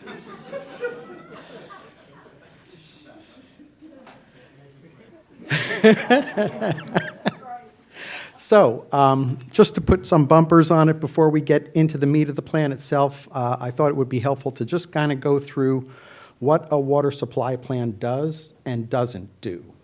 So, what we do what it does is it looks at 6 different categories of water supply needs, and that's agriculture, commercial, domestic self-supply, which are people that are off the grid, public water supply, landscape irrigation, power generation. Those are the categories that we kind of look at when we're doing a demand supply assessment. And it is a planning level approach, and it does project out demands on a 5-year interval, and the year that we're actually going out to for this plan is out to 2045. And what it does is it identifies options and for water sources to be able to meet those future demands. And really the important part, this plan is really not just an esoteric analysis. It does actually trigger the requirement for local governments to commit to building projects that will meet those 2045 demands in time for when they come. What a plan doesn't do is it does not authorize consumptive use permits, it does not establish minimum flows and levels, it does not adopt rules in and of itself, and it really does not cover issues about water quality. It's mostly about trying to determine if the volume of water is going to be available in the future. So just to put some bumpers on what we look at. Lower West Coast Water Supply Plan. This is actually the 5th 5-year update to the Lower West Coast Plan. Lower West water supply planning has been required by statute since 1997. We actually initiated the first water supply plan in the Lower West Coast area in 1994, and actually our very own Mark Elsner was one of the principal authors of that original plan in 1994. So there have been multiple 5-year updates to the plan as of today. And again, our planning horizon is looking out to what demands will be in 2045. So when we're assembling a water supply plan, it is absolutely critical to engage all sources of information as we're trying to develop what the resources will be available. And we need a lot of public engagement to understand what is out there in terms of local issues. And so we've developed this plan over the last year. We've conducted 3 stakeholder workshops and presented various chapters of the plan to have reviewed by the public. We've had, when we developed our groundwater model, which is really the analytical tool that we looked at in terms of the aquifers and their availability to supply that future water, we had a technical workshop of the groundwater models, numerous discussions with tribal, local governments, agricultural representatives, and of course, we made 2 presentations to the Big Cypress Basin Board and this meeting today. We posted the draft plan in August, and we left it open for public comment until November 4th. We extended it due to the impacts to Hurricane Ian. So we have had a lot of public engagement as we've prepared this plan, and it has been most beneficial. So a little bit about the Lower West Coast area. I know not all of you are from that neck of the woods, but the Lower West Coast water supply planning area includes all of Lee County and pretty much all of Collier County, and then portions of Glades, Henry, Monroe, and Charlotte counties. It is a destination location, without a doubt. It's got a rapidly growing population. It's got a major agricultural industry. And of course, there are some significant, or several significant environmental features, including the Caloosahatchee River and Estuary, Big Cypress National Preserve, Corkscrew Swamp Sanctuary, Picayune Strand, and it's got about 100 miles of coastal shoreline that also includes the Rookery Bay and the Thousand Island area. So it's a beautiful, actually a very beautiful part of Florida. I hope many of you get a chance to spend some time there. A little bit about land use. The figure on the left is the degree of population that's taken place in Naples from 1940 to 2021, 80 years of development. And the map on the right is a montage of the land use in the Lower West Coast area. And it's pretty much 3 colors if you just let your eye wander on the 3 colors. The blue in the southern portion of the planning area are wetlands, including the Big Cypress Preserve. The green is agriculture, pretty much on the eastern edge of the planning area. And yellow is urban and suburban. So this is sort of like the complexity of what the plan has. It's got 3 primary land uses that are taking place in the area. So as we initiate the planning process, there are some overriding kind of themes that the plan is being prepared on. These are sort of issues that are present in the planning, in this planning period. And these are things that we know about that are going on. And of course, withdrawals from superficial aquifer and surface water are limited because the aquifers themselves are very stingy. They have low transmissivity. There's concerns of saltwater intrusion. So there's limits on the groundwater environment. There are regulatory limits on surface water withdrawals as a result of the Lake Okeechobee service area. And of course, timing of discharges and volumes of water to the Caloosahatchee estuary environment. There are some concerns about the long-term availability of the Floridan aquifer, which is a brackish aquifer in that area. And of course, climate change and sea level rise are taking place as we are making these evaluations. Also, what we're cognizant of are all of the water resource protections that are in place. And this is a map of all of the different multiple layers of resource protection that we have going on in this area. Anyone who wants to take water from the system in any substantial quantity has to apply for a water use permit, and satisfy all of the permitting criteria that our regulatory department has to basically prove that whatever that withdrawal is reasonable and beneficial, and will not harm the resource. There is the Lake Okeechobee Restricted Allocation Area, which is that green area around Lake Okeechobee and quite along the Caloosahatchee River itself. There are MFLs, minimum flows and levels, on the superficial aquifer system, the shallow aquifers. Those are the entire stippled area of that map area is where we have established MFLs on groundwater levels in the shallow and intermediate aquifer. We also have an MFL, as you're likely aware of, at the Caloosahatchee Estuary, and we've got water reservations that have been put in place for the C-43 Reservoir, the Picayune Strand, and the Fakahatchee Estuary. So really, there are quite a lot of resource protections that are in place as we look at what future demands and withdrawals from those resources could be. So when we're looking at the water that's going to be needed in the future, this is sort of like the palette of alternatives, water source alternatives that we can look at for water availability. And the lower West Coast area can really be considered an all-star in having a diversified portfolio of water and traditional water and alternative water.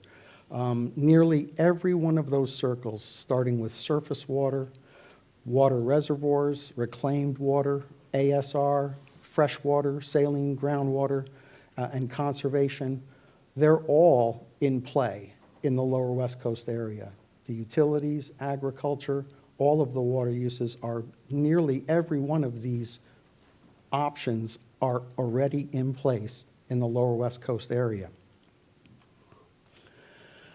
But before we start looking at having to dip into those sources of water, the first place we want to look is what can we do to reduce future demands? So this is a slide that essentially shows what the effect of lowering conservation has been in the last 20 years in the plan.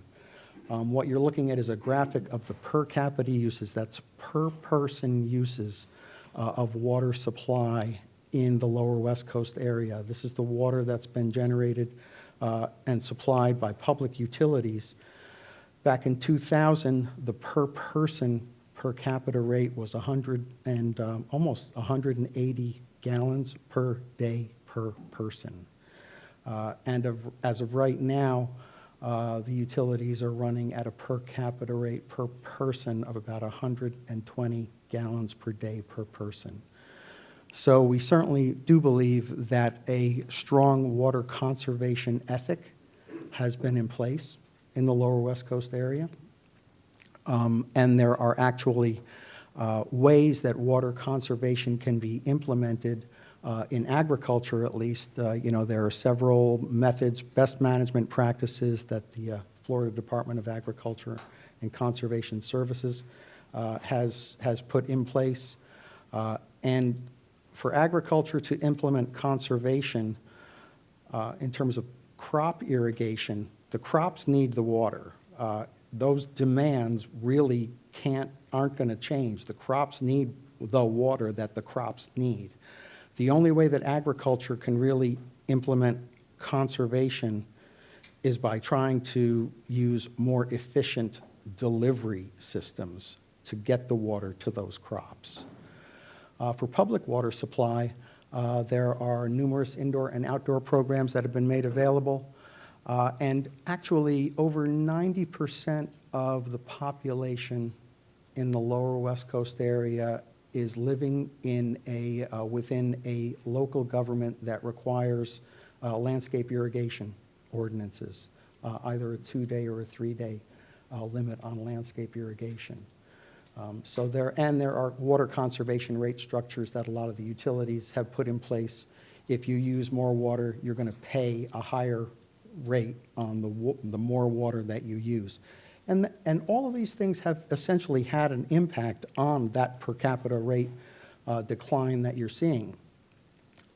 The other thing that I kind of get out of that graphic is that really levels have sort of bottomed out in the most recent couple of years. We really haven't gotten off of that 120 gallon per day per person. So we're thinking that really we need the next big push in conservation, trying to do more education and outreach to the communities to really try to support local governments and local utilities to be more vocal about trying to implement a stronger conservation ethic within their areas. And our conservation folks have actually run a model that looks at if just 30% of all of the agriculture and public supply and domestic supply users, if just 30% more of those folks would embrace the conservation methods that are already in place, we could eke out about another 45 million gallons a day of water that won't be needed for demand by 2045. So I'm a geologist. I always have to have a cross-section and a map to show you the aquifers in this area. The map on the left is a cross-section of the lower West Coast area, and just visually what you see are all of the multiple layers of aquifers that are present there. From the surface, there's the water table aquifer, there's the lower Tamiami aquifer, beneath that is the sandstone aquifer, there's the mid-Hawthorne aquifer, and then there's the brackish Floridan aquifer. So the point of that map is that the aquifers, generally speaking, are very thin, and oftentimes they're discontinuous, and they really don't yield a lot of water. So the map on the right actually takes those same color dots that you see on the cross-section, and the map on the right shows you all of the wells that are penetrating those aquifers in the area. And what the colors actually show you is where those aquifers actually are and where they're not. So if you wanted to drill a well in that area, you really don't have too many choices to drill a well because the aquifers are so thin and discontinuous and stingy with water. And that creates some issues that we'll talk about a little bit later in terms of the resources that are actually available from those shallow aquifers. By the way, those are the shallow aquifers and intermediate aquifers that yield fresh water. That map doesn't include the Floridan aquifer. That's a map of just where actually fresh groundwater is available. So a little bit more about public water supply. About 80% of the people in the lower West Coast area are being provided water by a public water utility. Of those public water utilities, 95% of the water that they're using is groundwater. So it's really groundwater is the source of water for most of the people living in the lower West Coast area. And the map or the graphic on the right actually shows you of the public utilities that are in the lower West Coast area. The bars actually show you the water. The gray bars are the water over the last 20 years or so of the water that's come from the superficial aquifer, those shallow aquifers. And it's actually kind of decreased. And that's a result of limitations that we've put on water use permits so that they do not impact shallow wetlands. The intermediate aquifer, a little bit deeper, a little bit stingier, has always provided some water, but not much. And all of the real true growth of public water supply use has actually come from the Floridan aquifer, these light blue bars. So the Floridan aquifer is the future source of water because the superficial and intermediate aquifers don't yield a lot of water, and we're actually holding them to permits that don't impact the surficial environment. The other thing about this map is that, generally speaking, in the same time period from 2005 to 2020, the population has actually increased by about 30% over that time, but actual demands from public supply have really only increased by about 9%. So again, that's a function of that lower per capita rate, that the utilities are not having to provide as much water as they've needed because the people are using less water as a result of those conservation measures and as a result of reclaimed water being used that would otherwise have been come from public water supply. So what are the guts of the analysis that we do when we're taking all of this into account? What actual data do we use to develop the plan for being able to provide this future water? And what we do is actually review all of the water use permits that are in place in this area to try to determine how close any of those permittees are to what they've been allocated and what they've permitted for, and what their plans are for building new facilities to increase their demands, regulatory limits on exactly what kind of environmental impacts those future demands could have. We have a groundwater monitoring network of all of the aquifers throughout this area. We have multiple monitoring wells in the surficial, the intermediate, and the Floridan aquifer to help us assess what is the level of that groundwater and where are areas of concern where the groundwater may be declining. And then we do use, we have also saltwater intrusion monitoring network that we do evaluate every 5 years to determine where is that saltwater interface. Is it impinging on the coastline and any of the users there? And we integrate all of that information and we jam pack it into a groundwater model. Actually, for this plan, we actually have used 2 groundwater models. We've used a surficial and intermediate aquifer groundwater model and a Floridan aquifer groundwater model. And in those groundwater models, what we do is we simulate what those water withdrawals are going to be in 2045. Our surficial and intermediate aquifer model really simulated that there are going to be very minimal increases in surficial and intermediate groundwater because of those permit restrictions that we've had in place. And as a result of that, the demands from the surficial and intermediate aquifers can be met without any undue harm.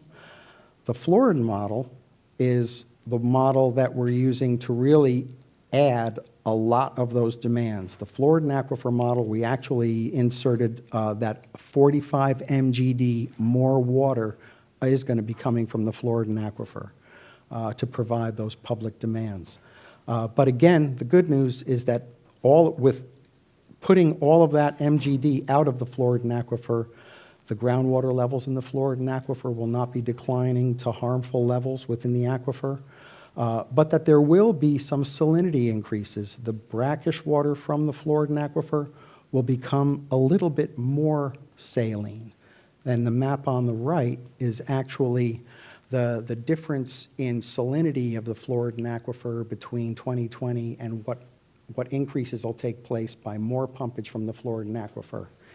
And the dots on the map, the green dots are the current number of wells in each area that are pulling from the Floridan aquifer. The pink dots are the future wells that are proposed to pull water from the Floridan aquifer. And you see that in these areas of the pink wells, the water from the aquifer is going to be getting a little bit saltier, maybe 500 parts per million, something like that. The good news is that those water treatment plants, the membrane treatment plants that are going to be treating that brackish water to freshwater standards, they can withstand that increase. That salinity increase has already been designed into the water treatment plants. So systems in the Floridan aquifer are looking pretty good. But obviously, we're keeping an eye on it all. So even though the groundwater model says things are kind of going to be okey-dokey, there are still localized areas of groundwater decline that we're looking at, and these are areas that are not currently served by a utility.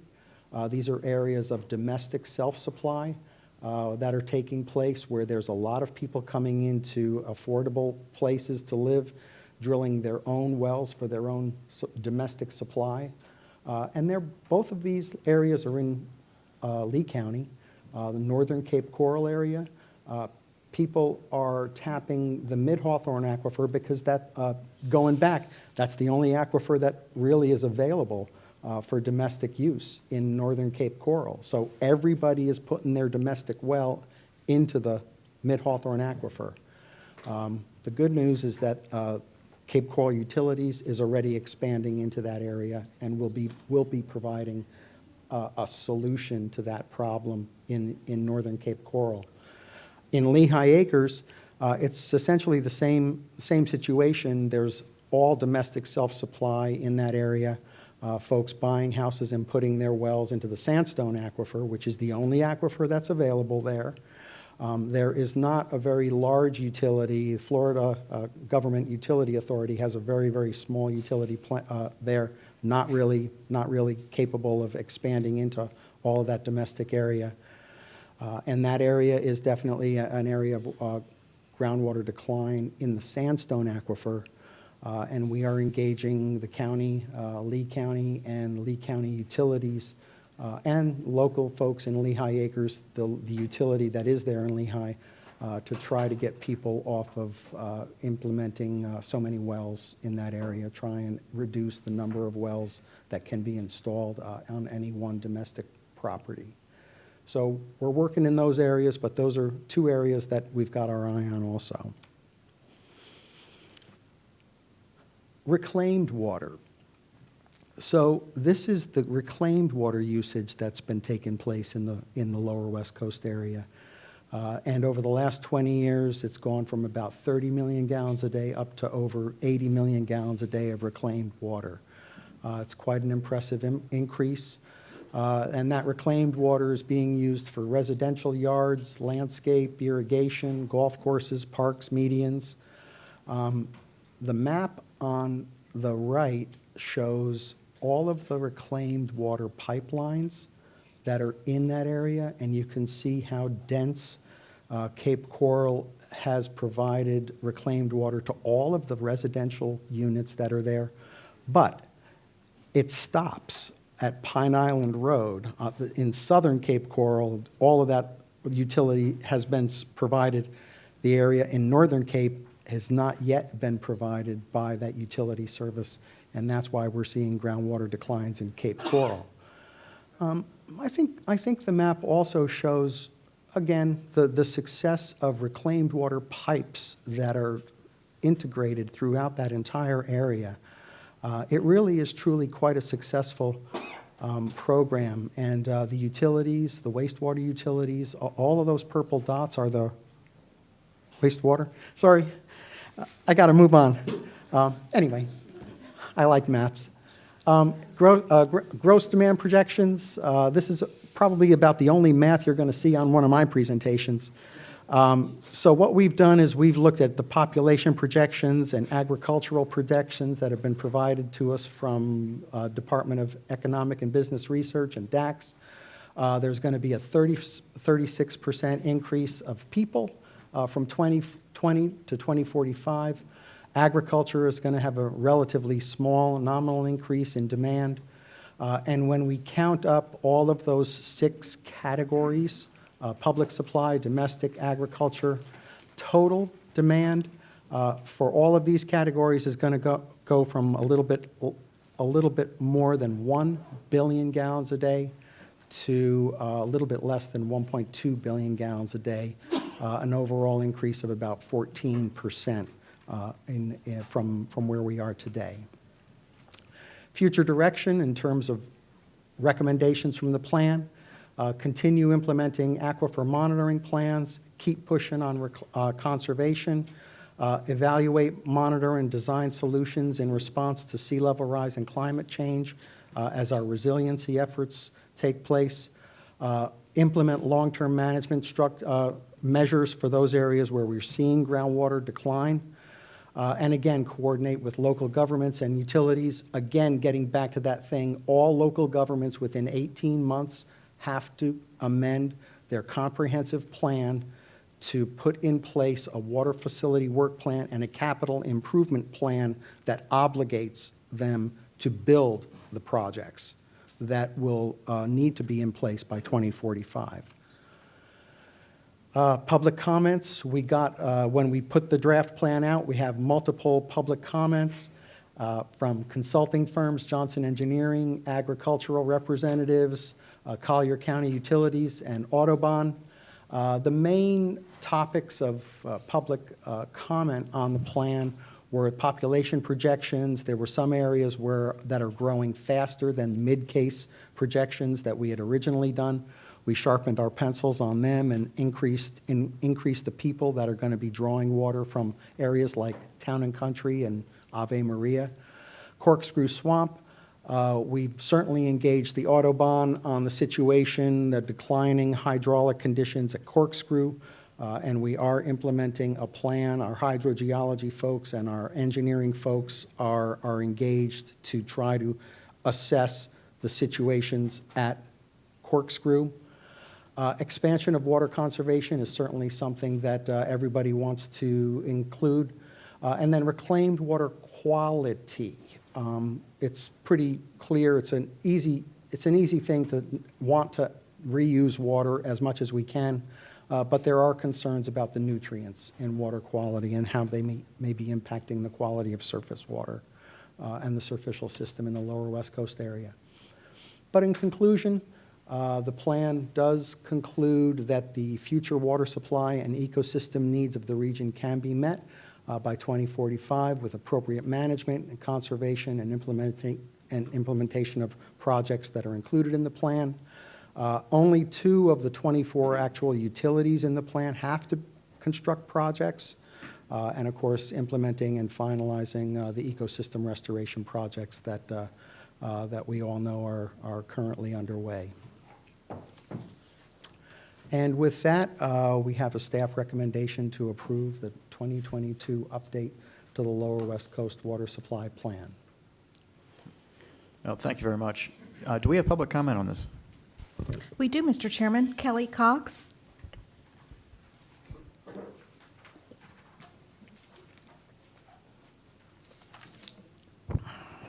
Good afternoon, everyone. Kelly Cox with Audubon, Florida. Good to see you all. I'm here today to give some comments on the Lower West Coast Water Supply Plan on behalf of Brad Cornell and our good folks over at Corkscrew Swamp Sanctuary. And I have to say, first of all, thank you to Colonel Roman for encouraging us all to get together and put heads together out in the swamp. I think it was a really productive trip with Audubon and district staff to get boots on the ground and take a look at the resources that we're working so hard to protect. Alligators included, of course. So needless to say, I wanted to talk about 2 different items with respect to this plan, the first of which is water conservation. So as Mr. Verastro just mentioned, we know that we have done basically all that we can in terms of water conservation under this plan. We've basically maxed out water conservation. We consume about 123 gallons of water per person per day, which is of course a reduction, but sort of pales in comparison to the national averages of 82 gallons per person per day. And we believe this is due in part to the heavy use of water for irrigation purposes, particularly for maintaining turf grasses in this area. And this plan anticipates a 36% increase in irrigation for landscaping and turf grass, and that presents a really challenging opportunity for the district and for staff.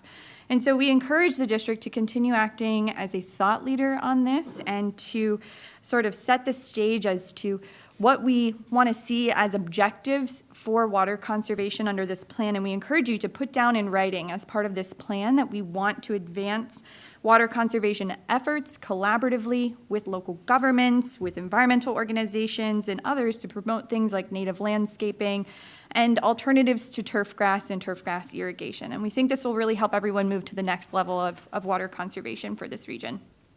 and will also provide benefits like nutrient pollution reduction from fertilizer and reclaimed water use. And secondly, as part of this plan, I want to talk about the public water supply piece.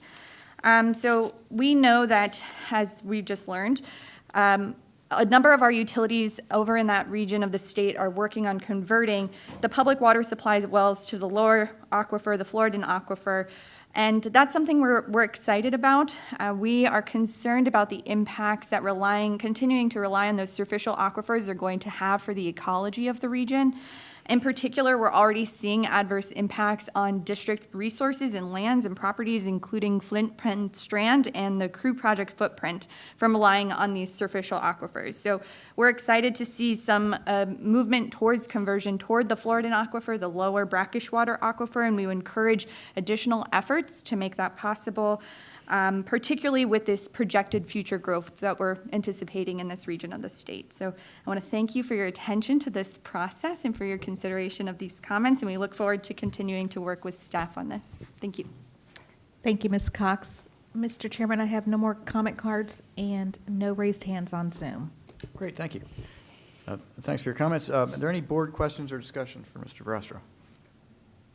Yeah, Mr. Olipich.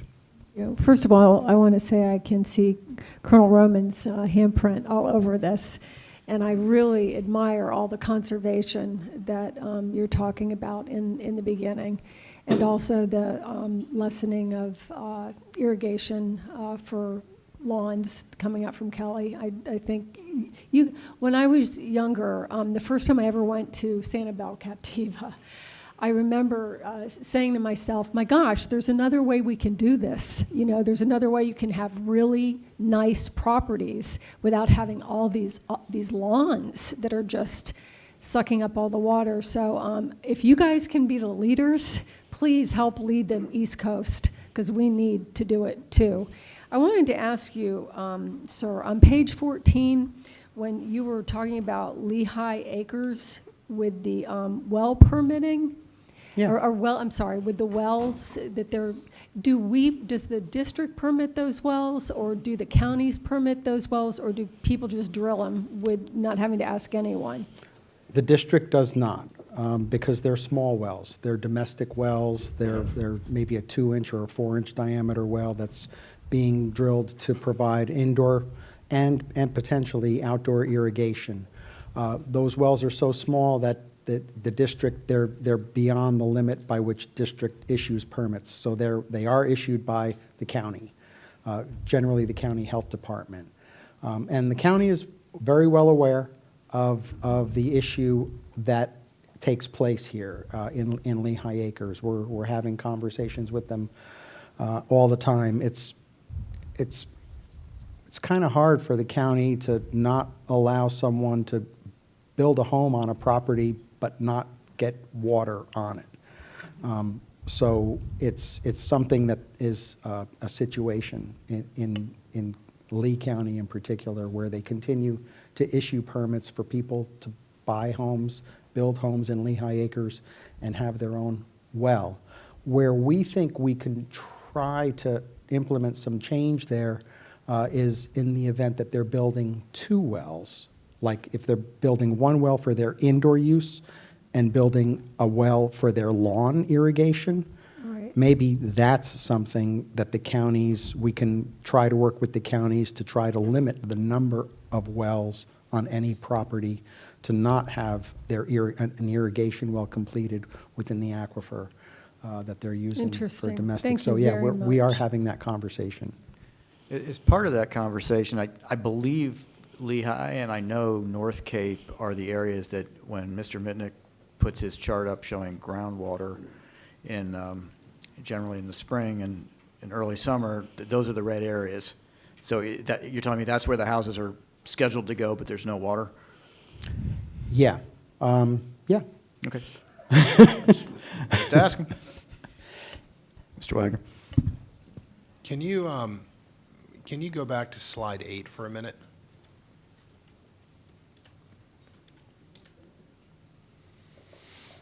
Okay, so on slide 8, we're dealing with water resource protection, and I think you have a few bullet points here. that talk about different areas of the environment that are being considered in this. Is that would that be correct? Yes, it's not quite the environment, it's the water that would be available in that area. Okay. When you go back to slide 1 or 2, so the regional, this is what the water regional supply plan does and does not do. But on the does side, for instance, agriculture, commercial, domestic self-supply, landscape, power generation, public supply, but there's nothing in there for the environment. Is that intentional, or how does that work? And how do you, because I'm assuming when we talk about water conservation and how we deal with use, part of that piece is what's left over, right? And that would be for public supply, but does environment factor into that? How does that, because you're talking about a plan, I think takes you through 2045. So can you talk about how that factors in, if at all? Yeah, that's really a great question, because we think about that too. You know, in these categories that we're looking at for real supply demand, they're kind of like pulls on the system. Environment and environmental, the water that's needed for the environment changes with climatic conditions, water management operations, that kind of thing. So the plan really stops short of doing an environmental or ecological evaluations. That's definitely not part of the plan.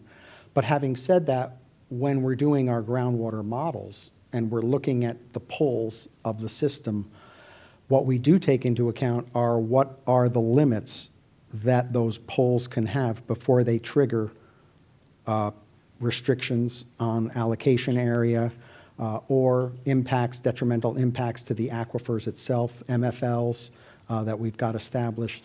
So the plan does not really do an ecological or environmental analysis. Okay.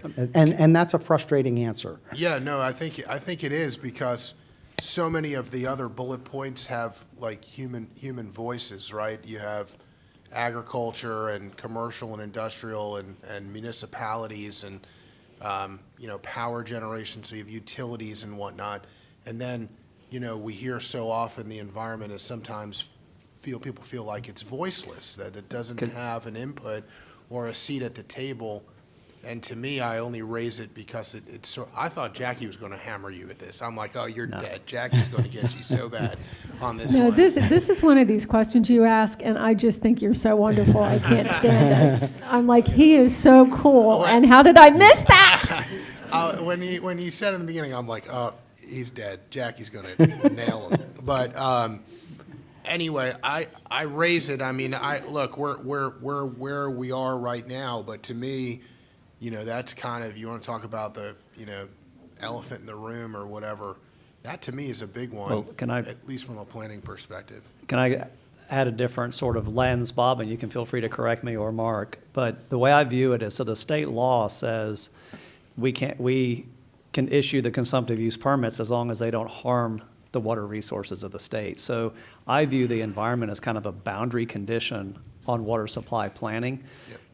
Which is why when you had the map with minimum flows and levels and reservations and restricted allocation areas, those are all relative to an environmental condition. Okay, I think then, as we present these things moving forward, it should be included in there so that stakeholders who are concerned about that particular piece know that that is basically baked into what you're doing, flowing from that on out. So it is there effectively as a matter of law, but it's not in here.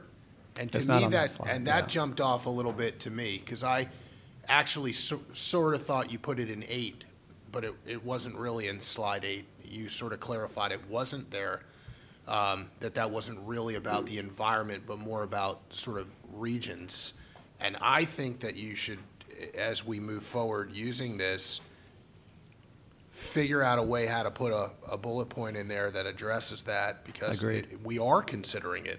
Right. It's just not showing on the final report in a way that I think is meaningful to the public and to stakeholders who may be concerned Right. that we're not. So I mean, it's not, really doesn't manifest itself so much in this water supply plan, but Central Florida Water Initiative, like, they're out of water because that aquifer is draining this, impacting springs, that kind of stuff. So yeah. that was my first question.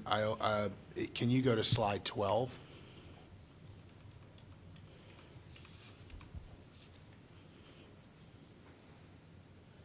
Yeah, this one.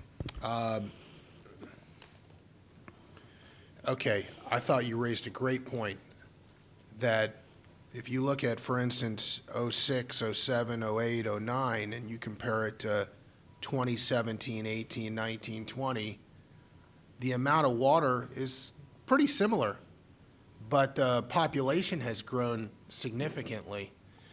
I only had a few questions to ask. Do we factor in the use, for instance, of bottled water as a factor in, people use bottled water, it's not tapping into what you've considered to be part of the public available water source. But to me, in my observations in life, a lot more people are using a lot more bottled water now, and therefore not taken off the tap. Is that something that's considered in these things? I have to say we hadn't considered that. The reason why we can look at public water supply as the water that's provided by the utility is they actually have to report numbers in nitty-gritty detail as to the actual quantity of water that they're providing to their citizens. I also thought it was interesting that 2020 was not an outlier, because I felt like from COVID standpoint, a lot of people were at home more often. I don't know if that's something that you guys have considered. Maybe it was an outlier and it was actually higher use than it normally would have been.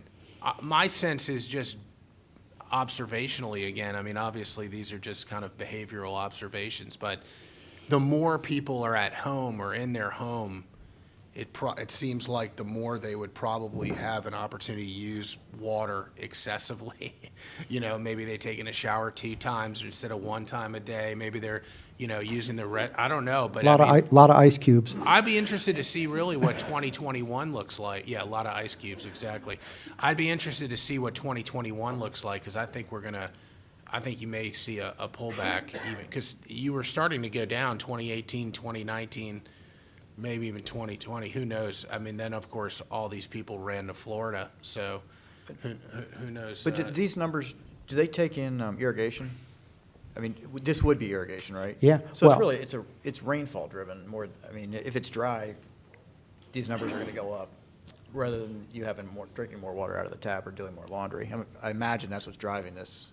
Okay, because like I mean, I don't know, that's because my I look guess. at 2011, 2012, which were the 2 driest years we had, and they're higher. Yeah. They're lower. They're lower. Where you would expect them to be more of a peak in terms of, I don't know. Well, there might have been water restrictions that are in place also for irrigation. There might have been some local plans in place during those dry years Okay. that have limited that. To answer your question, that does include, these numbers do include those people that are taking their water from a public supply and using it for irrigation. I mean, that's not just all drinking water, Yep. indoor use. That's, Yep, somebody hooks up their hose to the spigot and fills up their pool. yeah, That's it's all in there. Yeah. It's all in there. Yeah, no, I mean, Yeah. Thank you. I have a question. Mr. Bergeron. I will say that in your all this water we're discharging out the Caloosahatchee and the Indian River Lagoon and the St. Lucie, all these quantities of water greater than natural destroying our estuaries. As we continue to go forward with Everglades restoration, building the EAA reservoir, like Ben talked about, the need north of the lake, which we all know is a big need. is that in your calculation as we continue to go forward with Everglades restoration? Where we're releasing water compatible with the estuaries in the Gulf and the Atlantic, and obviously the quantity of water necessary flowing south to Florida Bay.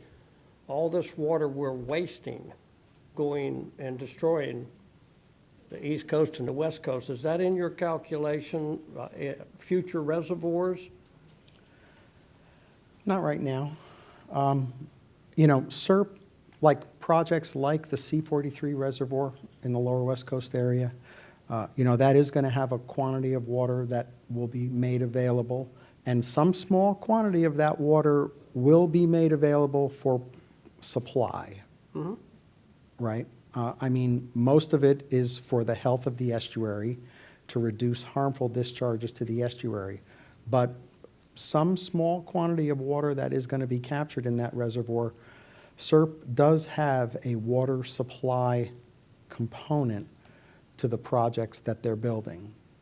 But that volume of water is not included in How about the EAA reservoir?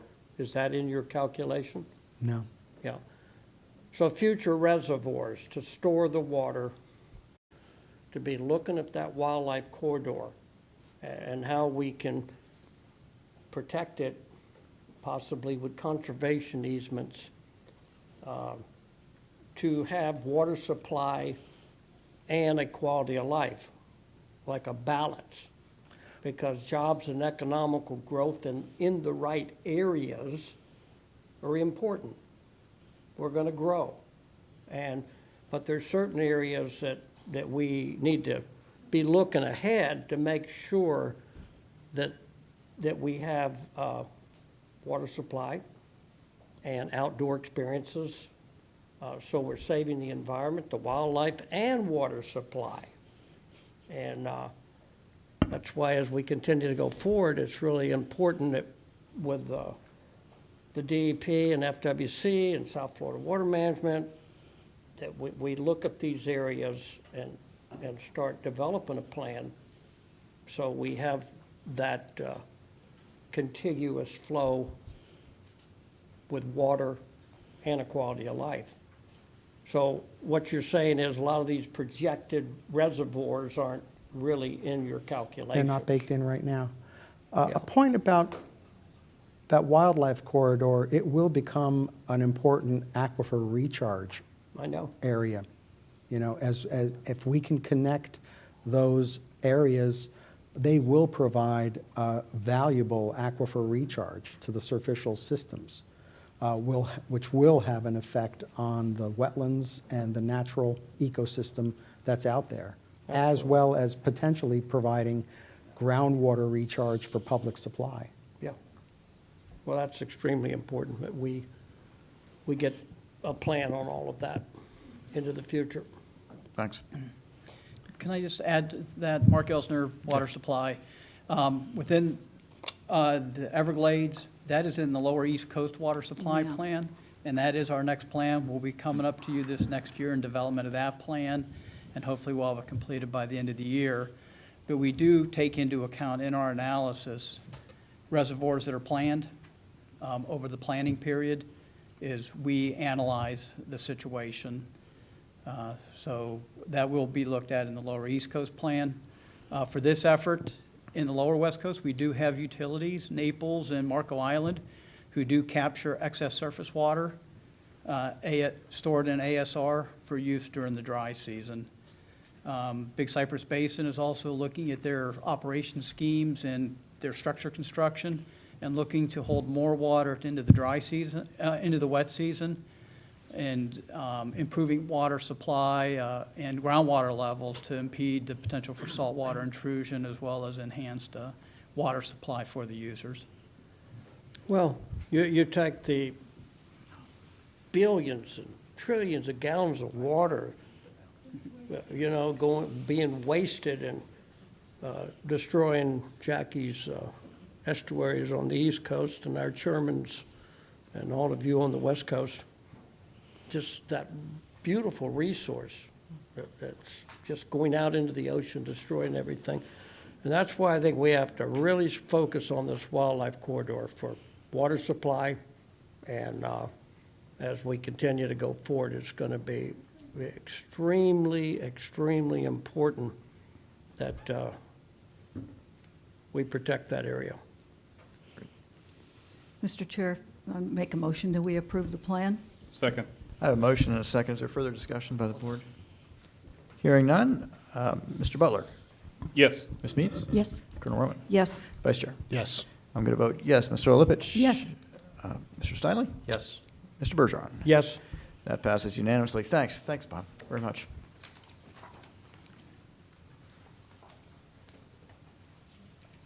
Item 27 is a notice of rule development to establish new rules for Chapter 47 Florida Administrative Codes. And it goes on for another 4 lines, so I'm going to let our 25 years of service veteran. I'm glad I'm not 25 still anymore. I don't want to go through all that again. So, good afternoon, Rich Virgil. I'm here today, I'm going to give you a presentation on the ongoing operational and maintenance concerns resulting from aquatic vegetation, litter, and debris entering the system. And then at the end of it, I'm going to be looking for approval for publication of notice of rule development to address these concerns. So I'm going to give you an overview of the system and the areas of concerns from north to south. And as you'll see through this, it goes from a vegetation areas of concern to more of a litter and debris. So up in the Martin St. Lucie County area, we have the C25, C25, and C25 extension, and several of the structures within the C24, 23 system where we do have vegetation accumulation that is a concern. Obstructions and vegetation within the system basically can cause issues with blockages of the canals and the structures, which could lead to flooding. And then again, eventually all of these systems discharge to the estuaries where we could have concerns associated with that as well. So here is 2 of the structures in the system on the C25 and 23, where you can see large accumulations of floating vegetation in the canal upstream of the structures. And then this photo basically is depicting the secondary systems that are out there and just how extensive it is, and the hundreds of miles of privately owned canal and all of the canal, but of course they can become sources of vegetation that can get into the system. So when it starts raining, all of this stuff starts to break loose. It typically sits pretty steady when it doesn't, and then when the rain comes, it does. So the C25 canal is one of our areas of concern. It's a very large canal. It drains approximately 1/3 of the county, eventually discharges to the Indian River Lagoon. Upstream of that canal is the C25 extension, which is privately owned. And, as it has the potential for large discharges. May I please ask a question? When you say privately owned, is it a 298 or is it In this a case, with the farm? C25 extension, it's multiple private landowners adjacent that own that canal. It's not this one is not a 298 district. Many other locations that discharge and have open connection to our system are 298s or special districts. But in this case, the C25 is private landowners. Just people who do they have farms or do they have Yeah, it's the businesses? citrus growers and different farming operations within the area. And including even the turnpike has drainage that comes off the turnpike. I'm just curious, how long have we been working with them? We've had a concerted effort with them over the last few years to try to address the issue with them. We've gone up there, we've shown presentations, we tried to work with them to work together as a group to address the concerns, and we have had some success with it. And how long have the canals themselves been attached? Many, many years, decades. Like from the 60s or whenever? Yes, absolutely. Thank you. Yep.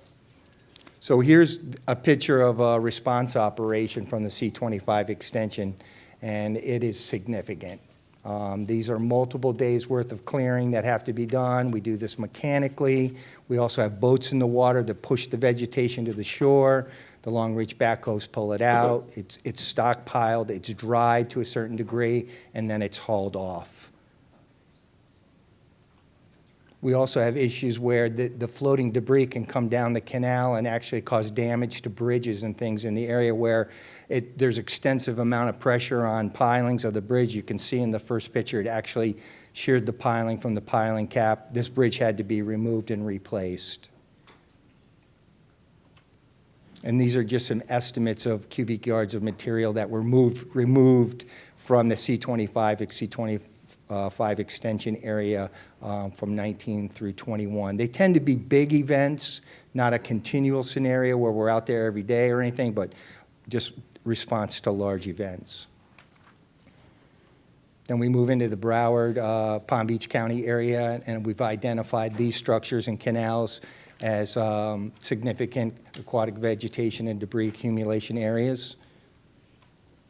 So the C51, the S155 is the coastal discharge structure here that goes to the Lake Worth Lagoon. It's the canal right out here in front of the building. This one's just east of US 1. And you can see in the picture on the right the accumulation of all the floating vegetation upstream of the boom. The picture on the right, the left is the boom. The right is a great all system, which is a telescoping arm boom machine that's pulling the vegetation out. Again, it's stockpiled on the bank, it dries to a certain degree, and then we haul it off. This is just a couple of pictures of inflows into the C51 canal from secondary canals that come in, and this is the type of thing that accumulates that has the potential to break free and come into our system. Here we are on the Hillsborough Canal. The G56 is our coastal structure on the Hillsborough Canal. You can see the vegetation there, the accumulation. A lot of this is not only to flow in the canal, but wind-driven within the canal will accumulate this vegetation up against the structure. Like I said, as we move south in the system, it starts to be transferred from vegetation to a debris and litter issue. This is on the C16 canal, Fort Lauderdale area, Pompano. It's not only canal connections, but it could be a culvert connection that has discharges like this to the system. This is just some basic numbers for debris removal within those structures that I initially listed. Then we head to Miami, where we've gotten the most public outcry and had our biggest response over the last couple of years. These are 5 coastal structures in the Miami-Dade County area. S27 is kind of our poster child, as Mr. Wagner knows. He's been very involved with us on this structure. It goes through multiple municipalities. It's 11 miles long. It's a very urban environment. We get significant number of complaints on this structure. This is just a basin map. Again, debris can cause blockages in the canal and the structures causing flooding.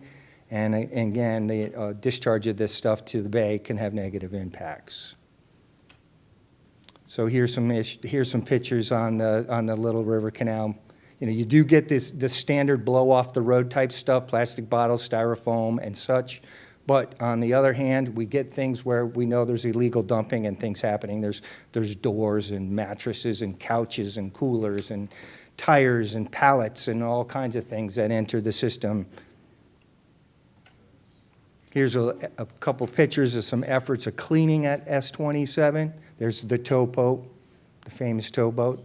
Our fleet, and it's used it has a bucket in the front that's hydraulically driven. It's going to place the debris on the shore.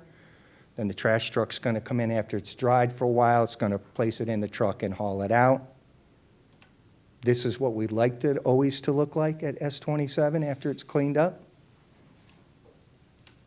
We have additional efforts we're doing on the C7. We have a boom set up several miles west on C7 Little River to try to catch debris in an intermediate area to reduce the amount that comes down to the structure.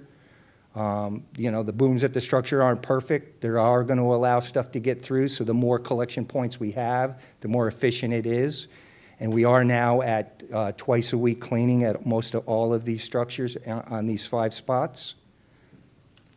And then I'm just going to show you a couple. It's just not only the C7, but it's the C2.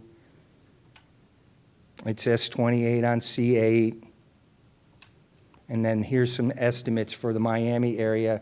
And I mean, the S27 one just really just jumps off the chart at 217 tons, 97 cleanings in 21. So we're over 100 a year now because we're twice a week. It's a Monday and a Thursday before everybody goes home. And, you know, we're keeping up with it. We have had a lot of reduction in the amount of complaints and calls that we're getting, and we are being a lot more efficient at this, but it does take significant district resources to address this. This is also one of the highest areas for manatee ingress and egress through the structures at 27. So as we move forward, anticipating rule concept, right? So we would require active measures to prevent water management systems from discharging these type of materials into the canal through best management practice. Sort of the same way we do it with booms and collection, we would be looking for people to do, and entities to do that before it comes into our system. Not to say that it's not being done at all, but we need to step up the efforts on everybody's part. This would apply to all the water management systems, including special districts that connect to our system. It would apply to almost all of the counties within the district. I think it's 14 of the 16. 2 are omitted because they don't really have, we don't have infrastructure in Monroe County per se, or I think Charlotte's the other one that's omitted here. So the concept would be to today, if we get authorization from you to start the development and post the rulemaking development here, we'll have some public workshops to get public input on the process and feedback so that we can be successful. We'd like to be able to finalize the rule and bring it back to the board in April, and then have it be effective like June of next year. Now, this is the perfect scenario kind of thing laid out here. This is, there's a lot of steps to this. There's also a big economic impact evaluation that has to be done, and if a certain amount of money is spent by the regulated community over a 5-year period, then it actually has to go to the legislature for approval, which this I think it's headed that way, but I'm not positive until we get into the analysis. And then that just brings me to the authorization, and if you have any questions. Well, or thanks very comments. much. Oh, we're going to public comment first? Hey, you're good. We have no raised hands and no public comment cards, Mr. Oh, we do. My bad. Mark Perry, you're recognized to speak. Yes, thank you. You know, and relative to the C23, C24, and 25 areas up there, pretty familiar with those. They represent a lot of, you know, about 300,000 acres total, including the C44 basin. But those basins are, as one of the slides showed, about the all the different laterals that come into about 68 project culverts, or PCs as they were identified, all around the C23, C24 basins. And what it is really showing that those basically mostly citrus groves and those private areas were drained for that purpose. There are a couple of 298 districts up there, but mostly those private groves and lands were put in those project culverts in order to drain those. And I've seen those aquatic vegetation floating in there. It really does jam up into the major canals. And it does have an impact to the course of structures and potential flood control issues. But just know that those drain, all those laterals that do drain in there, it's lands up in those C23, C24, C25, and C44 basins. So just wanted to point that out, that, you know, maybe trying to address it at the source of the problem, if the vegetation is actually coming through the project culverts and into the main canals, that would be maybe a way to address it. Thanks. Thank you, Mr. Perry. Mr. Chairman, I have no additional raised hands. Thanks. Rich, thank you for that presentation. It was absolutely eye-opening to me and disgusting in some ways. I mean, it's just amazing. Do you know how much money we spend every year doing this? Oh, I could provide those numbers. I did have some costings information on the slides where we removed it because there's a few big players in there that take up a majority of the money, but we're spending a few $100,000, several $100,000 a year in it. And also keep in mind that it also requires all that heavy equipment and tough booms to be deployed. So there's a lot of, there's an investment in infrastructure. Those are our employees doing that work? Yes. Yeah, Yep. they could probably be doing other stuff. Yeah, Would be yep. my guess. Yep. They pick up the trash once a week at my house, and you're clearing this canal out twice a week.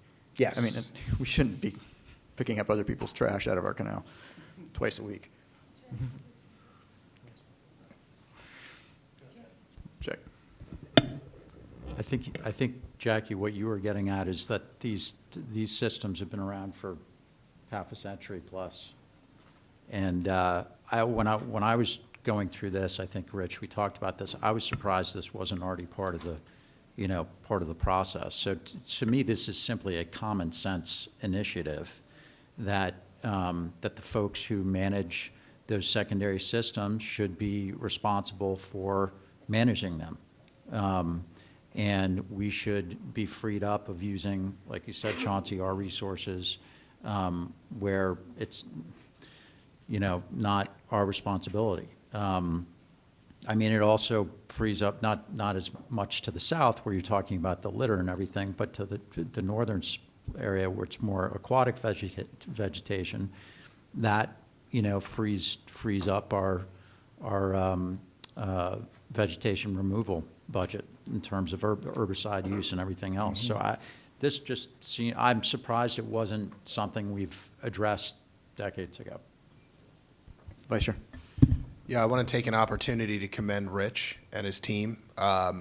We have had significant attention, and I think correctly, on Little River and C7 and S27 and whatnot, which have been a focus of people who are concerned about the health of Biscayne Bay, concerned about the certain particular hot spots and areas where we've had fish kills in the past, where we've had issues about water quality related to Biscayne Bay. And of course, look, you don't have to have anything more than this at this point to be paddleboarding or walking near the booms to take these pictures and to report them.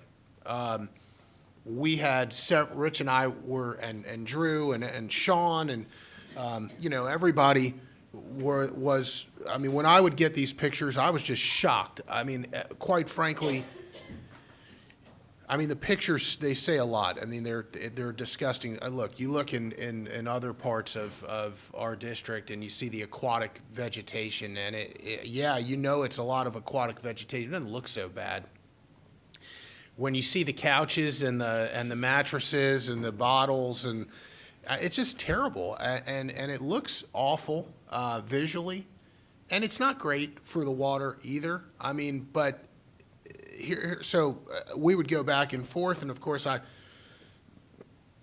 told Rich I don't want to get another one of these reports, and Rich is so nice, he's telling me like, no, Mr. Wagner, we're on top of it. We're not asleep at the switch. We are, in fact, routinely cleaning these things, and of course, like 10 days later, I get like another picture of this thing, and it's just disgusting. I mean, it looks like it hasn't been cleaned in months.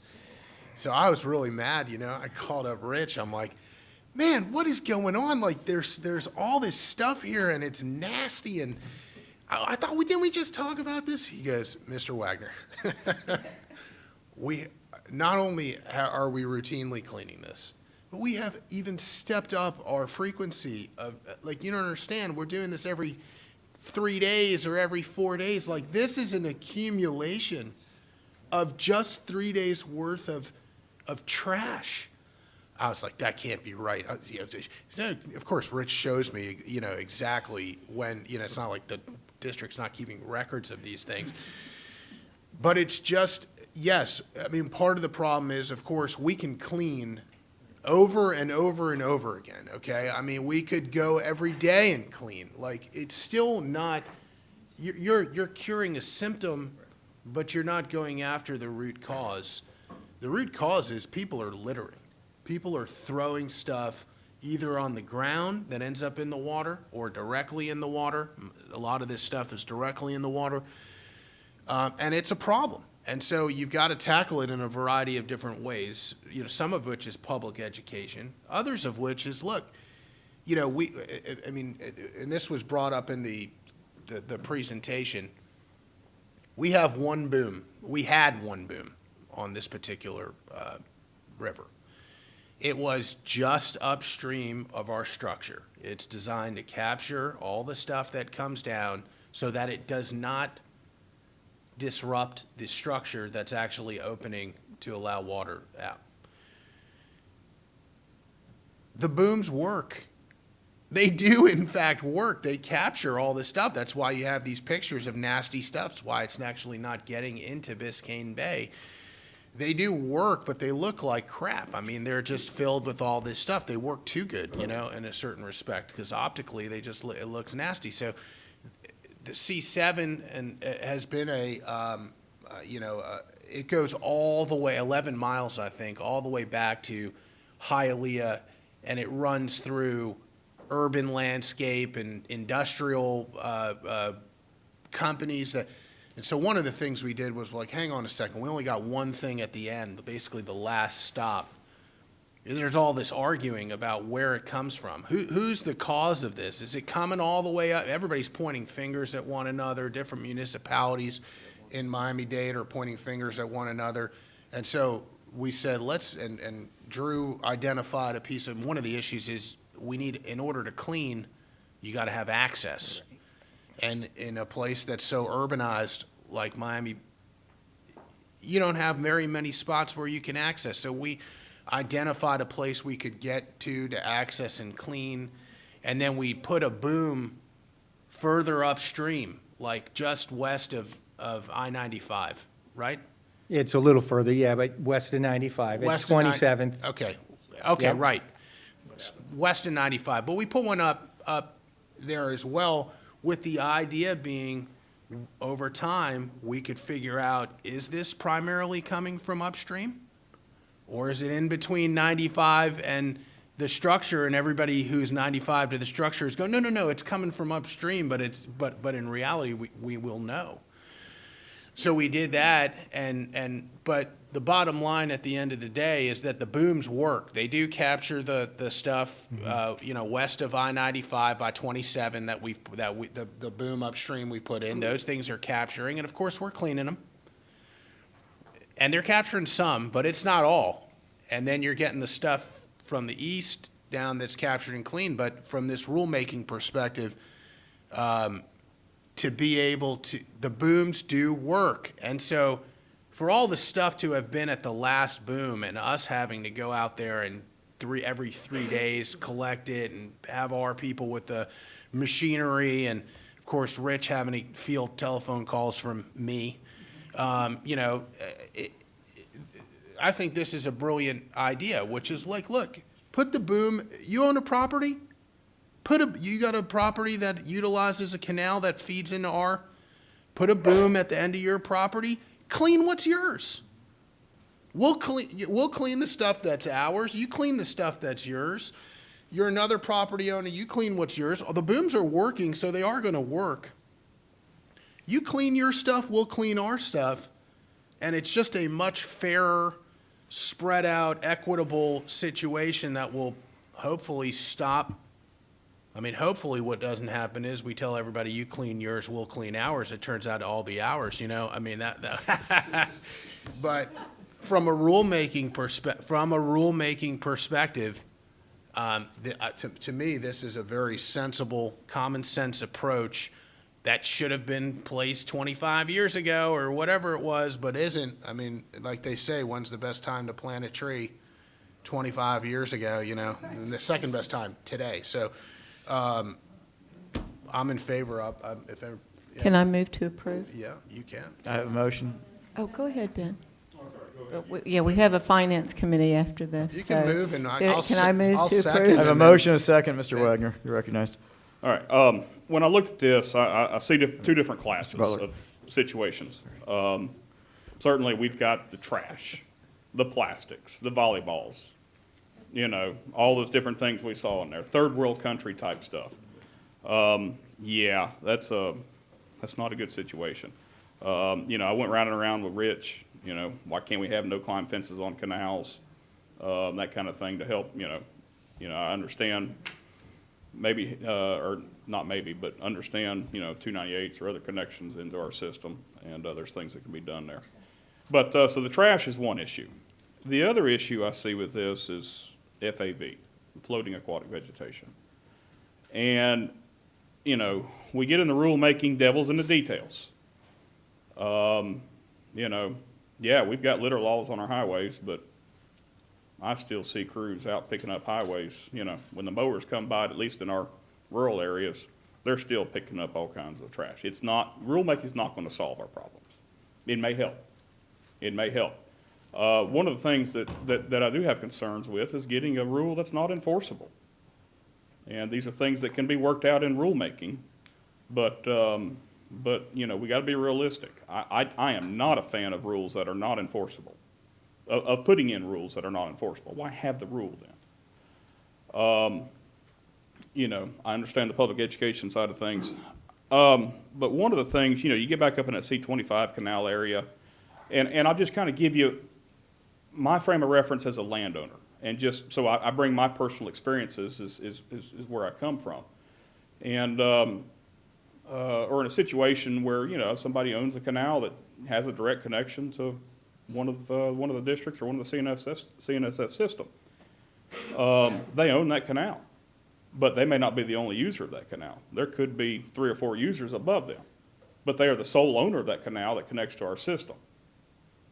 So where the canal connects, you know, the owner that owns the canal that connects to the system, that's where the stuff in this case would come in at. How do you enforce? Who do you go after if you've got some floating aquatic weeds that are coming out of a landowner's canal to that, when it wasn't that landowner? Let's say that landowner kept their canal clean. Upstream landowners were the ones that caused the issue.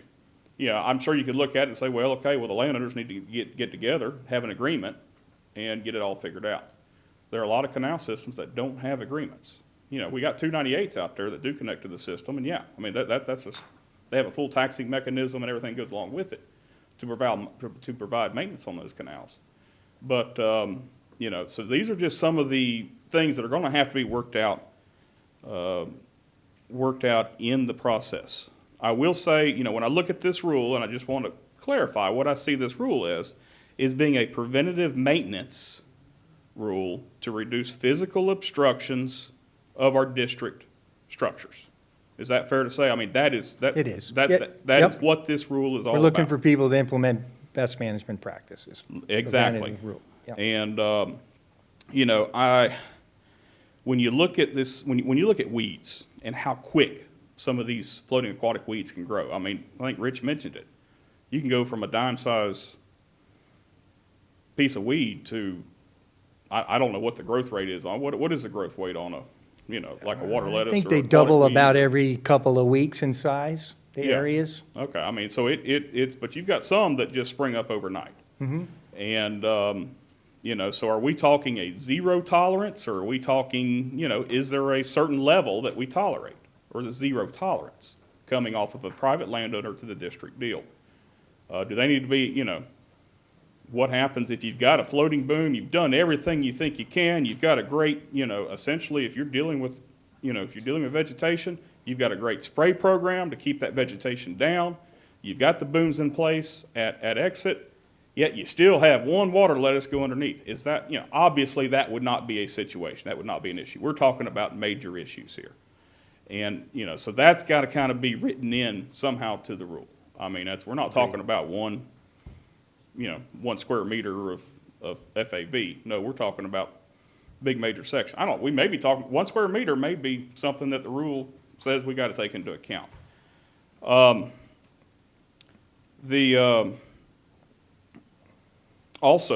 another point, what's good for the goose is good for the gander.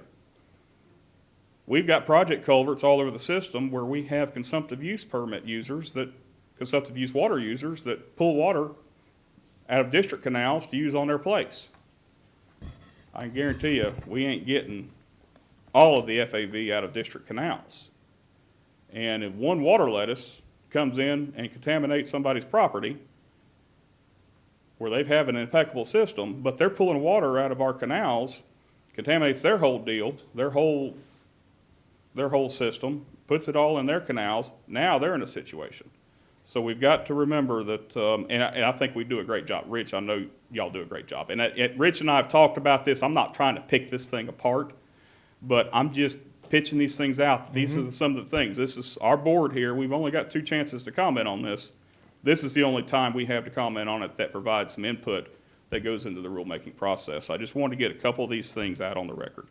The only other suggestion I have is that when we're looking at this FAV stuff, you know, with large landowners dealing with FAV, that you know, certainly there's best management practices out there that need to be done. I don't know what you mentioned on the C25 extension that we've been able to improve it. What did landowners do that helped to improve or reduce the amount of floating aquatic vegetation coming into the system? What were some of the techniques they used to improve it? They're definitely using, you know, herbicides, but they're also using mechanical means to also do removal. So mechanical removal, herbicide. I'm sure floating booms at property line. You know, I do think that, you know, maybe it's something to explore in this is, you know, at some point here, maybe there's a presumption of compliance. As long as you have that floating boom, you show the maintenance records, you know, you show the herbicide records, you know, because you don't want to get in a situation where somebody starts nitpicking. And again, I don't think we want to bump up the staff to be going around and enforcing an extremely strict rule. Right. So I will leave it at that. That's kind of all the notes I have. So I don't see this as something that would go down to an individual landowner. I see this as something that would be handed to a municipality or a county, and then the county or the municipality would figure out how to deal with it. I know that in the municipality that I was an elected official of, we would have certain landowners or certain locations, and we knew where they were, where we had problems, and we would have to deal with it that way. So I understand and I hear your heart, because you are a landowner and that you walk with landowners. But I think that the district wouldn't get down to a landowner level, because that would be more expensive than just dealing with the problem. I think it would be something that would go to the municipality, but then you'll figure it out. So I asked a question about enforcement, and I was told this is just the first step, and then there will be steps after this. If I could, I do think there are some situations here to correct some of the problems we have. You're going to an individual landowner situation. I mean, that's when we talk the stuff that, the pictures that Rich show up in the C25 area, we are talking individual landowners and not like municipalities or 298s. Well, then it would be the county, right? So it would be the county, the landowner lives in a county, and then the county would have to deal with the landowner. I think it's district direct on certain one of these, but I think also this is just, we're not approving the actual rule. We're just approving the process to enter into a rulemaking exercise where that stuff will be hashed out. Yep. All right, I got a motion and a second, and one quick question for Mr. Bergeron. Isn't some of these in drainage districts? Yes. So there'd be a lot of, I know a lot of these counties, there's drainage districts that would be cleaning up what's in their district before it gets into our main waterways. I think that's the point. Right. There's approximately like 70 298 districts within our district, yeah. You've got a lot of drainage districts in some of these counties. Mr. Chair, if I may. Yeah. Over here. I have no idea where that voice came from, but yes. I just want to clear up something. So DEP has a program with the MS4 permits for the counties and local governments, and that's how their trash and litter is regulated. So we would not be regulating the counties and local governments. Thank you, Ms. Monica. Call it. Calling it. Mr. Butler? Yes. Ms. Yes. Meeks? Yes. Vice Chair Wagner? Yes. I'm going to vote yes. Mr. Olipich? Yes. Mr. Steinle? Yes. Mr. Bergeron? Yes. Thank you. That passes unanimously. Thanks very much. Thank you. Appreciate it. Ms. Reynolds?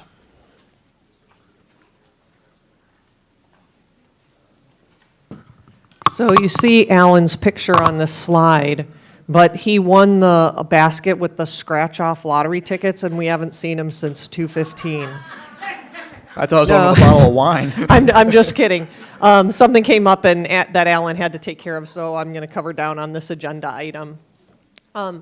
So this agenda item, I'm not asking for rule development, and I am not asking you to approve anything with water supply, but I am asking you for an increase for $125 million associated with our professional engineering services.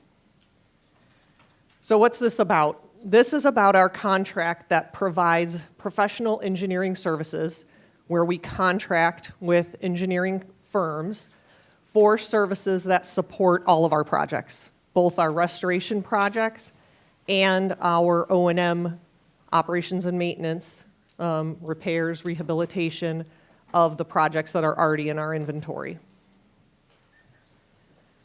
A little bit of background on this contract. This is not the first time you're hearing about this contract. Back in March of 2019, you approved us to enter into negotiations with these 17 firms. We negotiated the prices for the engineering services. That amount for the original contract was $225 million. That's what we thought we would spend over the next 5 years. So how the contract was structured was a 3-year period with 2 one-year renewals. This is a common way that we do our contracts. And in November of 2021, we came back to you and asked for an increase for another $125 million and approval to enter into the 2 one-year renewal extensions. You granted those approvals. And the reason that I'm coming back to you today is we've blown through all that money because we're building a lot of stuff. And so I'm coming back to you for just an increase for another $125 million. We anticipate going out for a new proposal for a new contract in 2023. And so then we'll be bringing a new contract to you with a new set of firms. But in the meantime, the reason I'm asking for an extension on this one is we have 2019 prices, and we'd like to keep using them until our time limit expires on the current contract. And so your approval of this extension of funding will help us to expedite and continue to work on all of these types of projects. The reason that we so poorly projected the amount of money that we would need on this contract is because you can see the increase in the amount of construction that we've done compared from 2019 through the increases that we've been executing over the last 3 years. So over the 4 years of this contract, we have entered into construction of over $2 billion worth of construction improvements. And so this is a tremendous amount of work that these professional engineering services support. With that, I have a resolution requesting that increase. Great. Is there public comment on this, Rosie? No, Mr. Chairman, there's not. I'll make a motion, please. I'll second. I have a motion and a second. My only comment is thank you. And we got enough? Great. Any further discussion? I'll call that question. Mr. Bergeron? Yes. Mr. Steinle? Yes. Mr. Olipich? Yes. I'm going to vote yes. Vice Chair Wagner? Yes. Thank you. That passes unanimously. Thank you, Ms. Reynolds.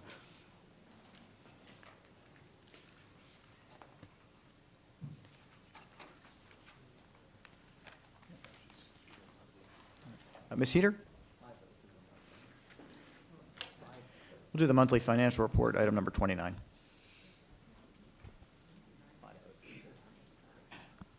Good afternoon. So the monthly financial report that's in your packet is for the first month of the new fiscal year. So it's for the month of October. And we are doing very well in our collections. October of last year, we had only collected about $6.8 million in state revenue, and so far we've collected $64 million. It ties right in with Ms. Reynolds' presentation. A lot of construction projects, spending money, and we're getting reimbursed when we send those invoices up.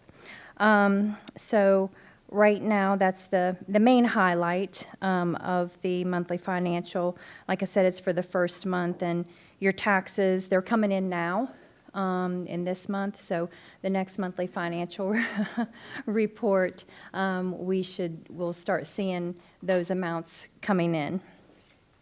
The second item that is in your packet is related to the Hurricane Ian purchase orders, and thus far we have executed about $6.8 million in emergency procurement purchase orders. We have also transferred $4.5 million from our reserves to cover those expenses.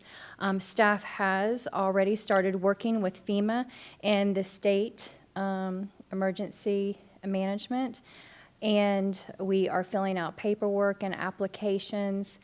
We've had 3 meetings, and that process is moving along fairly well.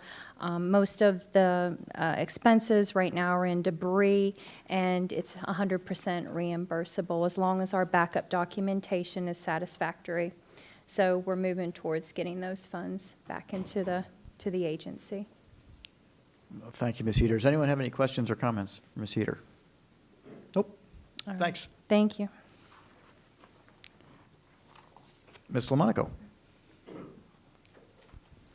I don't have anything to report, but I do want to wish you all a wonderful holiday season. I hope you have some good quality time with your family and friends, and a healthy, happy new year. Thanks, and to you as well. General public comment. Rosie? I have 2 cards. I have Nyla Pipes is our first public commenter, followed by Kelly Cox.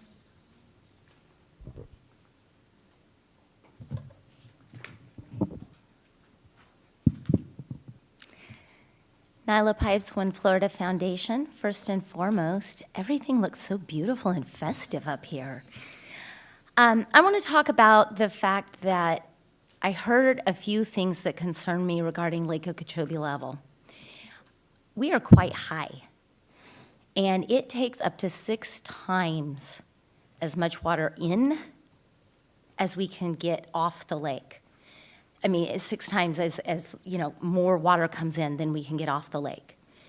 To tell you that in more recent numbers, November 19th, we started our releases to the Caloosahatchee. It was at 16.24. Here we are, a couple of weeks later, and we're at 16.44. Compare that to going into Hurricane Ian, September 28th, we were at 13.50. And by October 12th, we were at 14.9. That's the same time frame. So that's part of why so many of us come to you and say, hey, you got to really watch it on the high lake levels. Because it's alarming to hear statements like, as long as we can get down to the upper edge of the ecological envelope, we'll be good. And we have room in the lake because we can push it to 16.8. We need to be draining this lake faster to get ready for the next wet season, because it can take that long with even maximum discharges depending on the rain we get. Those of us who have been involved for a while have seen it. You guys got really, really lucky, because with the lake so high, if Hurricane Nicole had actually come through and been a bigger storm, that lake would be so high, we would have discharges for probably the next 3 years. We have some real concerns here. The other one is this. We can't just consider the lake like a reservoir as we watch the submerged aquatic, the SAV, the submerged aquatic vegetation, die. So I know that you are all tired of hearing Newton say it, killing the lake. I know that you've heard it all through the LOSIM process, but now we have an exact example of why we've been saying it and how concerned we really are. Finally, I want to touch on the stormwater treatment areas. It's like this. The more Lake O water we push through them to send it south, the more destruction we cause to those stormwater treatment areas, and the less likely we are to meet the QBEL. Thank you. Thank you, Ms. Pipes. Kelly Cox is our next public commenter.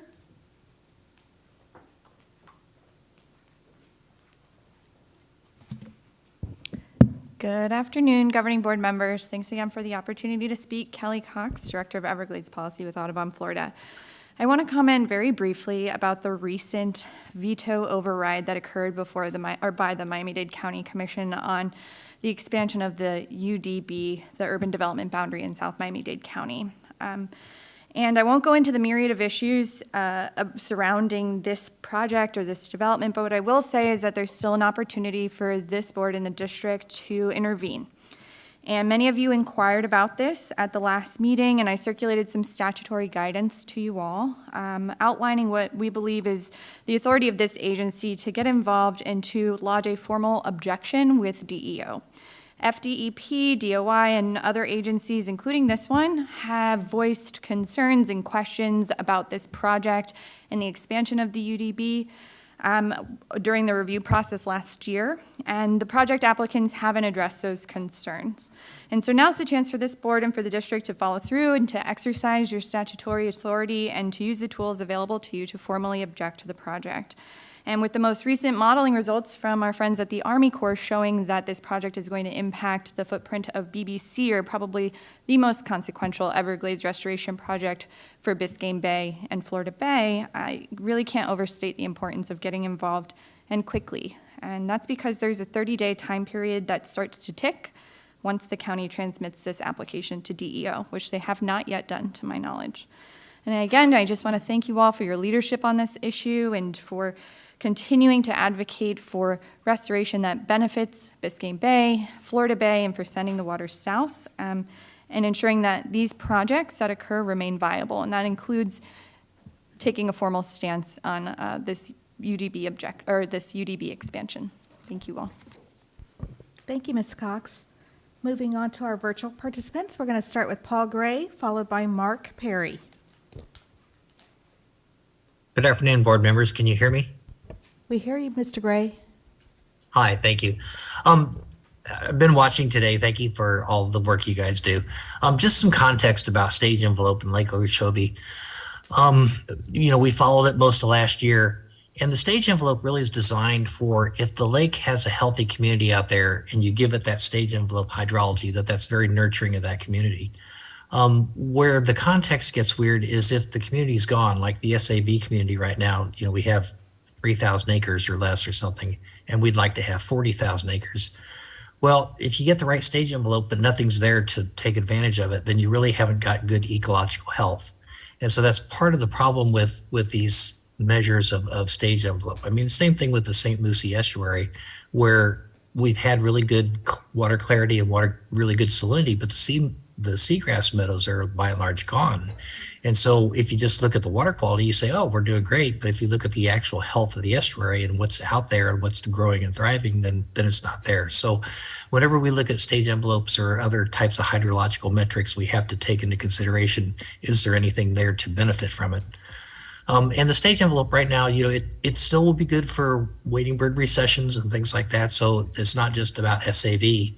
But, we talked about getting down to 13 feet. And this past summer, in May, we got to 13 feet, and from May until September, we bounced between 12.5 and 13 feet. And that really was not low enough to recover the SAV. Again, if you had a healthy SAV community, those levels would be beautiful for it. The sunlight would reach them. We'd have a great bass spawn. We'd have a great crappie spawn. There'd be all kinds of little larval fish spawning and increasing in numbers of biomass. But when everything's gone, then those levels don't help you as much. And so when we're trying to recover SAV, we have to drop below the stage envelope to try to get sunlight down to those deep depths at 9 to 11 feet where those seeds are laying waiting for sunlight. So just a nuance about stage envelopes and water levels. When things are good, the requirements are different from when things are not as good as we want. So that's all I have. Thank you very much. Thank you, Mr. Gray. Mr. Perry, Mark Perry, you're recognized to speak.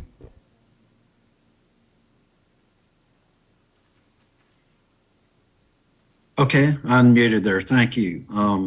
Just to kind of follow up, I was thinking about as the STAs are being presented by Lawrence Glenn, and the discussion there was very helpful to understand that, trying to restrict the flows in STAs because we're trying to preserve and protect their function, knowing that they have to reach that target elevation.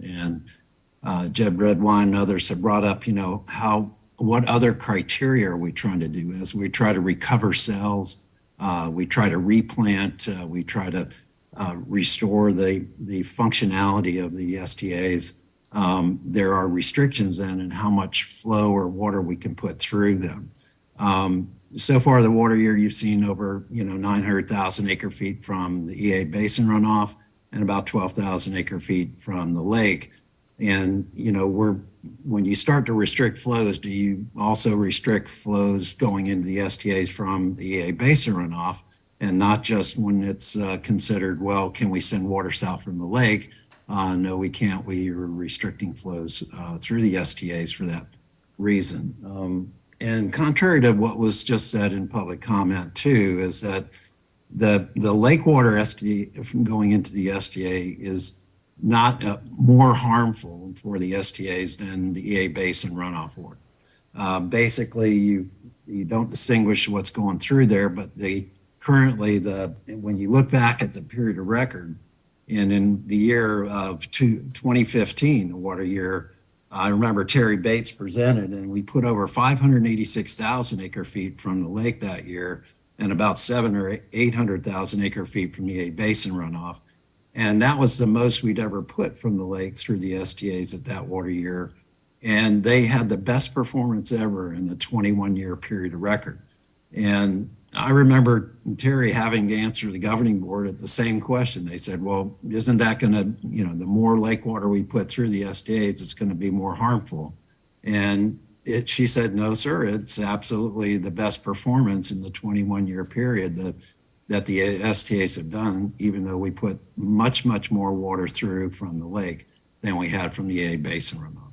So let's dispel that kind of message right away, and let's understand that we need to maximize our use of the STAs, and particularly even more so, understand the restrictions when we're just talking about, the flows from the lake south. We need to open that up to those uses as well. Thank you.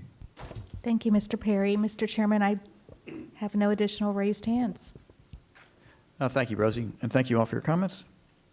We'll now move to item 32, which is board comment, and we'll start with you, Ms. Meads. All I have to say is happy holidays. I'm glad to see everybody again and see you in January. Thank you, Vice Chair. Likewise. Well said. Mr. Olovich. Also, happy holidays, and I just have to say, one day when we're not all on this board, I can't wait to be able to talk together and have a drink and just, everybody's so wonderful. I always tell my husband, gosh, I wish that I could talk to them, but the only place I can talk to you is here.